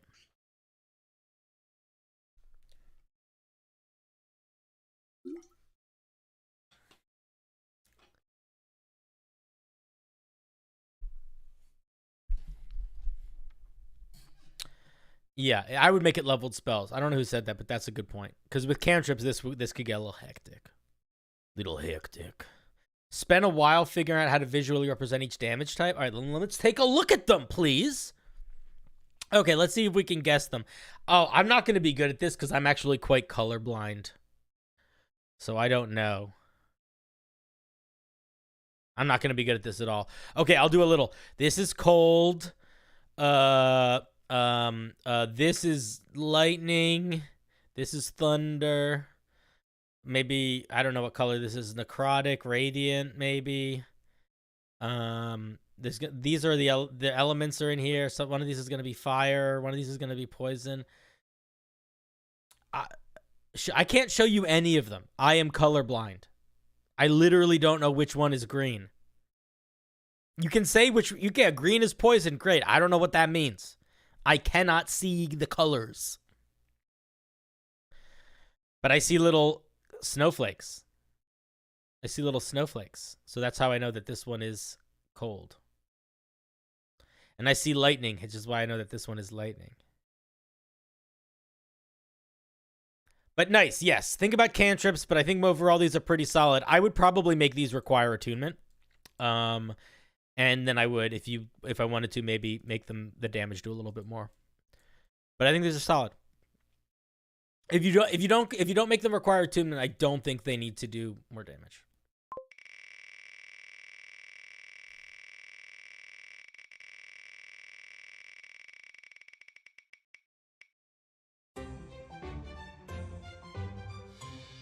I saw that Crazy God, who made the Lightning Pact, has sent a comment 2 or 3 times and deleted it. I wonder what he keeps trying to say.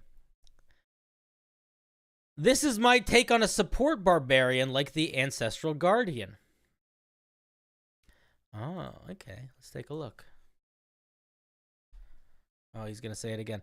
For the Pact of the Lantern, I did state in there that if the ritual is performed again, the item returns to the Warlock's feet, and all of the properties of the item are removed from the Pact light. Well, if you did say that, I'm going to be honest. No one spotted it, Crazy Gods. I apologize. I will tell you that there were two. The main technical issue of your piece was that it was incredibly low res. So we did not spend a great deal of time trying to decipher it because it was very low res. But I will also say that I may have missed a piece or two of it. You know, that's how it is. That can't always get it all. The way that I interpreted it and the way that pretty much everyone else in chat interpreted it was that you could stack multiple items in it. So if that is not the intention, then you should take note that that is the intention that everyone thought it was. So maybe that means it needs to be a little bit more clear on that intention. All right. Path of the Humanitarian. Let me put this in chat.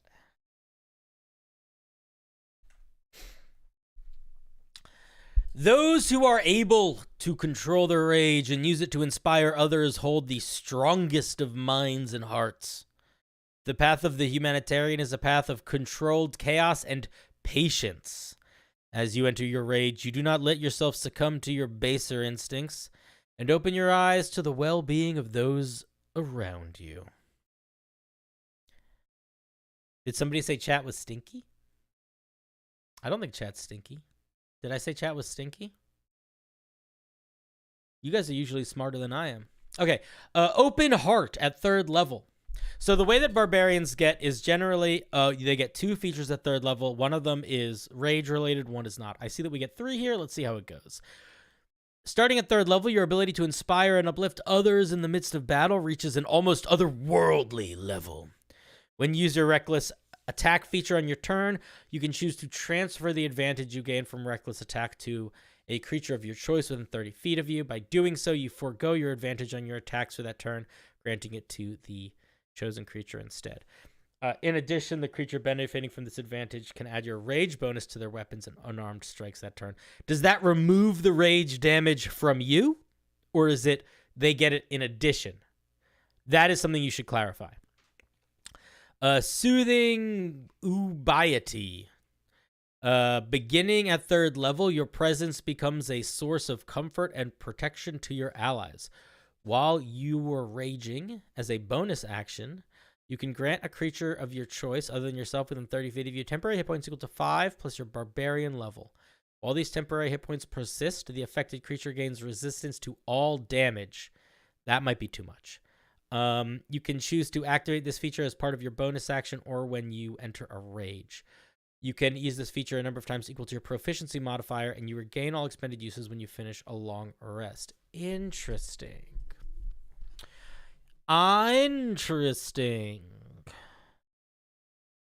Interesting.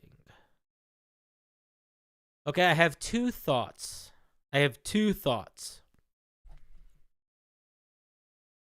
Actually, I have 1 thought. I feel like this feature should not be at 3rd level. That's what I think. I think that this is a very cool and strong feature. This is also a very cool and strong feature. And I think that they are too much for level 3 for a barbarian. What I would do if I were you is I would remove Open Heart. I would keep this one. I would drop the proficiency bonus number of times per long rest. I would let you do it every single turn of your rage. And I would change the amount of hit points that temporary hit points to go down a little bit. So maybe not 5 plus your level, maybe your proficiency bonus plus your level, or or actually I would probably do it like the Zealot Barb, where I'd probably do like a D6 plus your level or a D6 plus half your level. And then I would also probably drop the resistance to all damage types. Maybe I would keep resistance to slashing, bludgeoning, and piercing.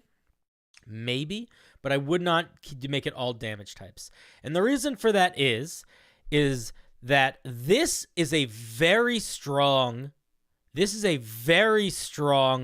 3rd level feature. Especially because you can target multiple creatures. So I could have, if I target a different creature every turn, I could have a bunch of allies with temporary hit points. It's quite good. And these are 2 proficiency bonuses that we're getting. So this is also quite good. Not only is this not connected to rage, it kind of is completely separate from, like, your vision in the way that it was described to me. So I would probably go with that. I would probably drop Open Heart or move Open Heart to somewhere higher up. Keep this. Make this infinite. Lower the amount you can heal. Drop the resistance. That's what I would do. But I do like the concept. And I like the thing is I like giving barbarians alternative ways to use their their reckless. But I think if you want to do that, you got to I wouldn't do it at, either don't do it at 3rd level, or it's got to be tied into that rage mechanic, or it's got to be like way less good than this.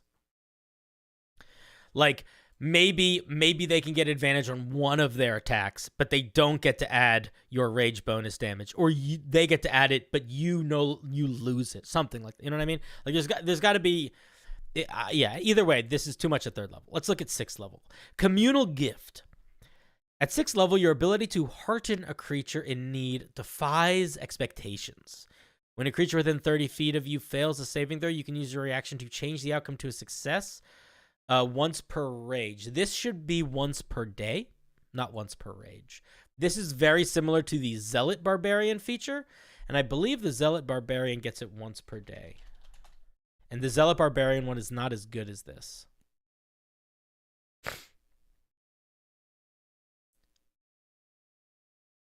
Oh, it is once per rage. Well, excuse me. Then I would say, and I take it back. I apologize. Excuse me. I apologize. I think then I would just make it so they get to re-roll it. I would just make it that. I wouldn't make it an automatic success. I apologize. I don't always know what I'm talking about. Okay. And why? Wait, and then you might say to yourself, "Wait a minute. The other one, like, why should it not be an automatic success?" And the reason is because this is stronger than this by quite a lot. This only affects you. This can affect anyone.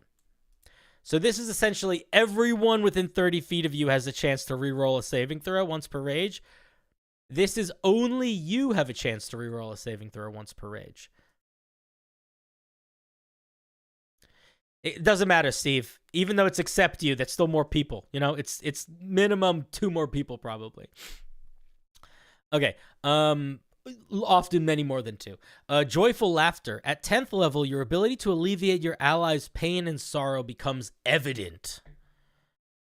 At the end of a long rest, you can choose a number of creatures within 30 feet of you equal to your proficiency bonus. Each one's creature's hit point maximum and current hit points increase by 10 until the end of their next long rest. Furthermore, your senses allow you to discern, identify malady or ailment. Advantage on wisdom medicine checks. Dude, Steve, you are falling for an old-timey mistake, friend. Classic mistake. Now, I know a lot of you at home might be thinking to yourself, I don't know, this seems like a pretty solid 10th level feature, right? Like, it's not crazy. It seems like different. You know, most barbarians at 10th level features, they get something that feels a little different, a little unique,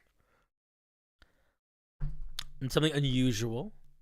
It is a little bit like aid, that's true.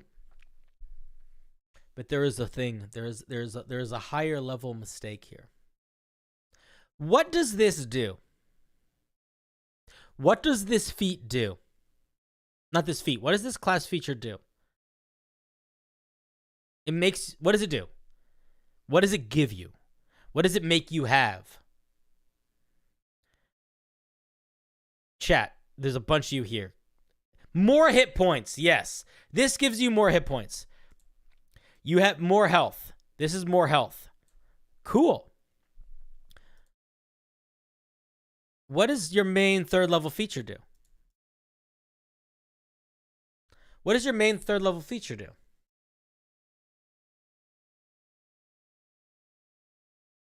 More health. It expresses it in a very different way.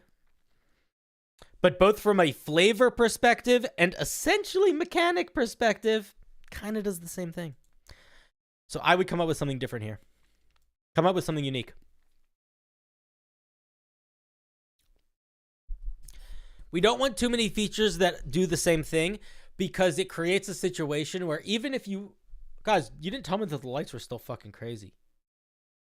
Because the problem is that it makes you too one note. Like, you want... When you get a new feature, you want it to feel like you're getting either a new tool for your toolbox or you're significantly improving some of your older tools. If you get a new tool that does the same thing an old tool does, sure, you can use them together, but it's not going to make you better in situations that you were not it's not making you better in a broader sense. Like, you are not more well equipped to deal with the world. You are more well equipped to deal with that one situation that you were pretty well equipped to deal with before. So that's why I would come up with something different here. Could open heart replace joyful laughter? Yes! Yes, it could! Oh, Steven Sanchez! I think that's a great idea. And I'll tell you what, I would argue that if you make it a 10th level feature, you don't need to change almost anything about it. I would keep all the rage sharing, everything, because it needs to be beefy. I probably would limit its use, or if you don't want to limit its use, I would play around with how the rage damage gets distributed a little bit. But I like it. I like it. I think that makes sense. Open heart does not feel like a 6th level feature. 6th level features are almost always defense, utility, stuff like that. The one that you felt this is a good 6th level feature. It fits nicely into 6th level. All right, let's look at 14. Guiding light. At 14th level, your very presence becomes a guiding light for those who fight alongside you. While you're raging, friendly creatures of your choice within 30 feet of you gain the following benefits. They have advantage on saving throws against being frightened and charmed. They have resistance to bludgeoning, piercing, and slashing damage. The issue here is that this sits on top of this. It's another one of those, like, you don't want things to do the same thing. So I would maybe remove this so that this feels like it has an impact.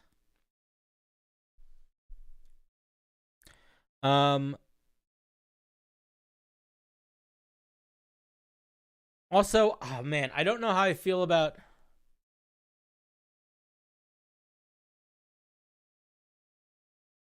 Also, you need to drop this last part. This is really strong. Everybody gets resistance to bludgeoning, piercing, and slashing, including magical, and advantage on saving throws against charmed and frightened. You said that feels light for 14? Not for barbarians. That's strong. That's very strong for barbarians for 14. Everyone within 30 feet of you has half damage in the same way that you do. That's quite strong.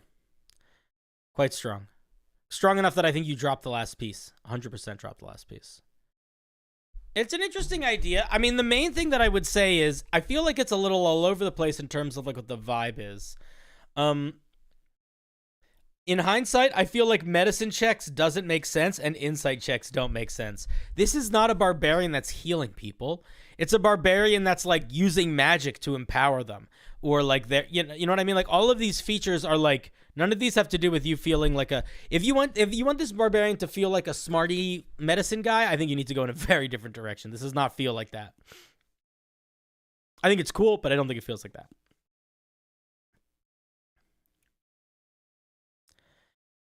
Chris, when you're saying let the barb have their moment, what do you mean by that? Do you mean that I should encourage people to make subclass features that are overpowered? I won't do that. I don't think that's a good idea. I don't think it will help them grow as writers, and I don't think it will help their pieces become popular. Is Gordon Ramsay a barbarian chef? I don't think so. I think he's a British chef.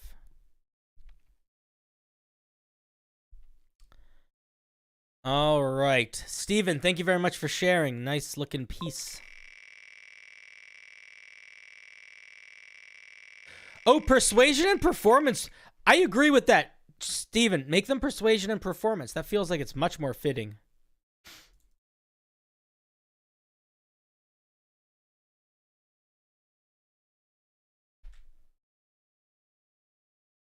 You also don't need to listen to anything I say. If ever I say something and you're like, this guy's full of shit, you can just ignore me, and that's fine. I accept that. The purpose of this subclass is to be sort of a default subclass, kind of like champion, but more interesting. Okay. The intention was to make it easy to understand for new players and mechanically interesting for veteran players. I also want the subclass to avoid being overly resource dependent. I'm so curious. Now, is this going to be a fighter? Because I would say that that fighter not only exists in the champion, it exists in the battle master as well. What if there was a feature for Barb when raging an ally behind you has half cover? I feel like I think like that already exists in D&D. Halflings get that. We're all full of poopy. Well, some of us are. So more vanilla than vanilla. I mean, I'm curious to see how they did that. Let's see. Fighters of the Templar archetype. I don't even know why I'm going to be honest. I don't know why I don't think we need to read the flavor text here. They basically said they want it to be bland, right? It's a Templar. You start training at a young age. You're adaptable at fighting. You're a fancy fighting Templar. Let's see what we get at 3rd level. Halflings can hide people, but it's not cover. Okay. Glory counter. That almost sounds inappropriate. At 3rd level, you have learned how to counter an opponent's attack and punish them with a crushing attack. You gain access to the following counters and must be wielding a simpler martial weapon to perform them. Defensive counter. When a creature hits you with an attack, you can use your reaction to gain a bonus to your AC equal to your proficiency bonus. This bonus counts only for the triggering attack. Offensive counter. When a creature misses with an attack roll against you, you can use your reaction to make an attack roll against them. This attack uses the modifier of a weapon that you are wielding and does 1d4 damage of the weapon's type plus your weapon's damage modifier. All right, I'm going to read the last 3rd level feature, but I am going to point out something. At 3rd level, you know how to strike with certainty and finesse. As a bonus action, you can invigorate yourself until the end of your turn. When you make an attack roll with a simpler martial weapon, you can roll 1d4 and add that number rolled to your attack roll. So this is just infinite. So if you want to give a resourceless feature, it needs to be more calm than these are. All of these features are kind of in line with like Battle Master maneuvers. I think a couple of these already are Battle Master maneuvers. Now I've noticed that you've done some things to make these like calmer Battle Master maneuvers, and I think that might be your goal here, is that you're trying to essentially make a Battle Master where the players are not picking options, they just get these options, but they don't have resources to spend them on. The only reason the Battle Master works so well from a balance perspective is that it is resource dependent. So I think that you need to either it's maneuvers without dice. I get it, but I don't know. I feel like it's too much. Getting a reaction parry every round or a reaction little attack every round, or like it's just or bonus action to have bless on yourself every round. It's a lot. I think that's too much. Am I being crazy? Yeah, but they said they don't want it to be resource dependent. I think you're right, Tom. I think maybe they just needs to be resource dependent. Scarcity is more fun too, requires you to think. Yeah. Battle Master, Psy Warrior, Rune Knight. There are so many good examples out there for resource fighters to compare to. Yeah. There are, and they're all great. Key points, yeah, everything is a resource-based. If you don't want to be resource-based, you kind of have to limit yourself to being very bland in a way that I think you don't want. Or you can do once-a-day features as well, work pretty well. Just make a swashbuckler, either limit it by dex modifier, or point by. I don't think that's going to help. Or X amount of times per day. Yeah. But if you're getting all of these different features, then I would make them all tied to a resource, as opposed to you can do this 3 times a day, this 3 times a day, this 3 times a day. Because then you're actually keeping track of a lot more stuff. Even if you can use one of these features each once per short rest, that is more to keep track of than a single resource pool that is shared between them. And these I have less of a concern with. I don't like this one, just because it's a lot to add as a bonus action to get all of your attacks to do that. Potentially of return is a lot. The other thing that I just want to point out is that as much as you are toning this down by having it do a little bit less damage, this is still a very cheesable feature.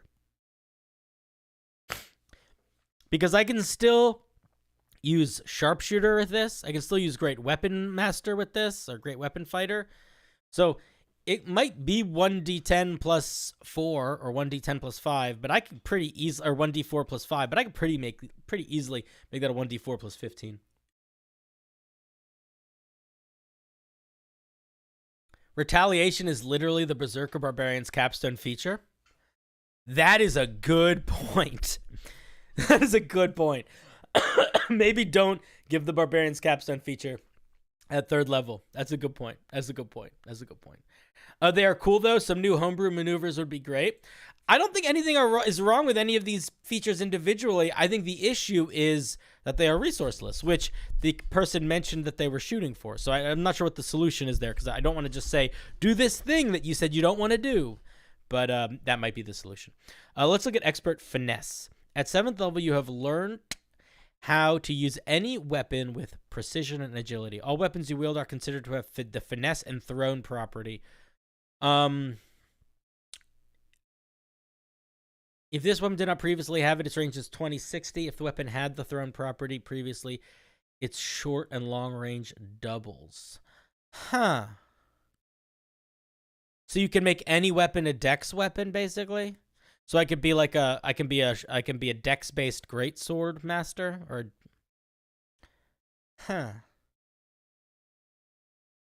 I'm not sure how I feel about that.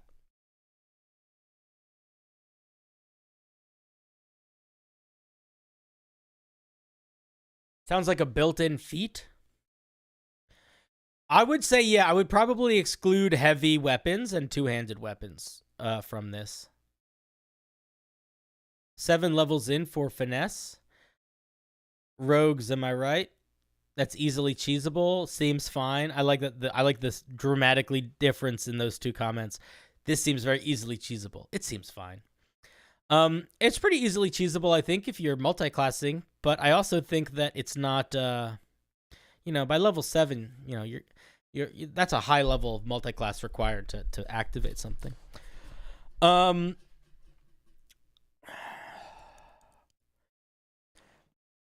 It feels a little bit... It just doesn't feel very exciting to me. I don't know.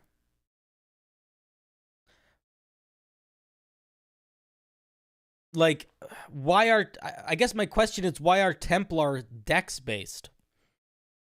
Like, I'm not sure. I got no indication in the base class that this is a dex-based character. Like, neither the description nor any of these features. So it just kind of makes me feel like I'm not sure why now we're suddenly getting this rush to be dex-based at 7th level. I feel like if we want to be dex-based, we need to be clear of that a little earlier. Yeah, like if you can't do with a strength build, it literally does nothing. Which is fine. You can make a dex-based class. I mean, like look at the like arcane archer. Even though it's not that good, it's clearly made to be an archer. But you're getting those archer features at 3rd level. All right, let's look at Righteous Renaissance. At 10th level, you have learnt how to recover from persecution and regain your stamina. I don't think persecution is the word you're looking for here. Your second wind feature can be used a number of times equal to half your proficiency bonus, and you gain all expended uses on a short or long rest. Your second wind feature also grants the following benefits. If you're grappled, restrained, or frightened, you're no longer grappled, restrained, or frightened. If you are prone, you can choose to no longer be prone. If you're charmed, you can retake the saving throw. Why does it retake the saving throw against being charmed, but automatically break free of frightened? You know? Why does it do that? I think that tying stuff to second wind is really cool, and I like that a lot. I am going to be honest. I don't think you can tie all of these features to second wind and then give you a lot more uses of it. I think you can do one or the other. I think you can make second wind do a lot of cool stuff, or you can give more uses of it. But I would not do both. You're still getting you still get second wind every short rest anyway, so you can still get multiple uses a day. So I would probably drop the extra uses, and I would just keep all this stuff. And then I would probably, you know? You guys picking up what I'm putting down?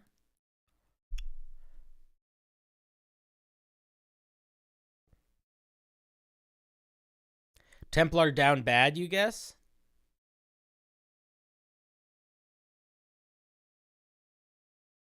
Yeah, the Charm Frightened is similar to the Berserker for sure.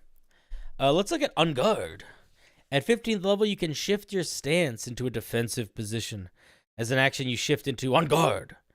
On a creature's first attack roll against you. What does that mean? On a turn? Their first attack roll against you ever? I think you mean on a turn.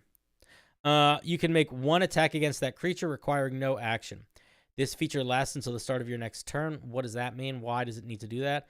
If you are not targeted by an attack while this feature is active, once this feature ends, attack rolls against you have advantage until the start of your next turn. Wait a minute. I'm confused. So as an action, you enter On Guard stance. While in On Guard stance, whenever a creature attacks you, you can attack them. So essentially, you get infinite attacks, assuming you are attacked by infinite creatures. But you give up your whole attack action. I don't think that this fits the vibe. I also think that if your goal is to create a simple and fun fighter, this is not the move.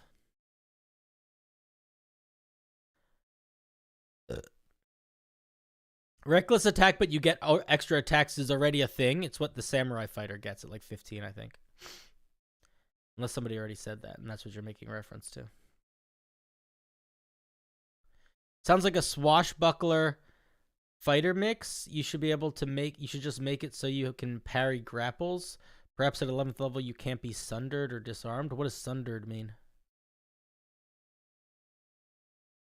This means you just have to beg your DM to help. I don't know. I would break weapon. Oh, that's interesting. I don't know. I think you come up with something new here. I disagree with this one. I don't like this move. I feel like it seems, it doesn't feel that different from the other stuff. We're already getting like attack off attacks and defensive backs and stuff. I think we get something. I would make something new here. And if you're gonna make it take a whole action, I think it needs to be a little bit cooler and a little bit more oomphy. And I would even say the move could be, if you want it to be not resource based, I would tone it back. Actually, I would tone it back and simplify. I think it would be better if you could bonus action dodge, and if the attack misses, then counterattack. Feels opposite to that support barb. My opinion might be weird. Sorry, I don't know how D&D works compared to Pathfinder. Your opinion's not. I didn't think your opinion was weird. I thought your opinion was cool. I just didn't know what the word sunder meant in terms of D&D. Yeah, I don't know. This is the feature that I feel the least strong about so far. I like the other ones more. I think this is the one that, if I was going to be like change something, this is the one that I'm like, I would just make a new one. Just come out with something new here. I don't know why. I'm not feeling like this is It's not tickling my fancy. Can you submit campaign intros? You can, but I will be reviewing it from the perspective. My review might hurt your feelings more.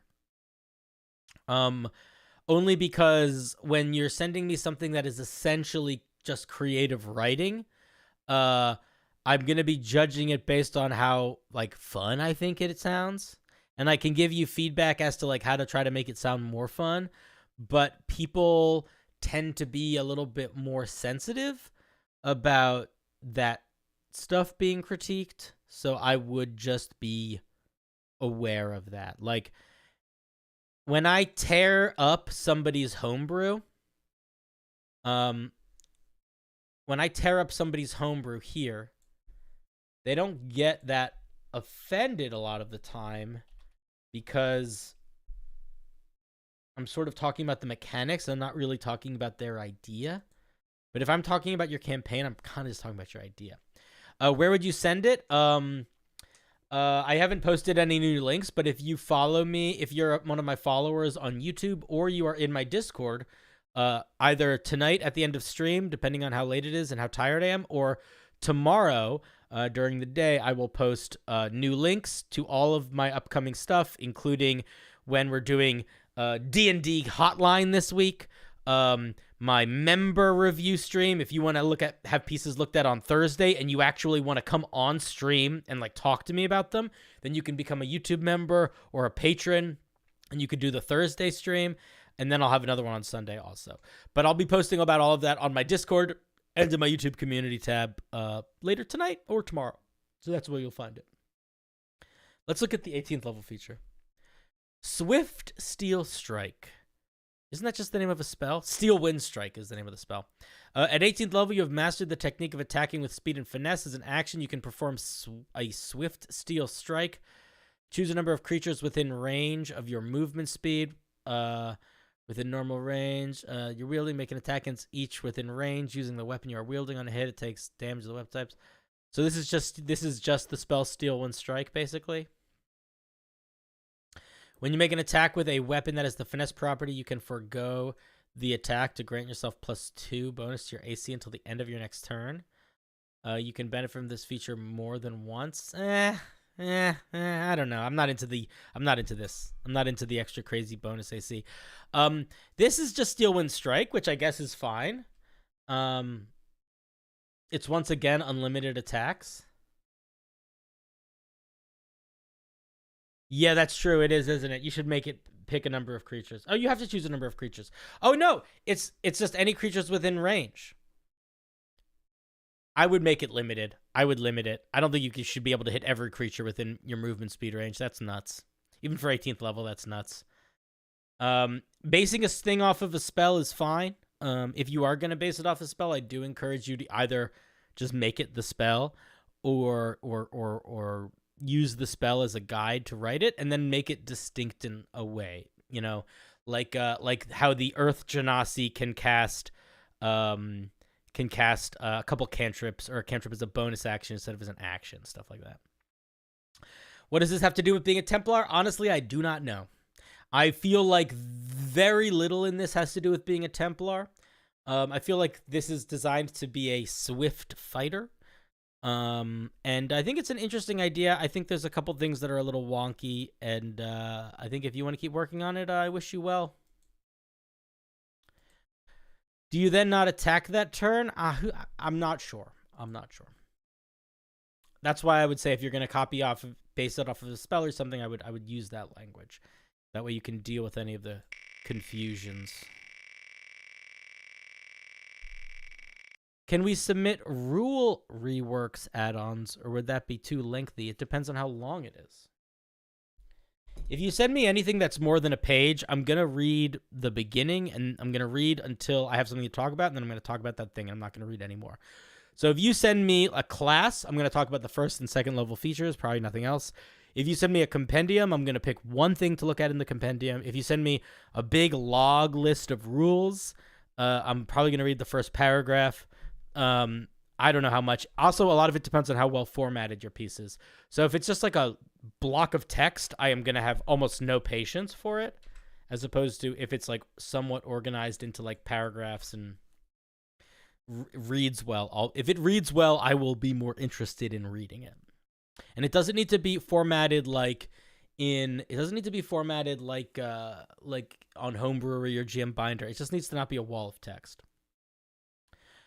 Crooked Beats says, I know, it's a class.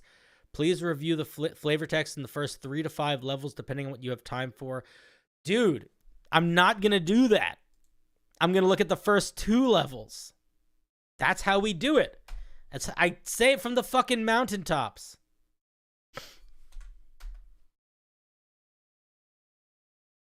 I don't know how clear I can be. Everybody's so eager. This is the thing. This is the truth. We need to talk for a second. I'm gonna look at this piece, but we need to talk for a second. Because I think you guys have an unrealistic expectation of the world. We need to talk about something for a second. We're gonna get here. Let's let me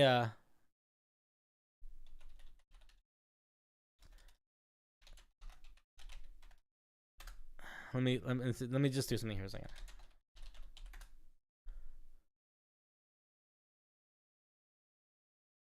Give me 1 second. Don't you change shit in there, guys. Everyone be nice.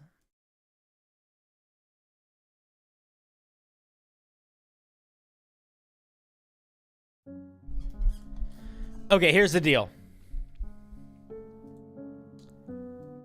Here's the deal. And it's a sad truth, but it's a truth that you need to know.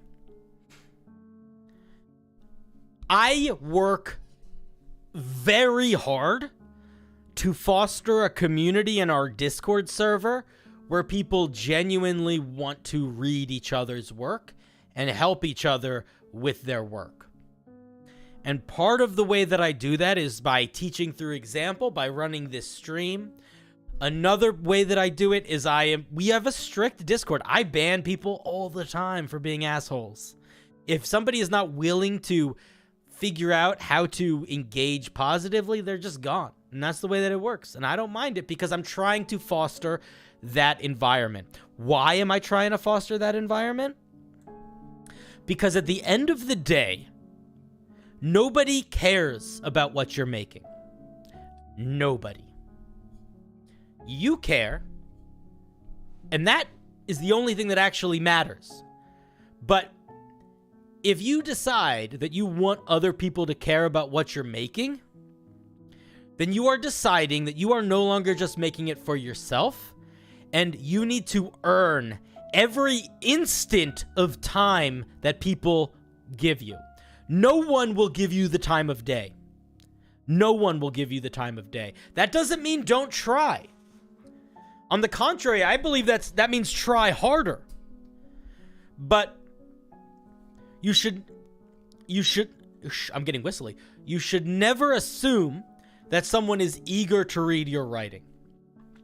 So, when I say I'm not going to look at 3 to 5 levels of features, I'm only going to look at level 1 and level 2, it's not because I'm trying to be a dick.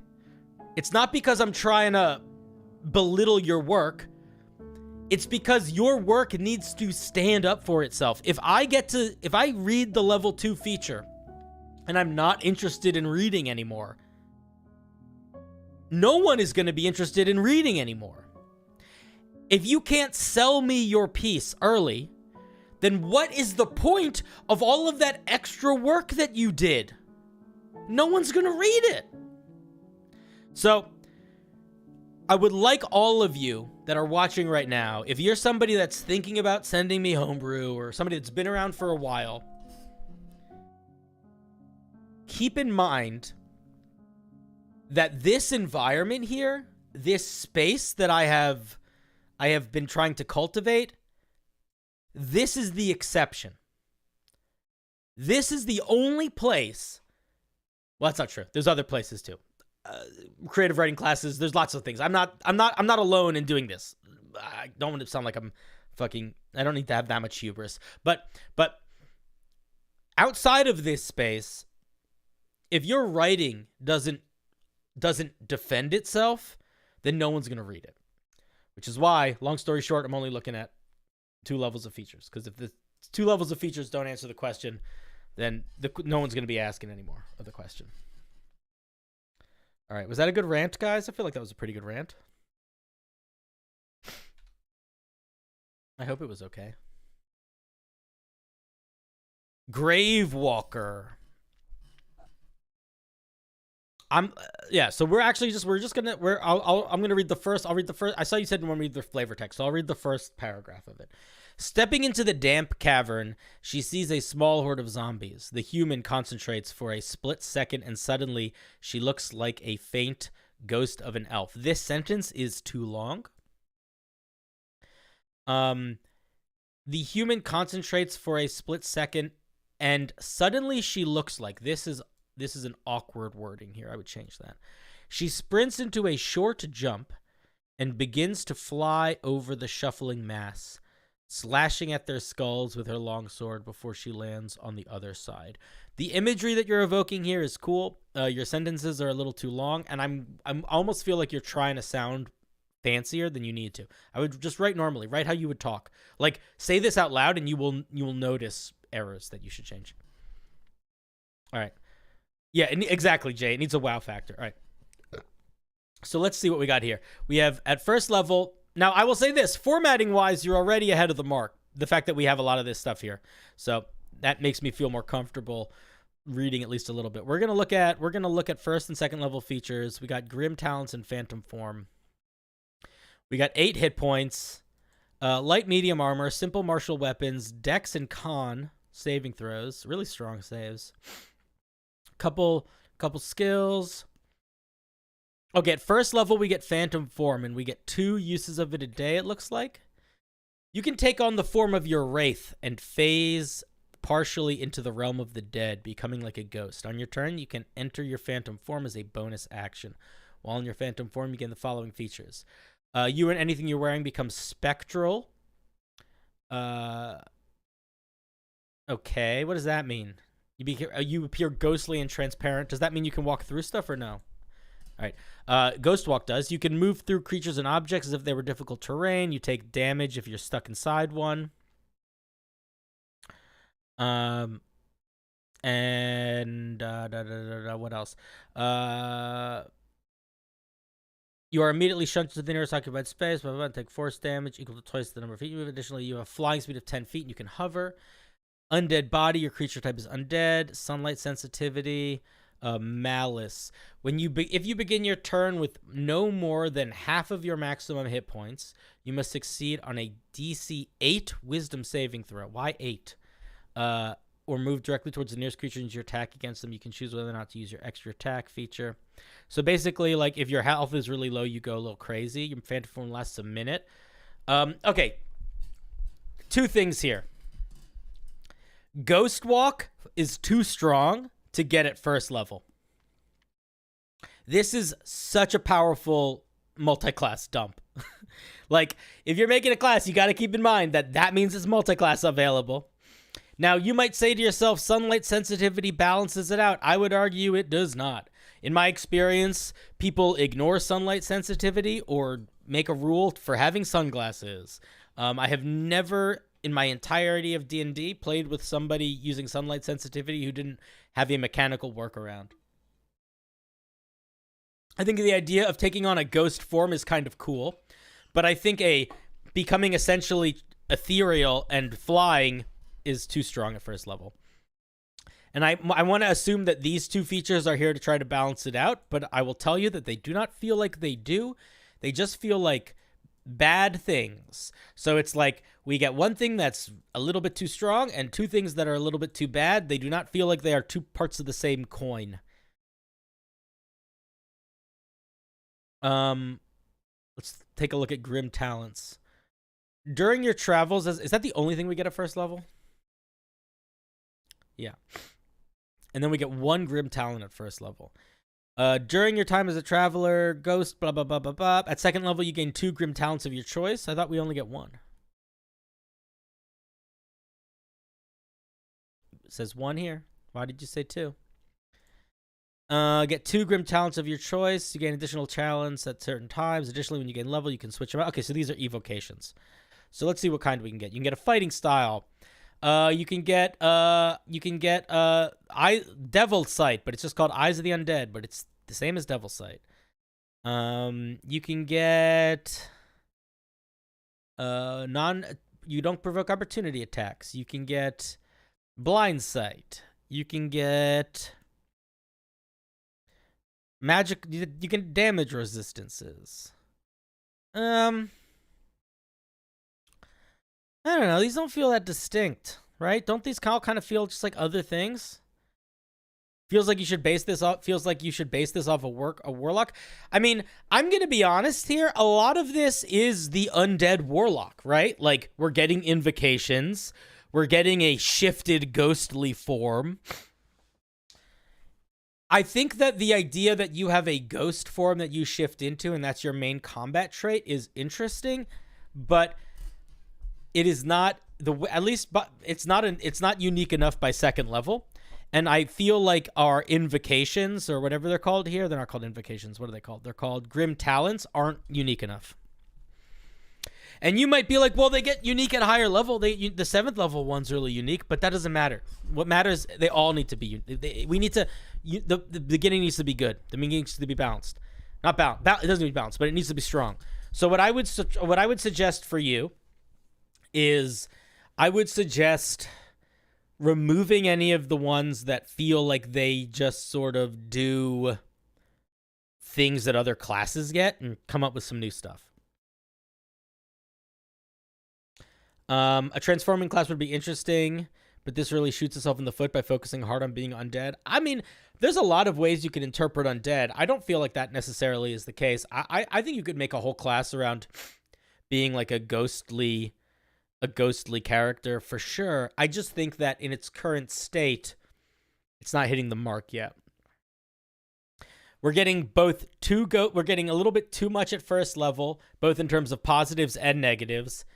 And second level, the invocations don't feel unique enough. It's like a fighting style or other things that just kind of feel like Devil Sight or things equivalent to Devil Sight. A little weird to think of this as your second class in a multi-class. Well, that was my initial point, was that like this feature is really strong in a multi-class. Imagine being a barbarian and being able to just fly and go through walls. Not even give a fuck. It's an interesting idea. I think in its current state, I would probably, if I were you, what I would probably do is I would tone down. I would do two things. I would tone down Phantom Form. And I would do something that made me understand the way that I'm supposed to fight a little bit more earlier. I would, if you want to tone it up later, but keep it a little bit calmer here.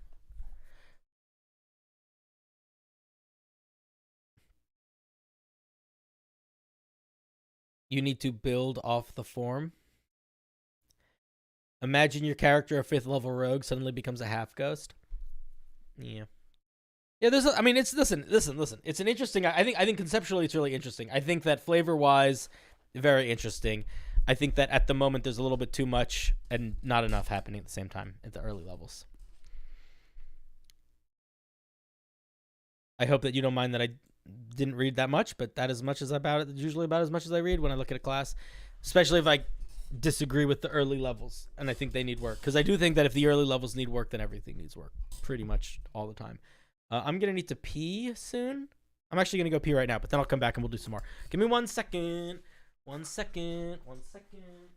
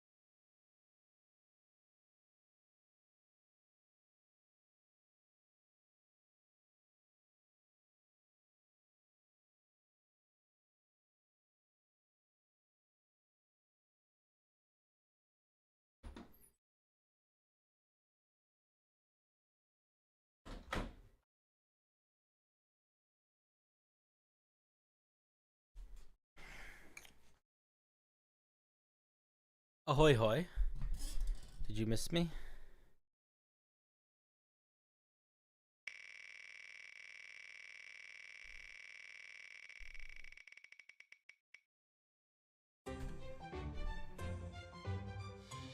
Hey, Dice Admiral. They were just complaining about how they felt like they were never getting they were complaining about how they weren't getting stuff. So maybe they won't complain now. But we'll see.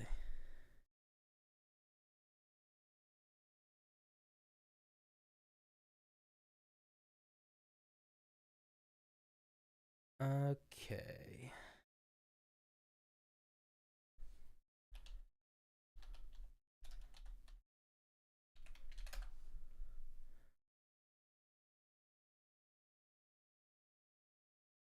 Dice Admiral. I'm trying to design a monster that is dangerous in unexpected ways. Very exciting. I like that. It sounds fun.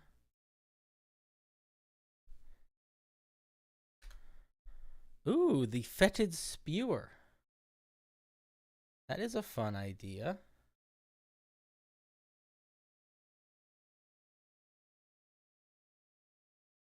One second.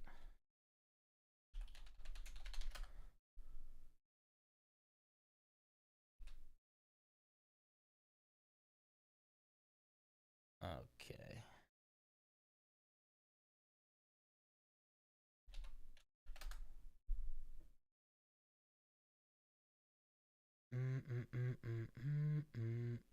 All right.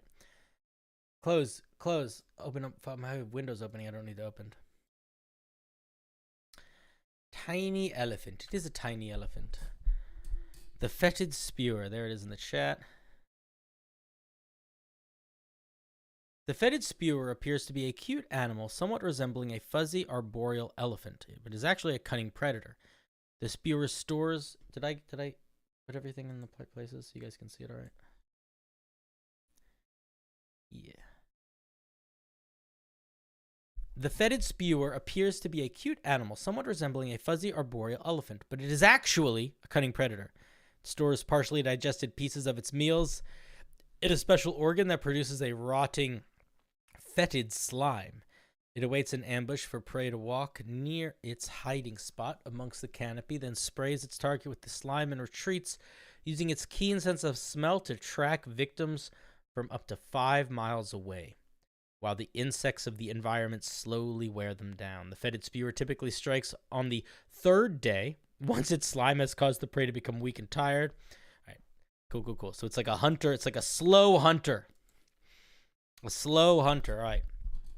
CR2. Little hit points for a CR2, but that's okay. Little hit points for a CR2, but that's okay. That's okay. We got some perception, we got stealth, we got survival. I like that it has a climb speed faster than its movement speed. That's cute and fun. I'm pro that. I think that's a good idea. I like. CR is really hard to balance. I don't think this is necessarily not a CR2 monster. It really depends on what other features it has. Let's take a look. Perception +3, stealth +6, survival +3. All that makes sense. Dark vision. Okay. Arboreal specialist. The fetid spewer has advantage on stealth checks to hide in trees. Love it. The nose. The fetid spewer has advantage on perception checks that rely on smell, and wisdom checks that and survival checks that checks to track creatures coated in fetid slime. Okay, all of that so far is good. Now actions, it has a 40-foot ranged attack that's +6 to hit, 1d4 +4 acid damage. Put the average in the front. Put the average in the front, and always put the average. See, I didn't put the average here. Put that shit here. Acid damage, and the target is covered in fetid slime. See sidebar, and then it has a little attack, and then it can disengage as a bonus action, and then as a reaction. Whenever it takes damage and isn't reduced to 0 hit points or incapacitated, it can move up to its speed. That's intense. That is a powerful move. Okay, let's see what fetid slime does. The slime has a disgustingly sweet smell, which attracts biting and stinging insects. A creature covered in the slime is subject to the following effects: gains no benefit from insect repellents. That's funny. Cannot hide from creatures that can smell you. Okay. Disadvantage on concentration checks. What does that mean? Cannot hide from creatures that can smell you. So this is. I would change this wording, because literally any creature can smell you if it has a nose, right? So I would say creatures. I would probably say that like you have disadvantage to hide from creatures that are tracking you based on scent or something like that. Because that doesn't actually. This is too broad a phrase. Disadvantage on concentration checks. Okay. Must make a DC 13 Constitution saving throw or to gain any benefits from a short or long rest. The slime lasts for 3 days before wearing off. A creature can wash it off by fully immersing in flowing water for 10 minutes. Any non-flowing water fails to remove the slime, as does washing any individual area. Covering the affected creatures with a dry powder such as dirt or sawdust suppresses the effect for 1d4 hours. I like this. This is interesting. My main feedback for the slime is I think you need to tone it down a little bit if it is so hard to get off. If you can't wash it off, first of all, I think you should just be able to wash it off. But if you can't wash it off, I think you need to drop some of these features down a little bit. Don't make them so hectic. But overall, I think this is a really solid creature. There should be a saving throw associated with the slime. It shouldn't just automatically slime them. And I also want to suggest that they should have multi-attack. They should be able to make they shouldn't just get one attack per turn. This guy's attacks are really weak. Really weak. So if you want him to be CR2, he needs to be getting more attacks or he needs to be doing more damage. But overall, I think this is a really solid design for a monster. Like, the numbers can definitely use some tweaking, but if you guys are like trying to figure out how to make a monster that works, this is a great example. So what's happening here is not only is this a monster, it's the monster that has like a whole sort of like gameplay mechanic built around it, where it's like it's got this special ooze that has features that have to do with it tracking you. You'll notice that it's quite good at tracking. It's also good at hiding. So it's sort of like you can see how it sits in the world as much as it would sit in like a combat situation. So from if you feel that with your monster, if your monster is in that position, then you're in a great spot. That doesn't mean it's done, but that's a much better spot than just being like, I have a bunch of cool powers that I want this thing to do, because that doesn't necessarily feel like it sits in the world. Monsters in combat are really fun, but as important in my opinion, as important as monsters being fun in combat is a dungeon master being able to look at a monster and be like, not just how am I going to run this thing in combat, but like, what sort of adventure can I make around this monster? What sort of story can I build around this monster? And this is a monster that I think does that pretty well in terms of like you being tracked by this like elephant fuzzball thing. So yeah, make it do more damage, tone this down a little bit. And then I think you're in a good spot.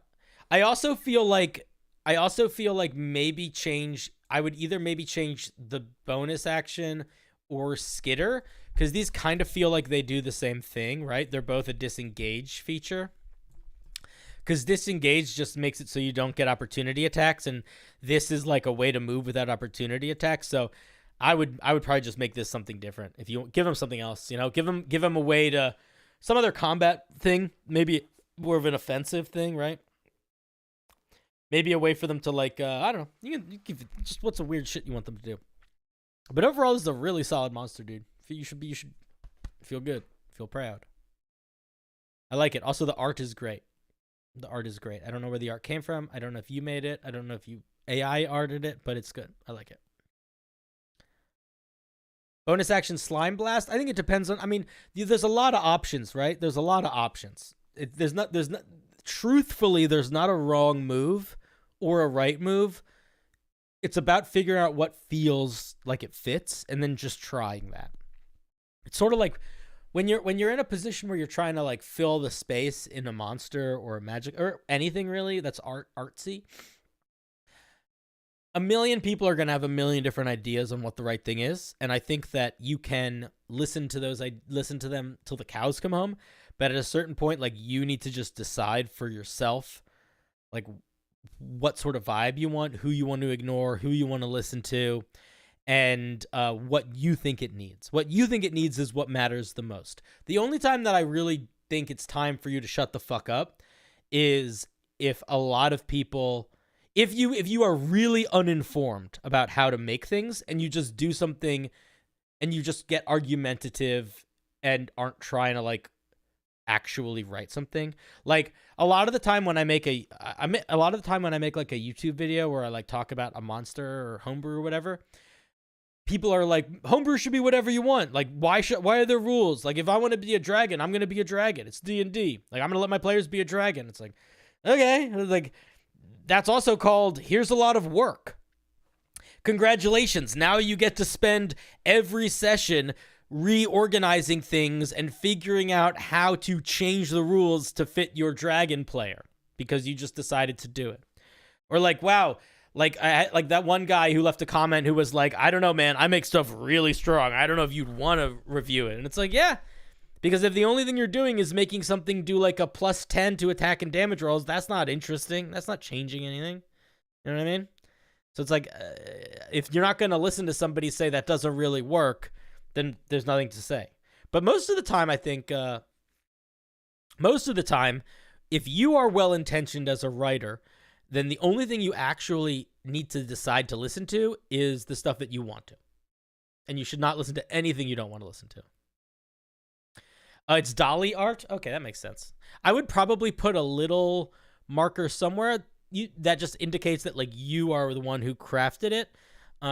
Because people, if you do share it online, people are going to be like, who made the art? Because there is a stigma in the D&D community, especially the online D&D community, about not crediting artists. So I will also say there's a stigma about using AR art. So people might, if you do post this kind of thing online, you might get comments, people being like, hey, why don't you get a fucking artist? You might get some of those comments.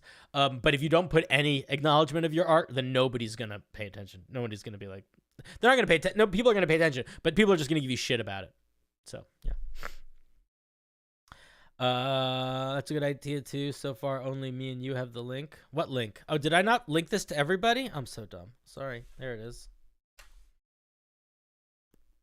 Sorry. Original rules constitute one page. I don't know what that is in reference to, but I accept. Oh, no, you had it? All right. Maybe y'all were talking about something else. Anyway, fetid spewer. Seems really cool. Amber.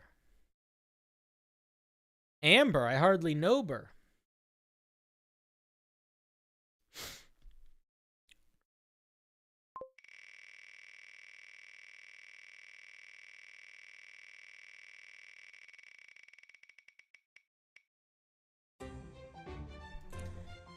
Oh shit, it's Baba. Why doesn't D&D have magic item sets? Here's my Diablo-inspired take. Baba! Baba, you should know better. Oh, Baba. Oh, Baba. Baba's like a mod. Oh, next time, Brother Bear, next time.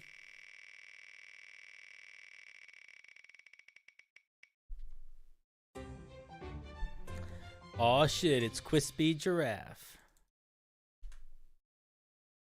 I'm making a group of homebrew subraces for my homebrew campaign setting. It's a series in Sky Islands. The piracy smugglers, a very common job, so I've only done the halfling and the dwarf. I plan on doing each. Okay, cool. So these are like subraces for halfling and dwarf? I'm into that. Here it is in the link. All right, let's take a look at this Western halfling. We get charisma, goes up by 1. Kapow! Adaptive. Choose a race other than halfling that you've spent most of your life with. If you haven't yet adapted to another race, you can choose halfling instead, but your DM may at any point decide that you've spent enough time around a particular race and choose the... Hey guys, do you know, what is that? Chat, what is that? You may gain the following benefits. You gain physical characteristics similar to this race. Your size becomes a size. You gain advantage on charisma checks when interacting with them. You gain the ability to speak, read, and write one language of your chosen race. Yeah, that's a correct use of the word may. That's a correct use of the word may. I love to see it. I love to see it. The only thing I like more than not incorrect using of the word may is correct wording of the use may. If you don't think you're going to confidently be able to use the word may correctly, just don't use it. Not in general, but for me. I get irrationally annoyed with it, and I apologize. But that's just the way that I live my life. Social chameleon. Wherever you are, you seem like you belong. You possess an uncanny ability to blend in seamlessly with different social groups and environments, allowing you to infiltrate and perform some espionage with ease. When rolling a deception check to pretend to be someone you're not, you can add a d6 to the roll. You can do so a number of times equal to your proficiency bonus before completing a long rest. I like this a lot. Quispy, did you make this? Quispy, this is solid. I like this quite a bit. So here's what I'm going to say.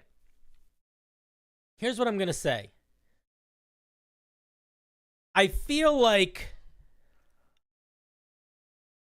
adaptive feels like something is missing or off, and I don't know what.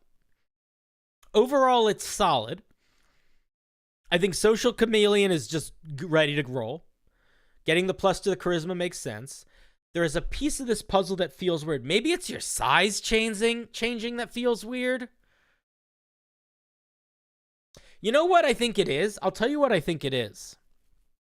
I don't know how... I'll tell you what it is. I actually know exactly what it is. I don't love that this is primarily a charisma check feature and that this is primarily a charisma check feature also.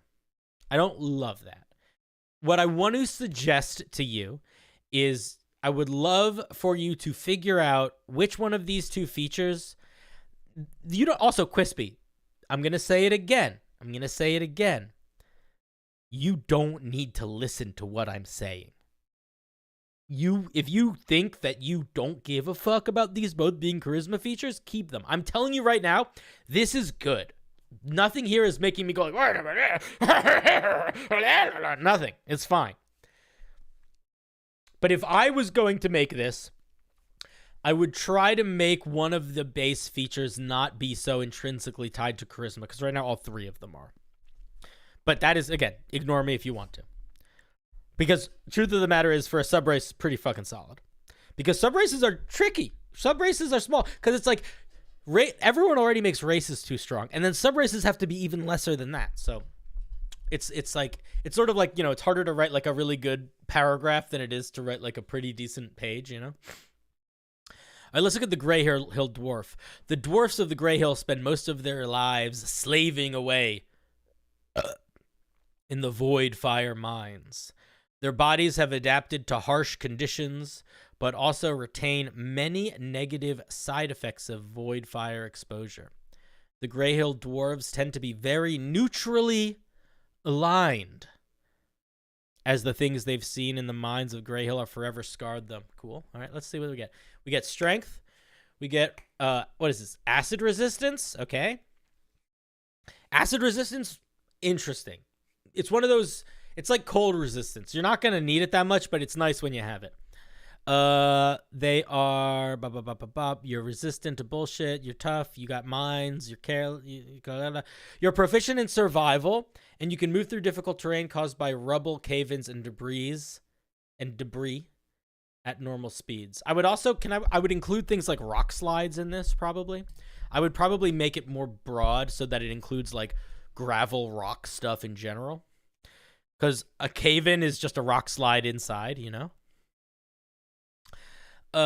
Chemical knowledge. Grey dwarfs have become well-versed in the properties of toxic substances like void fire. Your proficiency with alchemist supplies.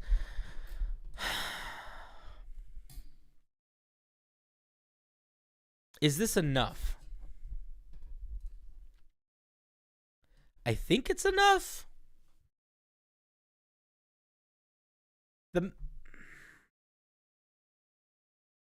I think it's enough. I think it's enough. Okay, the thing about dwarves is most of the time with dwarves, when dwarves get their subrace usually gets one cool thing that it's like, whoa, that's a fucking cool thing. So, like, for example, one of the dwarf subraces, its cool thing that it gets is that it gets more ability score increases than anything else in D&D. One of the things, the cool thing that it gets is it gets more life, more health. Another one, the cool things that it gets are like free castings of like some solid spells. This is not really getting any single thing that's like a cool thing. It's getting a bunch of stuff that is decent. So it's like a little bit different the way that I would like this feels like a little bit different, but I don't necessarily think it's bad or wrong. It just feels a little different. I do feel like let me give you an example. Like, Social Chameleon is a cool fucking feature. It feels unique. It's like, whoa, that's fucking weird. It's not weird, but it's like, that's unique.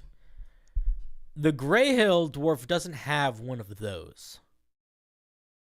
Doesn't have one of those, And it might not need it. It might get it from the combination of acid resistance and alchemy supplies and stuff, so, like, might be fine. But that's what my thought is.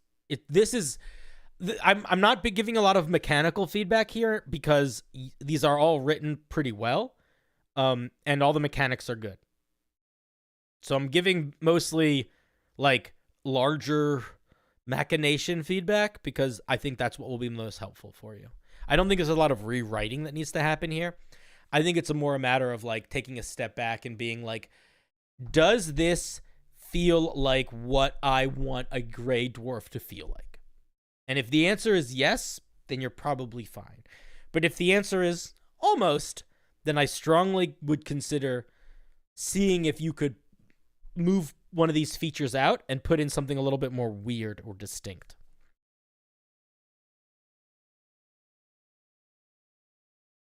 I ran it by a friend to make sure it was well written. Yeah, dude, it's solid. It's good. The writing here is good.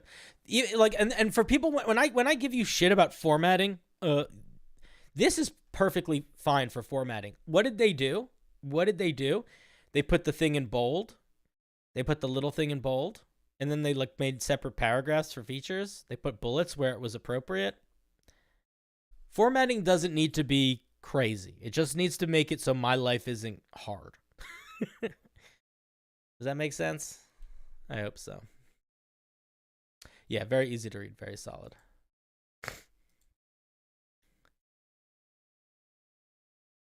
All right. I think we're going to do, I don't know how many more we're going to do. Let's see. I got to think about it a little bit. I got to take the dog out for her late night walk. I did a pre-stream journey. We got to do a post-stream one. Let's see. I call you Beard Man because you're the Beard Man. One of these days I'm going to shave my beard and you guys are going to all get so upset. You guys are going to get so friggin' upset. You guys are going to have a hard time. You're going to be so sad. You're going to be like, Papa, what happened to you, Papa? Where's my Papa? That's going to be you guys. And I'm going to be like, I'm your Papa. Come here. Give me your fingernails, etc.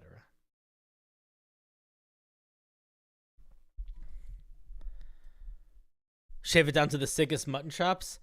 I don't know if those mutton chops would be sick. I think they would just be weird looking.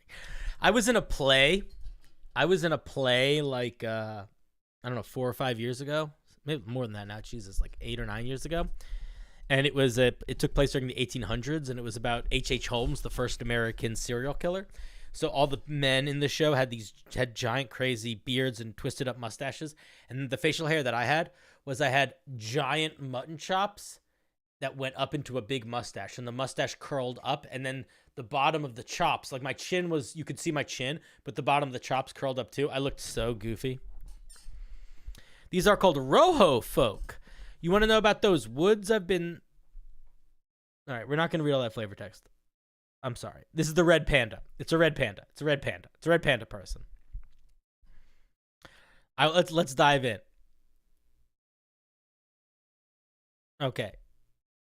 So if you want to be a red panda person, there's a couple things that we need. Let's see. You will become frightened by any dragon monster. What does that mean? So if you will become frightened by any dragon monster, does that mean that you automatically fail checks against dragons? I would phrase it like that. I would say anytime you have to make a saving throw to avoid being frightened by a dragon, you automatically fail. Something like that. Also, there's the thing called soul connection. By connecting your soul with a weapon of your choice, you may, this is the wrong use of the word may, I don't like that. Disappointment. You may give one weapon +1 to hit and damage. You always know where that weapon is. If the weapon has been damaged, you can repair the weapon by connecting your very soul to it. This takes a short or long rest. The weapon must have been connected to you when it was destroyed, and you must not have connected with any other weapon at that time. A racial feature that gives you a +1 weapon is not good. I would not do that. I don't have anything else to say about that feature other than I would not. I don't know if this would stack with magic weapons. It's unclear. It doesn't become a magic weapon, which makes me feel like it actually would stack with magic weapons. But either way, I would drop it. I don't think that you should get a +1 weapon automatically from the race that you pick. That's silly. Also, being a beast is a little bit weird. There are a lot of spells that affect beasts differently. And it's almost more weird making yourself a beast than it is making yourself like a monstrosity or a fae. And the other thing that I would say is that if you are in D&D, beasts are not, like, this creature would not be a beast. This creature would be a fae creature. Beasts are ordinary animals, like dogs, horses, bears. Anything that is slightly magical or slightly otherworldly is going to fit into another monster type. And even if it's just a monster that looks like it should be able to be natural, but it's not, like an owl bear, those are monstrosities. So I feel like this should not be a beast. Being a beast would definitely be a flaw for sure. Okay. They age. They have sizes. Your walk speed is 30 feet. Your natural weapon deals 1d6 plus your strength modifier. Okay, so you have a tail that you can hit people with. Okay, so really you have a tail you can hit people with. You have a movement speed. You're a beast. Okay, so you have a lot of things that are actually kind of bad. And then you have only one thing that's kind of good, which is this automatic +1 weapon. So I'm not sure. I don't think this works. I would change it up quite a bit. I would drop the soul connection. I would probably drop the draconic fear. I wouldn't make it you automatically fail. I might give you disadvantage on those saving throws. Panda tail seems solid and fine. But I would try to be like, okay, what else? What's the deal with these creatures? Like, there's a lot of ways to represent being a horde keeper, and I don't think a good way to represent that is to give you a +1 weapon. I would probably represent it by, like, you having, like, a bag of trinkets and knickknacks or things like that. Or maybe, like, you always have a random object that you need. Like, once a day you can, like, oh, yeah, sure, I have some string. You know, that sort of thing. Yeah, I don't really have much more to say about this piece. It is both straightforward, but also I think needs a little bit of chonking and filling out.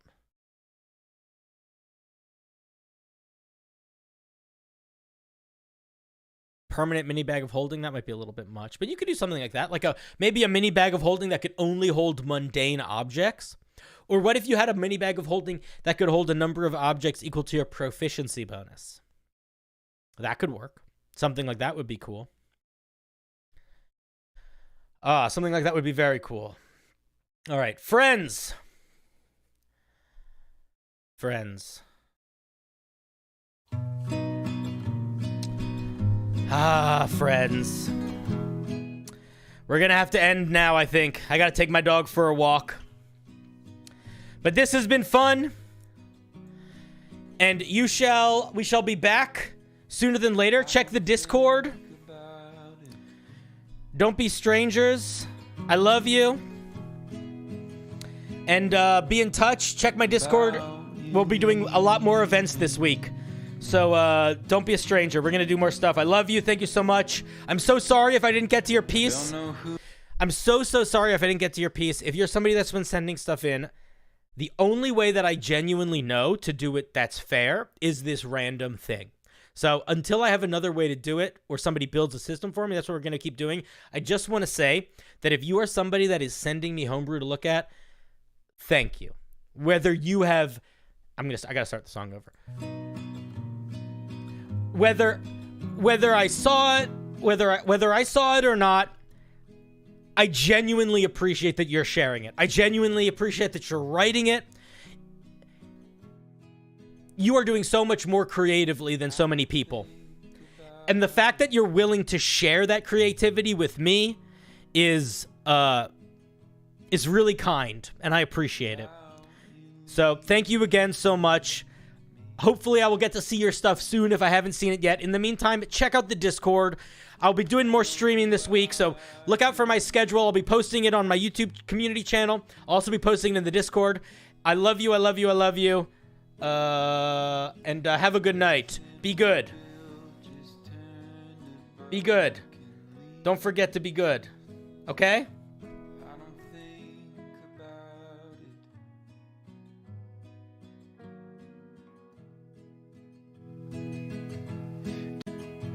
I don't know who I'd be.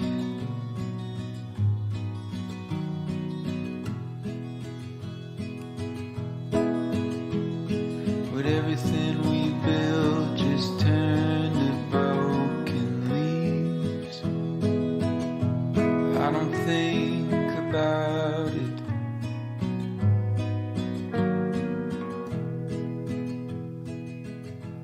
Do you think of me?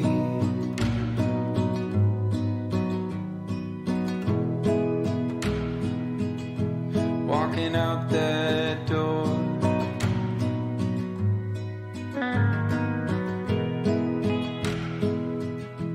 never hearing me talk to myself in the morning anymore. Would it all just turn and turn and turn and turn and turn and turn? You don't think about it.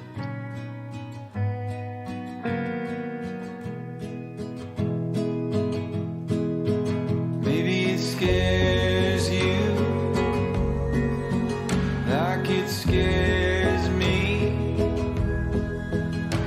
What do we do with all the possibilities? Doesn't it scare you like it scares me? What do we do with all the possibilities? We don't think about it.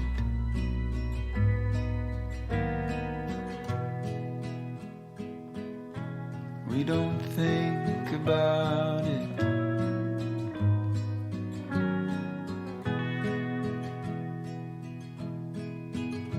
We just fall into each other's arms, and we laugh and we cry, we dry each other's eyes, but we don't talk about it.